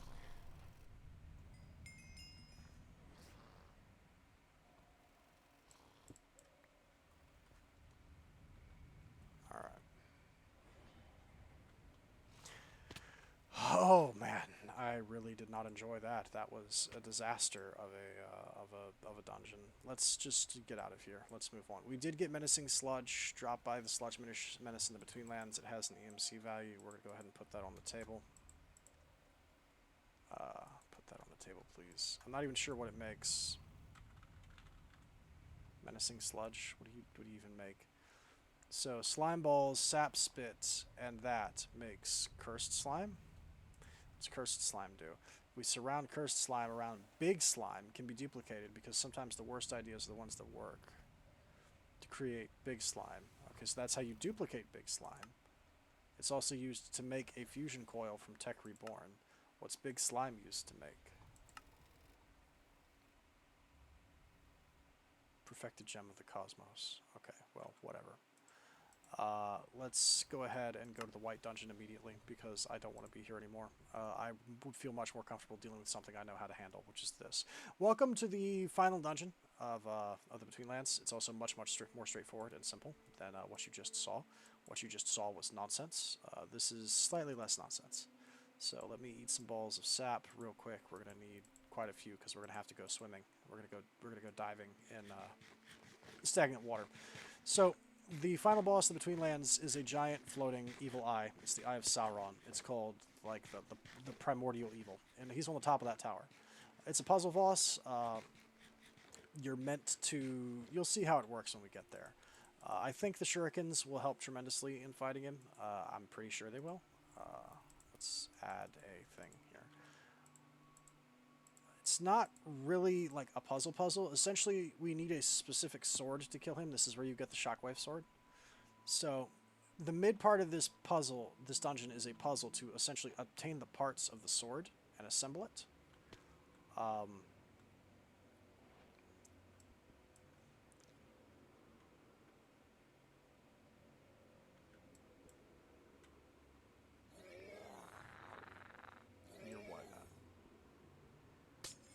Hag spawner, I don't care about you.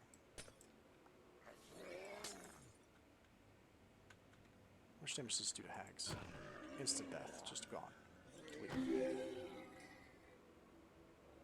Can't believe I'm gonna have to make a new shikaxe. I literally just enchanted it to flex too. I just enchanted it to be like, hey, look, this is gonna be my new.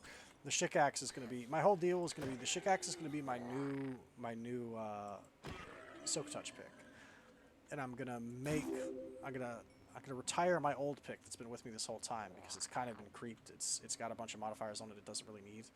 And I was going to use this pick, which is the one that has luck on it. This was going to become my new general purpose pick, and I was going to replace the parts on it, upgrade it, right, put like a Bloodmaster head on it, and it was going to be real swag. So, I don't know. I'll have to make another Divine Shikaxe, or another Dire pick, and that bothers me. I don't know if I'll cheat the coins in for that, because I do feel kind of cheated on that or if I'll try and collect them normally, but either way I'm not happy. So you're supposed to go up and solve puzzles as you go up. However, the secret room is right here. It's in that stagnant water. You can kind of see it down there if you look. It sort of dares you. It's like, hey, I double dog dare you to take the jump. So if we jump in and we do one of these, this is the secret treasure room. There's several spawners down here.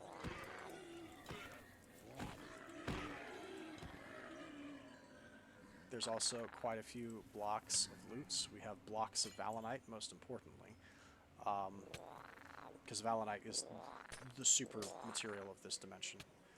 But you can also get these glowing between stone tiles, although I don't think we can dig them up yet because the dungeon hasn't been defeated.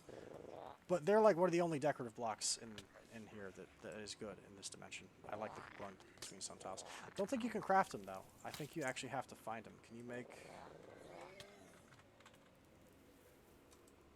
No, they have to be picked up. You have to find them in structures and take them. Okay. So that's the secret room. It's much simpler and more straightforward than what you've seen previously.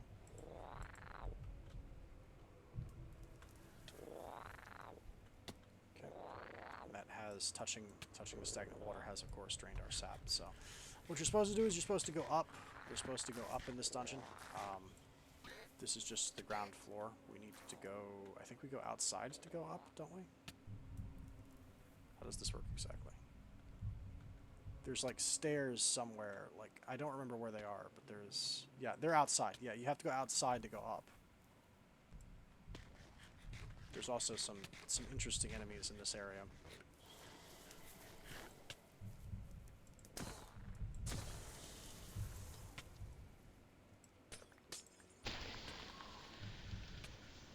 Also, there's like possessed blocks that will have these little ghosts that'll jump out and jump scare you, which is, I don't know, it's something.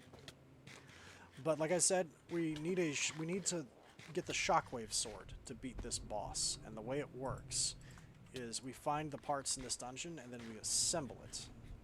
Also, the polished limestone in the Betweenlands also does look pretty good, to be fair.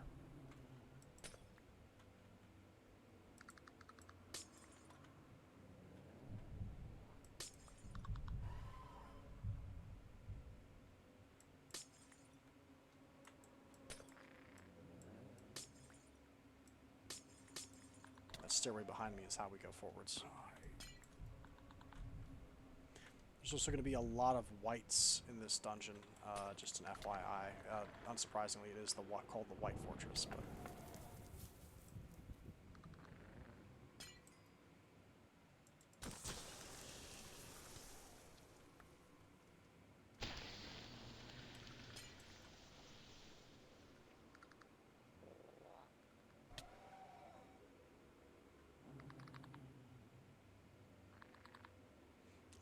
now, these crumbling blocks will break when you touch them, so that kind of sucks. So just sort of play a little game of the floor as lava.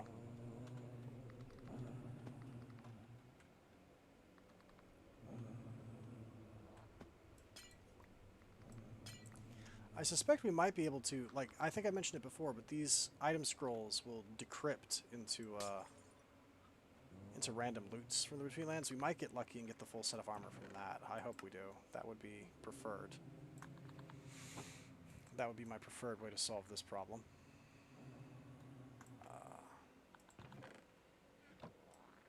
Can't believe I lost my Divine Pickaxe. Holy cow.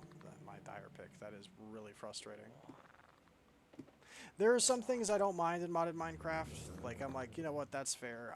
I'm normally like, I'm all for ramping difficulty, make big enemies, make cool magic spells, and make people powerful. Have cool things and then challenge them, right? What on earth is this spawner making? It looks like a Game Boy with arms. Is that just a weird, twisted version of a whites? Not sure what that was, but whatever. But there are some things I consider to be extremely cheap. And in my personal opinion, one thing that I think is very cheap is, I think these are white spawners, is taking people's items, taking people's stuff,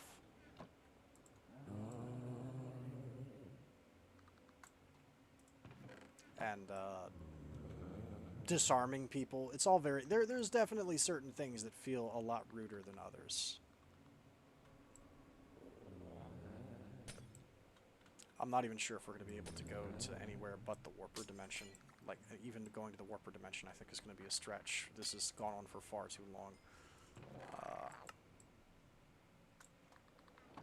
Jeez. What a catastrophe this turned into. I thought this was going to be happy fun times. Look at the memes. Haha. Local man ate the scary Vishroom. Isn't he crazy? Look at this guy. And then... the drama. Okay, yeah, give me my other backpack, please. Or wait, no, it was already in my inventory. Never mind.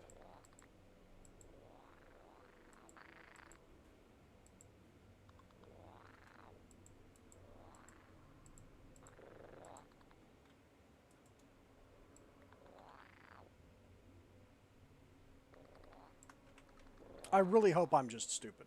I hope that I have simply misplaced the pick in my own inventory, and I just don't see it. So here's how this works, okay? The sword is allegedly the only way to hurt the primordial evil. So what we have to do is we have to collect the pieces of the sword together and let it form. So to do that, we need to essentially free each of the parts of the shockwave sword.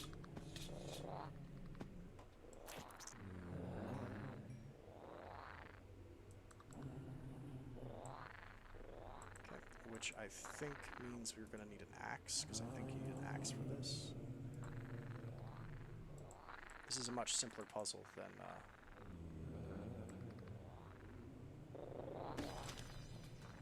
Okay, that's one piece of it.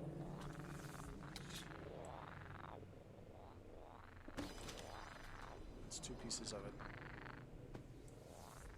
The shockwave sword, you'll note, is super enchantable in this pack. It can, in fact, be super enchanted. All the pieces of the shockwave sword are freed, and they come in and combine together into the shockwave sword. Wow. Glorified toothpick. Okay. The shockwave sword, good as new. Right-click on the ground to create a shockwave. It can be super enchanted. Wow. Wow. Gee, Mom.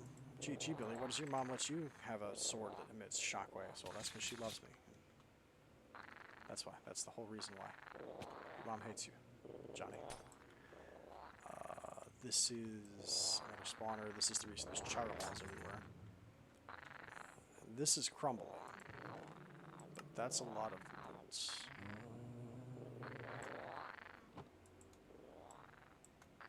Give me my master wand back. I might need the master wand before this is over. I'll try and woot shard the primordial evil, but I'm going to keep it a buck with you. I don't like my odds. Can't imagine it'll work. I suspect it won't, but we'll see if it'll let me. It'll be really funny if it does. Then we go up, I think. Oh, it bounces you out. Why does it bounce you out? Isn't there... Or wait, is it... It's the shockwave sword it wants, isn't it? I think.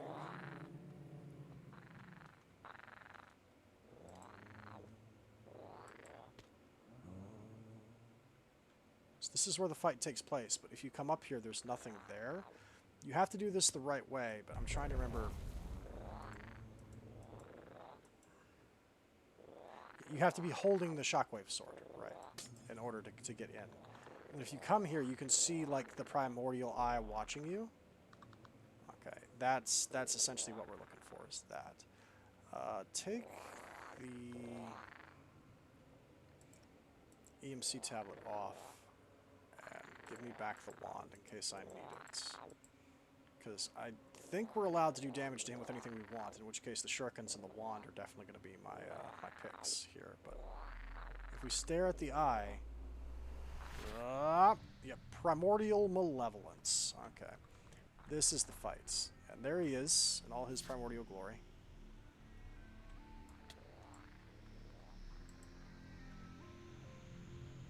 He spawns whites to fight you, but since I'm straight up invisible, that means nothing. that's totally irrelevant. And the idea is you're supposed to use the sword to bat items back at him.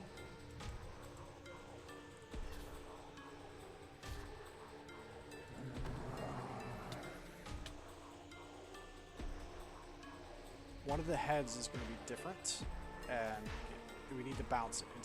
We're playing tennis with Ganondorf again.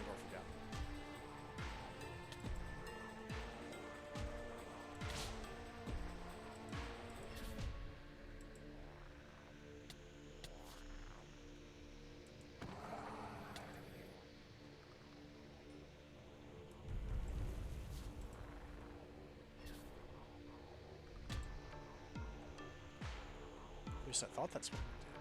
Hang on. Do I catch it on the shockwave sword? There's something you do.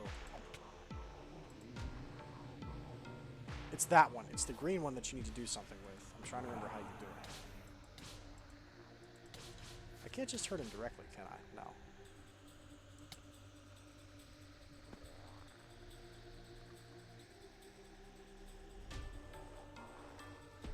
And basically, if you do it right, you can break.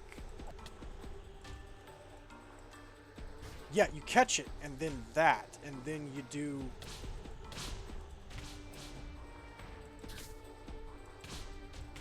You damage his panels with the shockwave sword. Once we break a hole in it, I think we can start using other tools to do damage to him.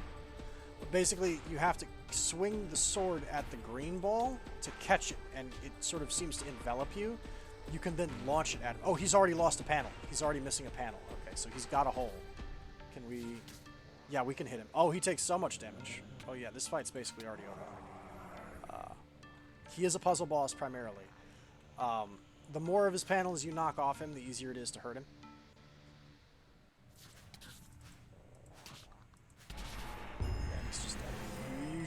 You showed your hand to me too much. This is what the Primordial Malevolence looks like. He's a spooky little floating eyeball with a weird hood. Okay, he's done.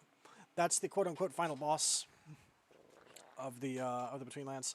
He drops the Primordial Prism, 1 million EMC, reusable, dropped by the Primordial Malevolence of the Betweenlands. Amulet slot, Epic Shader. The Ring of Recruitment grants the power to recruit and control entities at the cost of XP, which is pretty cool looking.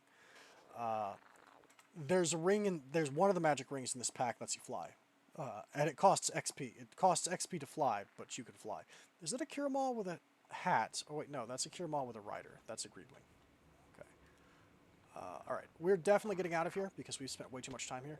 Only the Sword Keeper may pass this point, right? This is a sign that is essentially trying to explain to you how you do it. And I think you can refight him if you want, but there's not much need to. Let's go home and dump out all of our crap, and then let's go to the Warper Dimension real quick. Let's get that out of the way. And I guess we'll have to reserve ending the Twilight Forest for next time because we have massively overrun, and I did not expect this to take that long. That took way too long. That I'm still not convinced I've solved that one dungeon. And I'm missing my Shikax. Okay. In fact, I know I have a ton of Divine Shards. Can I make a... Or wait, no, I don't even have to make a replacement. We've found Shikaxes, haven't we? We have found a few of them in places. I should have one in a box somewhere. Let me put the Shockwave Sword away. Put that up. Hang on. Those replacement Shikaxes that the spares that we found in the... Yep, there we go. Shikax. Ta-da! Alright, I'm a little bit less displeased. I'm still upset. I'm not sure if I'm going to cheat in the coins or not, but that's very rude that they would do that to me. I took a personal offense to that. Let's go ahead and go to the next dimension. I sure hope this isn't the one that's got the giant ender chickens in it, because if it is, I'm leaving immediately because I don't think we're ready to fight them yet.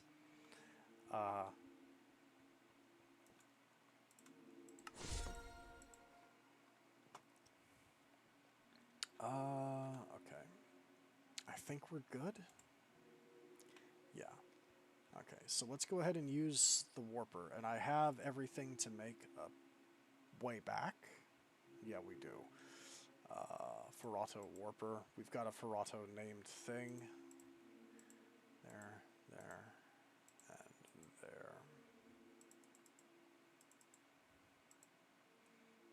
That's not the correct allotment of marble, but that's fine. I can make the marble as long as I have the dark marble, which is the one thing that doesn't have an EMC value.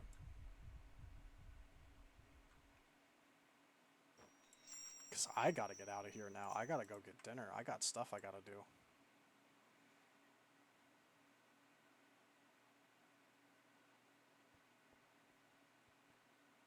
I'm pretty sure it's teleporting me. It just needs a second. Yeah.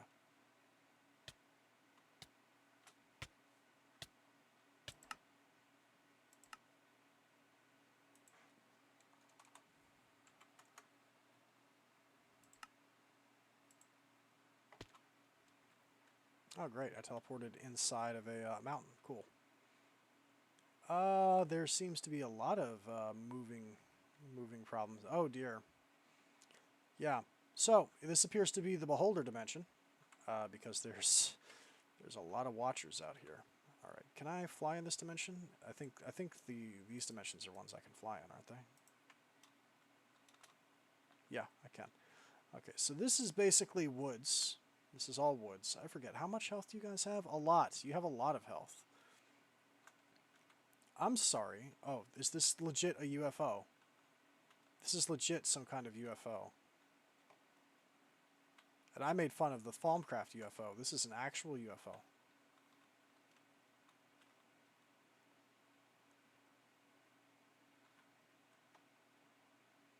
Okay.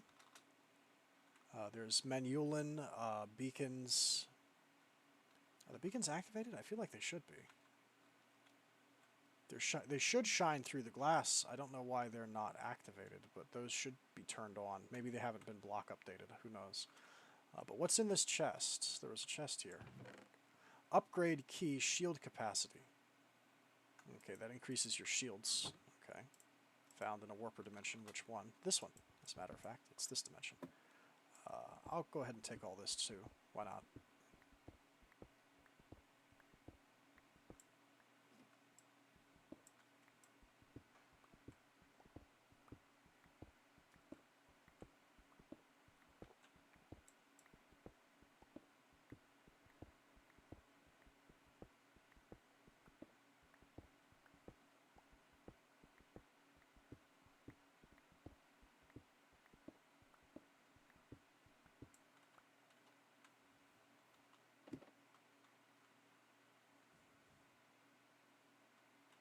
Okay. So that's a thing. What else is around here? There's some weird looking trees.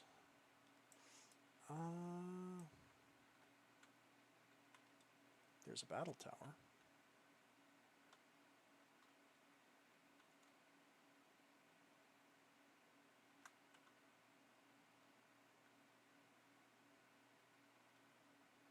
It is a little eerie how there's absolutely no music in these locations. I see another building over there. That's a battle tower. There's two buildings here. I also want to try something while we're here before we quit, because there's something I've been meaning to attempt, but I don't know if it'll work. I'm sorry, are those made out of alchemy catalysts? Because they sure look like they are. Are you clowning on me? Oh wait, no, they're made out of emeralds, which is almost as cool, but what is this?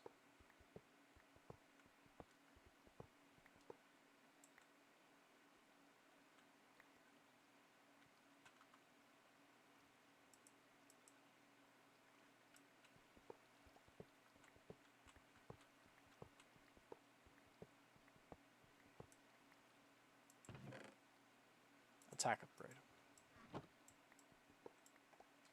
Okay.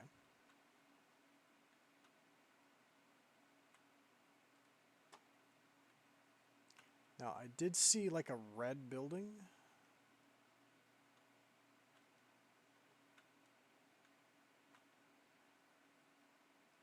Somewhere on the horizon around here.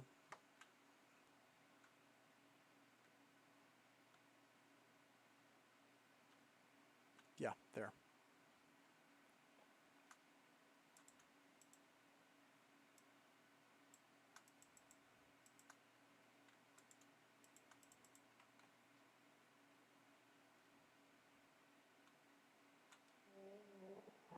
Naga.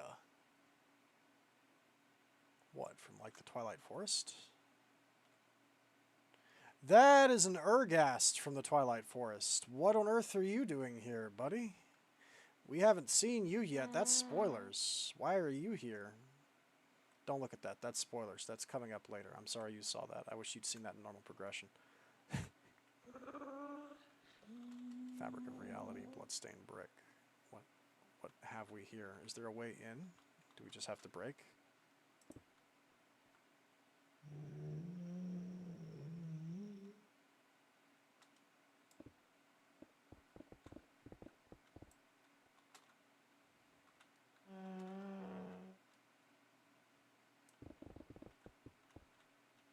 Oh, I see.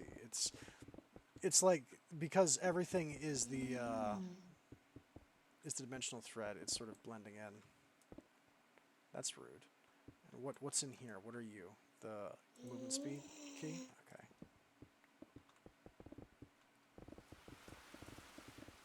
And you're just embedded in here, and you have to just, I guess, fight for it. You just gotta dig through all the dimensional fabric, the monocolor dimensional fabric, to find it.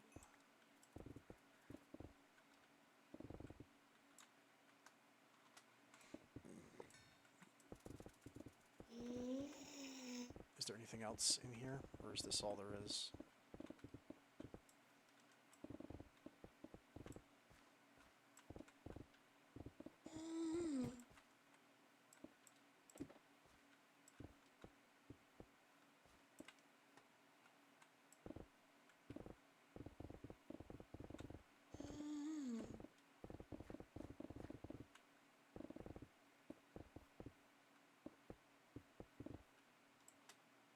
Okay, looks like that was all there was. Okay. I don't know why there's an Urgast here. I don't know why there's Nagas from the Twilight Forest here.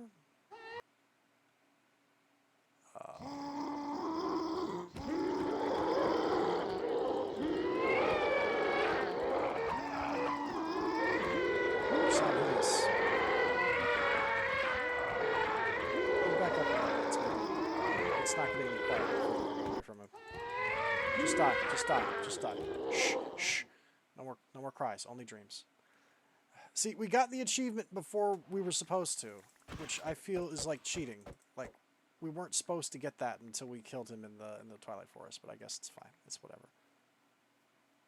The pack really wanted him to be here, so he's here, I guess. Go figure. Okay.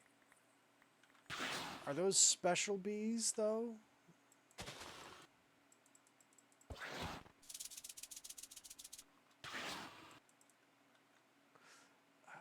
I feel like there's a structure here that got partially wrecked. Made out of elder stone from Thumbcraft. Sorry, just everything that has an EMC value in my inventory, go away.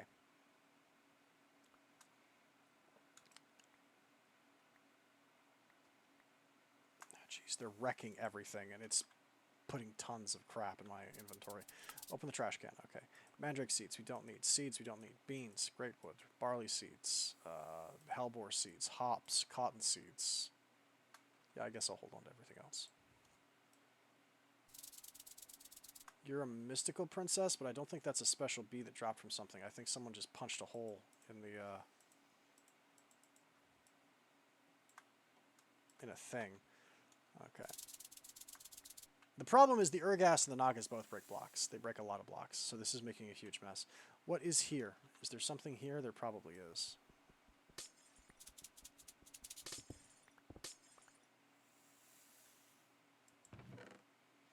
Shield recovery and Belt of the Meteor from Thaumic Editions. Okay, cool. Don't know what a Belt of the Meteor does because I'm not super familiar with Thaumcraft, but alright.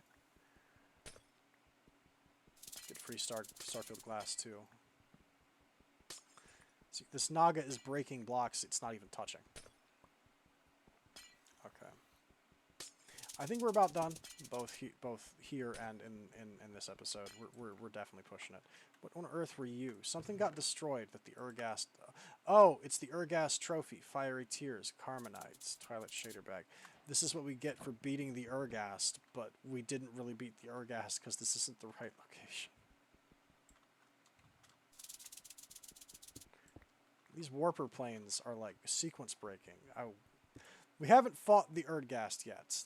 The Erdgast is the next boss that we were about to fight in the Betweenlands, or the Twilight Forest. It's not something that we were strictly speaking supposed to see just yet. I don't know if there's much more beyond these buildings. Usually this is about the extent of it, I think, of what's in a warper dimension.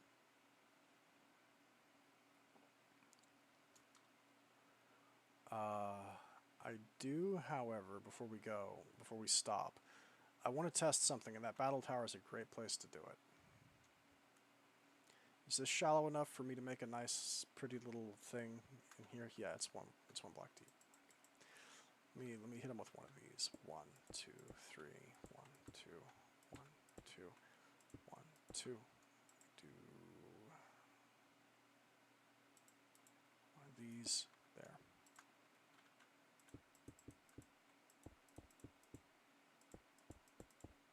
I am not going to do it now because I'm hungry and I also have a place I need to be, but when this ends, later tonight or tomorrow in my time, I am going to look back at this footage and I'm going to find out what on earth happened to my Divine Shikaxe. I want to see exactly what happened when it came out of my hands.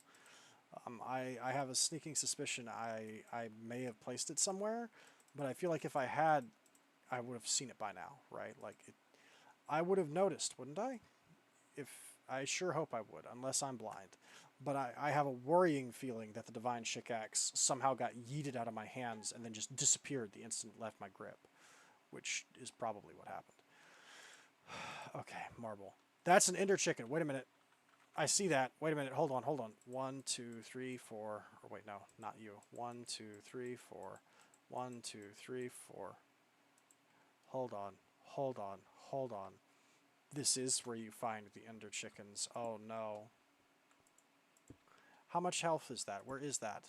Wait a minute. Wait a cotton picking minute. Okay, there we go. Now the warper is active. W. Remove. New. Home portal.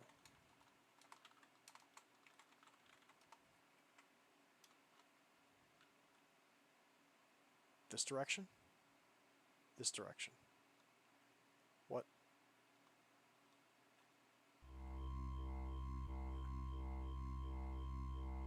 That's an ominous sound.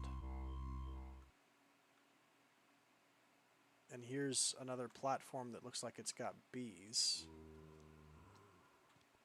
Plumwood, apiaries. What bees are this?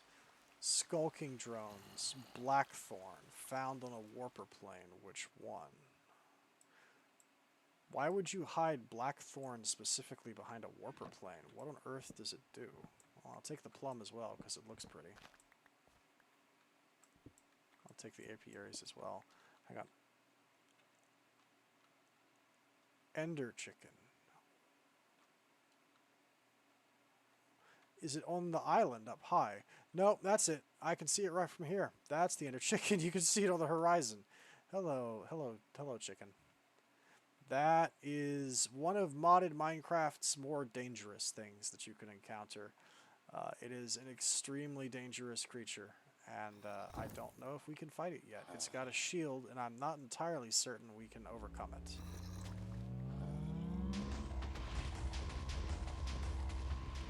It also has Godzilla breath. I should probably have mentioned that. It has Kamehameha breath.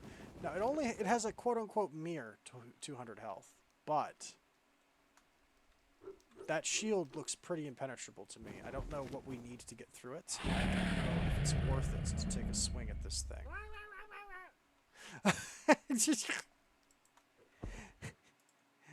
Modded Minecraft is full of memes, and I really feel at some point we've crossed a line we shouldn't have. I really feel like maybe we've gone too far. Perhaps we went too far in some places. I'm not sure. I suppose we'll leave that up to posterity to decide. What happens if I do this? Good day, mate. Y'all supposed to whack them Chicky Tenny's glowing ball with some fisticuffs, you hear? You're supposed to punch it. Are you kidding me? I mean, okay.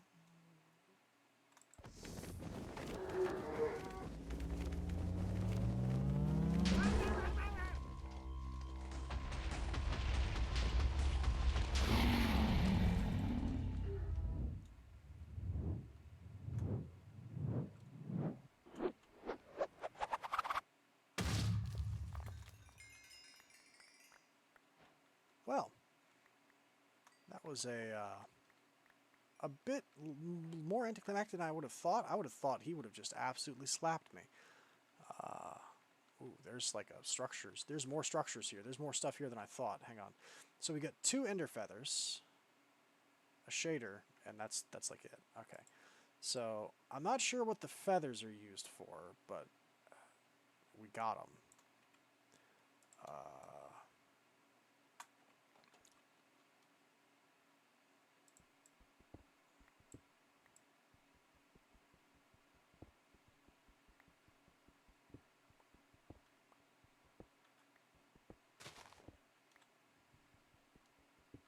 The Ender Chicken would be Australian, wouldn't it? What's in this chest? Arrow speed, obsidian, blocks of diamond, a blessed stone. Gives infinite power, creative only. Bewitchment, careful. This block is unbreakable. Okay. So only place that down when I've got a place where I really am comfortable with my thing, where I'm comfortable with my thing being. Okay. But that's a creative item, and it gives infinite power to your altar. Or rather, I think the block, it's a single block that counts as a bewitchment altar, and it just gives infinite power. It's just an infinite source of bewitchment energy.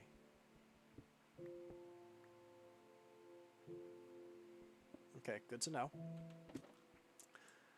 There is, like I said, there is one thing I want to try before we leave. I might come back here later and do a bit more exploring. I don't know, because this appears to have more structures than either it has more structures than the other dimensions, or alternatively, I haven't explored the other dimensions nearly enough.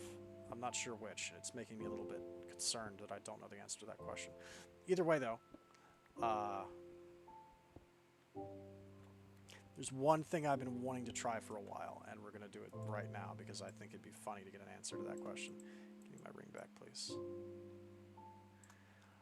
Which is, we had a lot of trouble with battle towers in the beginning. Then I showed you how you can cheese them with hoppers, with basic vanilla Minecraft redstone, which, you know, redstone is the solution to many problems, great and small. However, I want to know, can I just use the essential pane of chains to pick him up and put him in my pocket? I think you can, and I'm going to try. I'm just curious if I can just walk off with them. And if this in turn means that the battle tower will never break. Like if the battle tower will just...